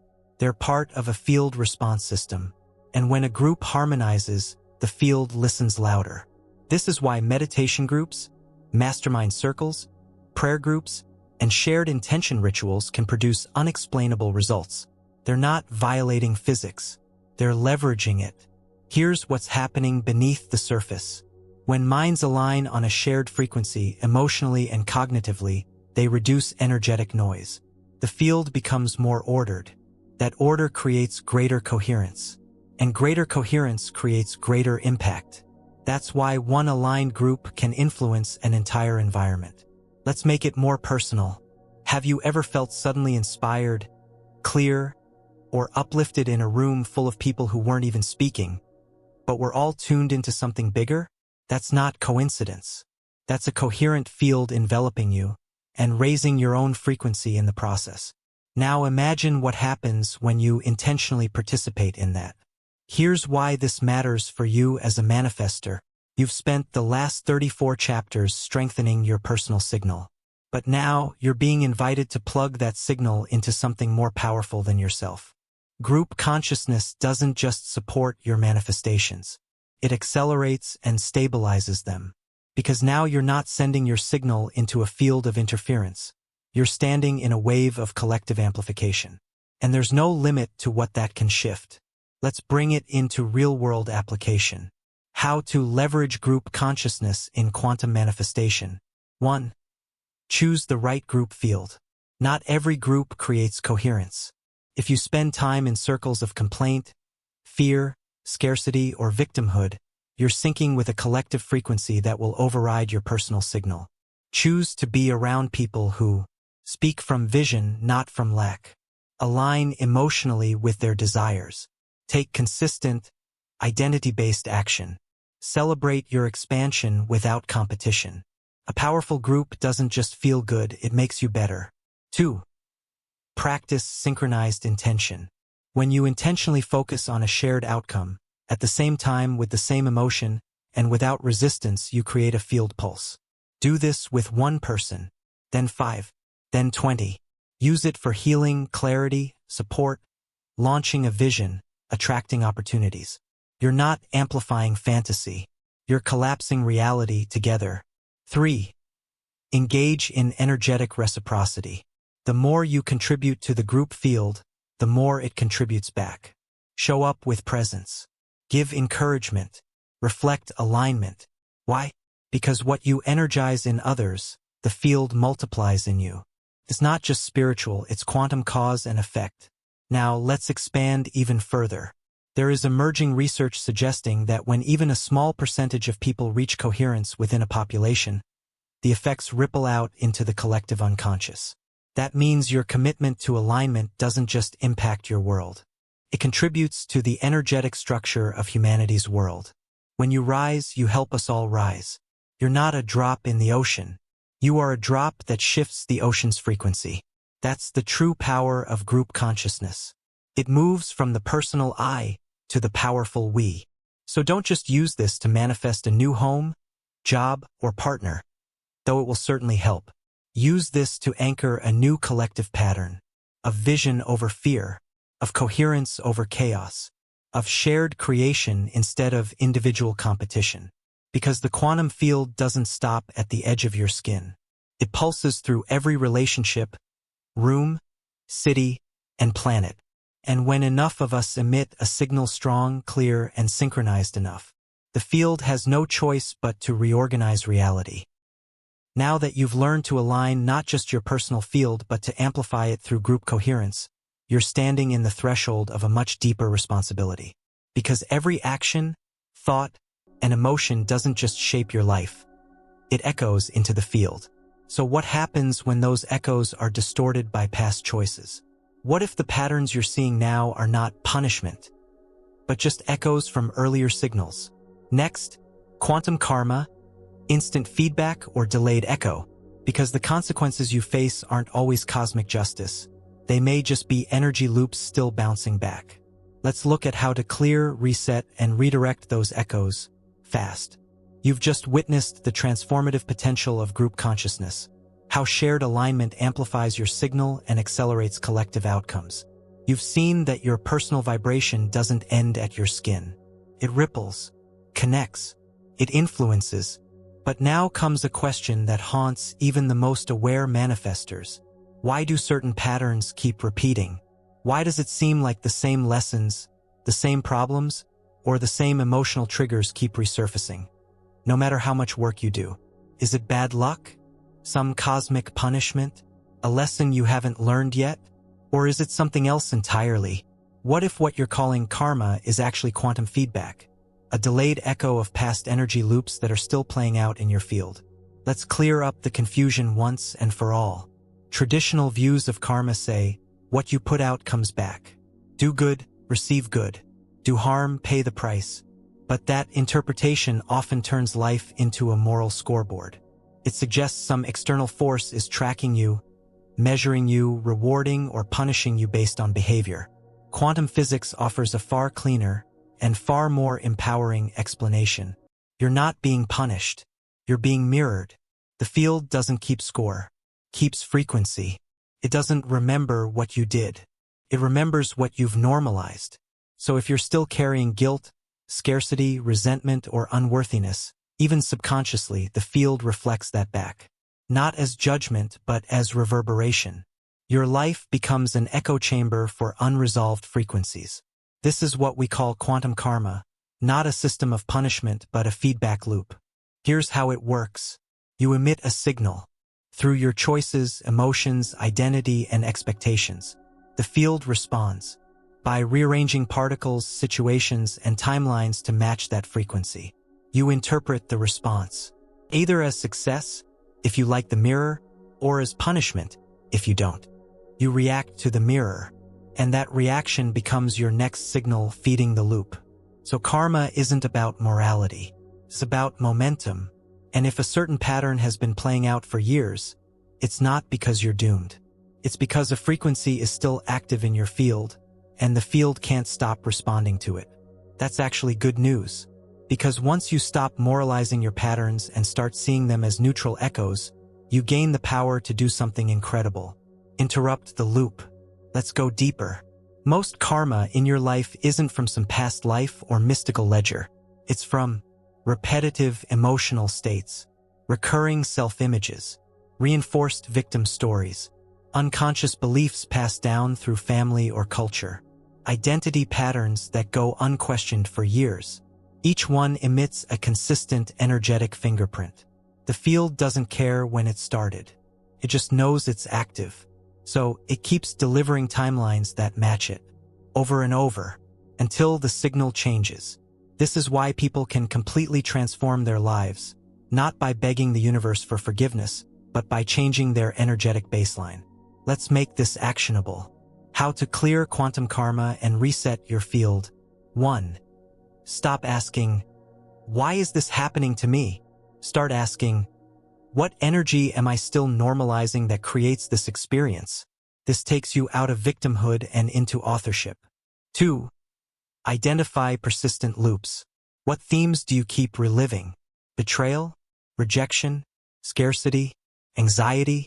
Instead of fighting the pattern, trace it to its origin frequency. Ask, when did I first decide this was normal for me? Often it's a moment, a memory, or a belief you never questioned until now. 3. Neutralize the charge. Karma continues when there's still emotional residue. Do the work to dissolve shame, guilt, blame, and anger from past experiences. Not because those feelings are wrong, but because as long as they're active, they broadcast. Use breath work, forgiveness, especially self-forgiveness, energy work, journaling, whatever helps you pull the charge out of the loop. When there's no more emotional reactivity, the loop has nothing to stick to. 4. Choose a new timeline intentionally. Declare a new energetic truth. Say, I no longer agree to carry this signal. That was an old version of me. I reset now. And then reinforce it through consistent behavior that matches your new identity. That's not spiritual talk. That's a command to the field. Because the field doesn't need an apology. It needs a new instruction. This is where quantum karma ends and quantum authorship begins. And here's the most exciting part. You can reverse energetic momentum just as fast as you created it. It doesn't take a lifetime of penance. It takes one moment of full coherence. One moment where you no longer carry the signal of shame, lack, or pain. One moment where your new identity becomes more familiar than the old one. One moment where the feedback loop breaks because it has nothing left to mirror. That moment is now.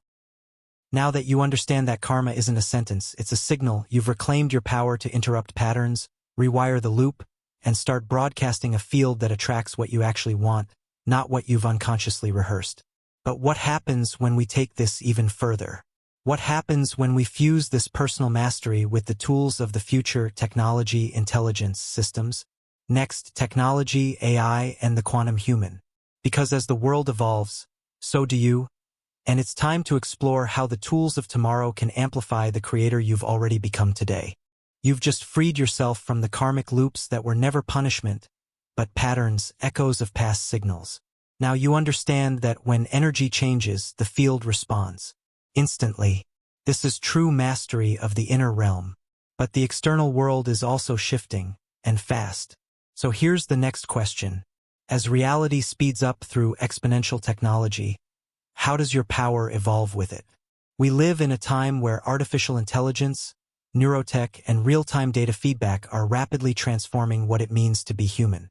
And far from being a threat to your quantum power, this evolution is opening new dimensions of potential. Because what we are now entering is the age of the quantum human, a being who can pair consciousness with technology to co-create reality at scale. Let's be clear. Technology does not replace your frequency, but it amplifies it. It enhances it. It gives it structure, velocity, and reach, but only when you remain the signal. The danger isn't in the tech itself. It's in forgetting who's holding the field. So let's explore how the rise of technology, especially AI, can support your manifestation, not sabotage it. 1. Data is the new mirror. In previous chapters, you learned that the universe mirrors your dominant identity. Now, technology gives you a mirror to measurable feedback. Your search patterns, your app usage, your decision fatigue, your productivity cycles, even your biometric rhythms. These are no longer mysteries. They're data you can read in real time. This means your patterns are visible, and visibility creates choice. Where you once had to guess, now you can track. Where you once relied only on intuition, now you can measure alignment. The question is, will you use your tools to reinforce distraction or to refine focus? Because the tools are neutral, your intention gives them meaning. 2. AI as your feedback loop accelerator. AI is no longer science fiction. It's in your pocket, in your workflow, in your conversations. When used with presence, AI becomes a quantum assistant, helping you script new realities, reframe limiting beliefs, build identity-based systems, automate low-frequency tasks, expand your reach and communication, refine your messaging, branding, or purpose. What you used to manifest through pure thought can now be built and shared faster than ever. You no longer wait for the world to catch up. You code your vision into it. But again, only if your identity is leading. If you hand your creative power to machines without intention, the field becomes noisy. But when you infuse the tools with conscious direction, AI becomes a signal amplifier. Not doing it for you, but multiplying what's already clear inside you. Let's make this practical. If you're a coach, AI can structure your programs. If you're a writer, AI can expand your message globally. If you're building a brand, AI can design, scale, and analyze. If you're leading a team, AI can optimize flow, eliminate friction, and reveal blind spots. This isn't replacing your power. It's removing resistance so you can focus the signal. That's how quantum manifestation speeds up, not through new affirmations, but through new integrations. 3. Biofeedback and brain-computer interfaces. Now let's move even further. Wearable tech can now track your heart rate variability, coherence, brainwave state, and emotional regulation in real time. Why does that matter? Because your field signal is emotional coherence. And now you can train it. You can see when you're in alignment and when you're out. You can identify your most creative hours. You can regulate stress, shift states, and optimize focus. You can literally observe how your internal state shapes external outcomes. This takes quantum theory from concept to biointegration. You're no longer just thinking your future into being. You're embodying the frequency, moment by moment, with measurable evidence. That's no longer woo. That's neuroquantum precision. And we're just getting started. Because here's what's coming. Brain-computer interfaces that allow thought-based commands. Neurostim devices that induce high-frequency states. AR/VR environments that let you rehearse your future identity with full sensory immersion. Algorithms that detect and correct energy leakage in language, posture, and tone. Does that sound far-fetched? It's not. The tools already exist. What's missing in most cases is conscious direction. Which brings us to the single most important truth in this entire chapter. The technology doesn't change you. It reveals you. If your signal is fear, it will scale fear. If your signal is confusion, it will multiply noise. But if your signal is coherence, identity, and vision, technology becomes your amplifier, your clarifier, your accelerator. You are not obsolete in this new world. You are essential, because the field still obeys the observer. And now you're an observer with tools that can project, build, and broadcast in real time. You've moved from silent signal to quantum architect. Let's summarize this shift. The future isn't about being more human or more technological. It's about being a human who can command technology with intention. That's the quantum human, aware of the inner frequency, equipped with tools to amplify it, and aligned enough not to lose themselves in the noise. Now that you've explored how AI, neurotech, and future systems can multiply your energy, you're standing in a rare intersection where science, spirit, and signal meet. So what happens when we finally acknowledge that what we once separated, logic and intuition, physics and consciousness, science and soul, have always been two faces of the same source. Next, when science meets spirit, bridging two worlds. Because we're not here to pick sides. We're here to unify, and that union unlocks everything you've been waiting for. You've just discovered how advanced technology can amplify the signal you've worked so hard to strengthen. You now understand that your conscious direction, when paired with intelligent tools, doesn't just make you efficient, it makes you unstoppable. But there's one more divide to dissolve. One that's been built into our culture for centuries. One that's limited countless people from accessing their full power. That divide is the illusion that science and spirituality are separate. That the logical and the mystical live in different worlds. That physics explains reality, and spirit explains meaning.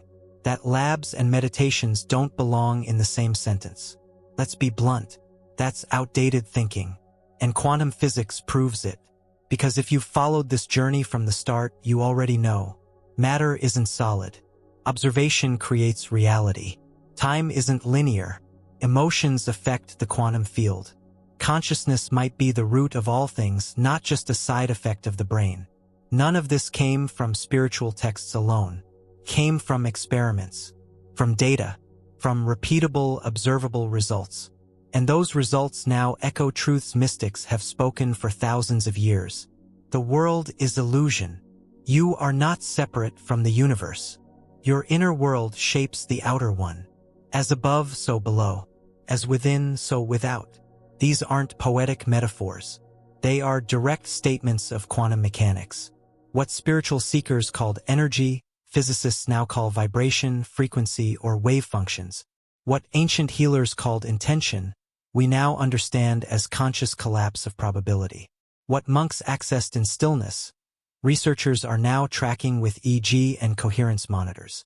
Science isn't killing spirituality. It's validating it. And spirituality isn't replacing science. It's completing it. This isn't about either/or. It's about integration. Let's be clear. Science asks, how? Spirit asks, why? And your power multiplies when you can answer both. Let's take a real example. When you visualize a desired outcome with emotion, clarity, and repetition, you aren't just being woo. Here's what's happening. Neurologically, you're creating new pathways. Energetically, you're tuning your frequency. Quantum mechanically, you're increasing the probability of that outcome. Spiritually, you're aligning with a version of reality where your desire is already true. That's not belief. That's integration. And here's where it gets even more exciting. The people who can hold both views at once, the grounded logic and the transcendent vision, become the most potent creators on the planet. Because they don't argue with reality. They program it. They understand that data doesn't destroy mystery. It deepens it.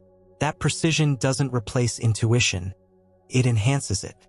That being spiritual isn't escaping the body. It's mastering the interface between mind, body, and field. These are the new creators. Not mystics hiding in caves. Not scientists lost in numbers. But human beings who say, I know who I am. I know how the field works. And I'm willing to live as if both matter. Let's be specific about what this new model looks like. The integrated quantum creator practices coherence, not just meditation. Uses data to reinforce intuition, not replace it. Sees challenges as signal disruptions, not personal failures.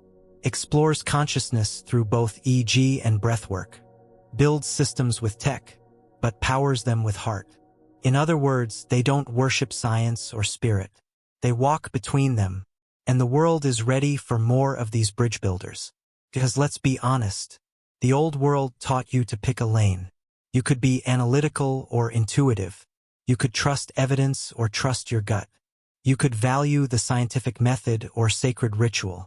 But not both. Now, that separation is collapsing. We're seeing Nobel Prize winners talk about consciousness. We're seeing mystics get hooked up to machines to test their claims.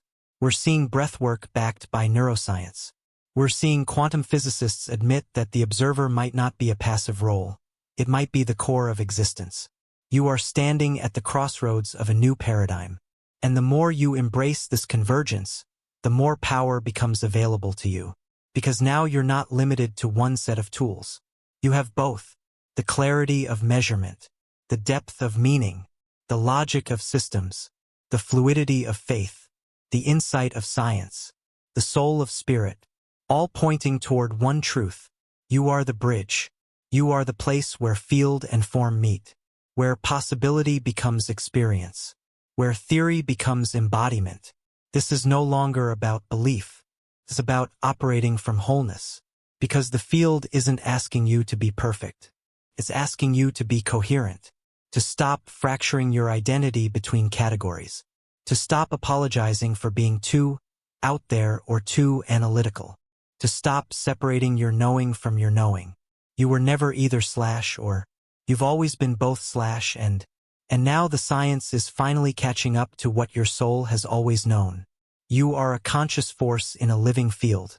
You are not observing reality, you're shaping it. You are not the result of biology or belief, you are the creator of both. Now that you've seen how science and spirit are not separate lanes but parallel reflections, you're ready for the final pieces to come together. This journey has opened your eyes to the true mechanics of manifestation, frequency, identity, collapse, and creation.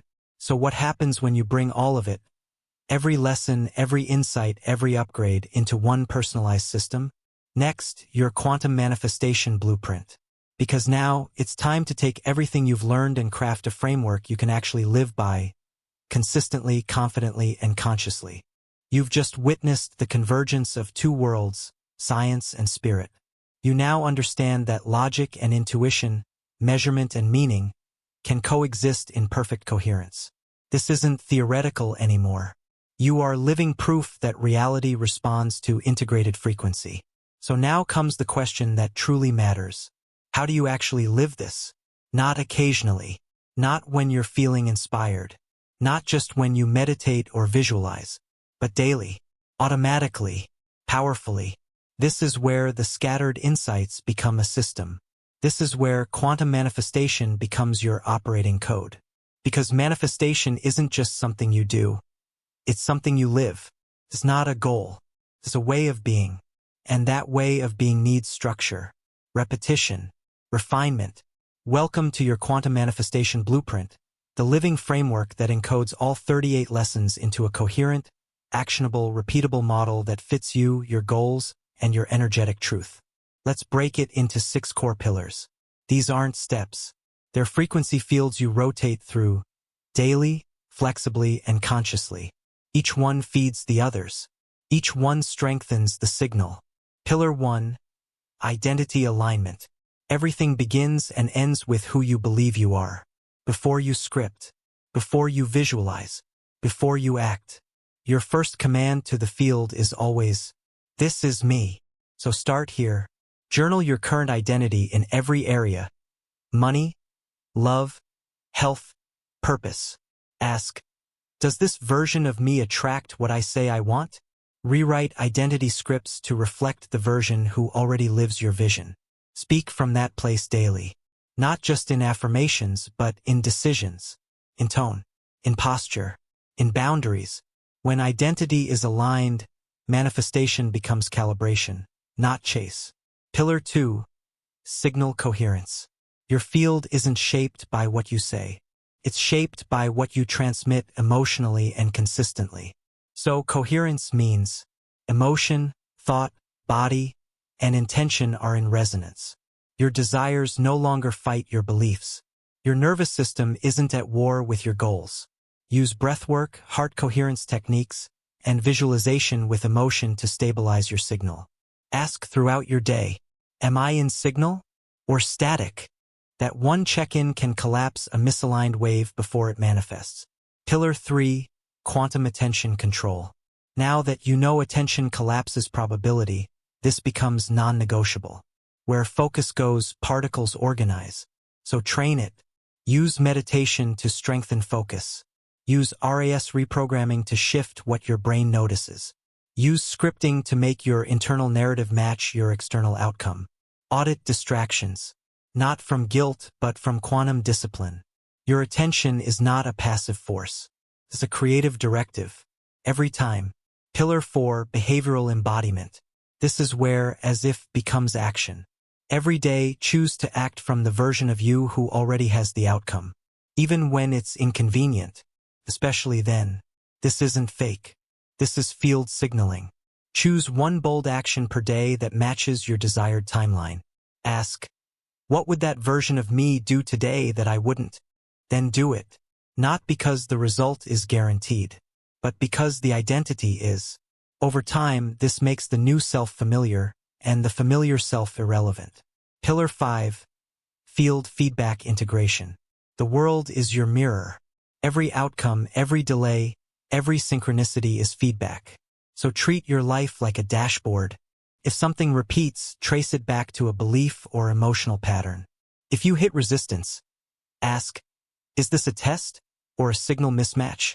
If synchronicities increase, amplify that signal. Don't just celebrate, double down. You're not just observing results. You're communicating with the field. Master that conversation. Pillar 6. Quantum stillness and surrender. This is the paradox. You shape reality, but not through force. After identity is embodied, signal is sent, and action is taken, release. Why? Because resistance comes from control. Control comes from fear, and fear collapses timelines you don't want. So make space, practice stillness, practice gratitude. Trust the field to deliver, not in your time but in its optimal convergence. This is where trust becomes acceleration, because surrendered energy is clean energy. Now let's synthesize. Your daily quantum blueprint, simplified. Every day ask yourself, who am I being today? Identity. Am I emotionally aligned or in resistance? Coherence. What am I choosing to focus on internally and externally? Attention. What will I do that confirms my new identity? Action. What is life reflecting back to me today? Feedback. Where can I soften and surrender? Stillness. You don't need to do everything perfectly. You just need to do it consciously. Because now you have a framework. Now you know what manifestation actually is. Not a wish. Not a fluke. Not magic. It's the systematic collapse of quantum potential through identity-based alignment. It's you becoming a frequency the field cannot ignore. This blueprint isn't just for special days. It's for all days. And it will evolve with you. It should. Because the quantum human is always updating, refining, iterating, not out of lack, but because consciousness never stops expanding. And now you don't just understand that. You embody it. Next, the quantum revolution begins with you. Because you're not just a student of this work anymore, you are a carrier of it. Let's close this journey by stepping fully into who you now are. A conscious creator in a responsive universe, ready to lead the new reality. You now hold the full blueprint. You've walked through 39 chapters of revelation, calibration, and activation. You've explored identity, superposition, attention, coherence, timelines, and quantum feedback. You've practiced surrender, signal control, and the daily art of alignment. But now we arrive at a threshold. And the question is no longer, does the law of attraction work? Or can quantum physics explain it? You already know the answer. Yes, proven, embodied, experienced. The question now is something bigger. Something only you can answer. What kind of creator will you be, now that you know the truth? Because this is where the journey stops being about knowledge and starts becoming a revolution. Not out there, not someday, but in you right now. This isn't about manifesting a car or a job or a relationship anymore. It's about embodying a paradigm. One where you no longer separate yourself from the field. One where you know fully and irrevocably that life doesn't happen to you. It happens through you, for you and with you. You are not waiting for reality to respond. You are reality responding to your own signal. Let that fully land. Because once you own that, you no longer hope for change. You cause it. You no longer wish for a better world. You build it. You no longer look for signs. You become the sign. That's what it means to be part of the quantum revolution. It's not a movement you join. It's a vibration you carry. And yes, that revolution will challenge you. because it will ask you to live in integrity with the truth you now hold. That means no more collapsing into powerlessness when things don't go your way. No more outsourcing your decisions to fear, comfort, or familiarity. No more pretending you don't know how this works. You know how the field reads you. You know what your dominant identity creates. You know what it feels like to be in coherence, and what it costs to ignore that feeling. So from this point forward, the field isn't asking for perfection. It's asking for ownership. Because the moment you fully own your signal, your shadow, your standards, and your sovereignty, the game changes. You stop chasing. You start radiating. You stop hoping. You start observing. You stop waiting for alignment. You become the origin point of alignment. And as you stabilize that vibration, a strange and beautiful thing happens. You become magnetic, not in a flashy, performative way, but in a way that reorganizes reality around your presence. People sense something. Opportunities arrange themselves. Time seems to fold. Delays dissolve. The world moves to meet you, not because you demanded it, but because your field has become undeniable. That's the revolution. And it begins with one simple choice. I no longer live in reaction. I live in authorship. Not someday, today. And from this place, the practical work continues. You return to your blueprint when you wobble. You recalibrate when patterns show up. You celebrate each microshift, knowing that quantum leaps are made from hundreds of small, consistent choices. You surround yourself with others who are also leading from the field, not from fear. You stop consuming content just to feel good. You start creating frequency just to be true. And that frequency doesn't just change your life. It changes rooms you enter. It changes ideas you share. It changes children you raise. It changes teams you lead. It changes art you create. It changes the timelines you stand on. You become a living example of what's possible when energy comes first, and everything else follows. You don't argue for limits. You expand what's available. This is what every great movement is made of, not noise but clear frequency. And you are now one of its transmitters. So as we close this journey, know this: you are not a passive learner. You are a conscious creator. You've seen the science. You've practiced the signal. You've collapsed the wave. You've rewritten the identity. And now, the quantum revolution begins with you. You will be the one people ask. Why do things seem to work for you? Why do you always know what to do? How did you shift so fast?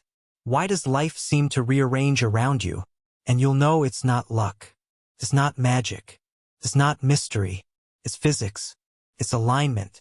It's embodiment. You are living proof that the quantum field doesn't wait. It reflects. You are no longer chasing transformation. You are it. Welcome to your new reality. The signal is yours. The field is listening. The world is waiting. Now, transmit.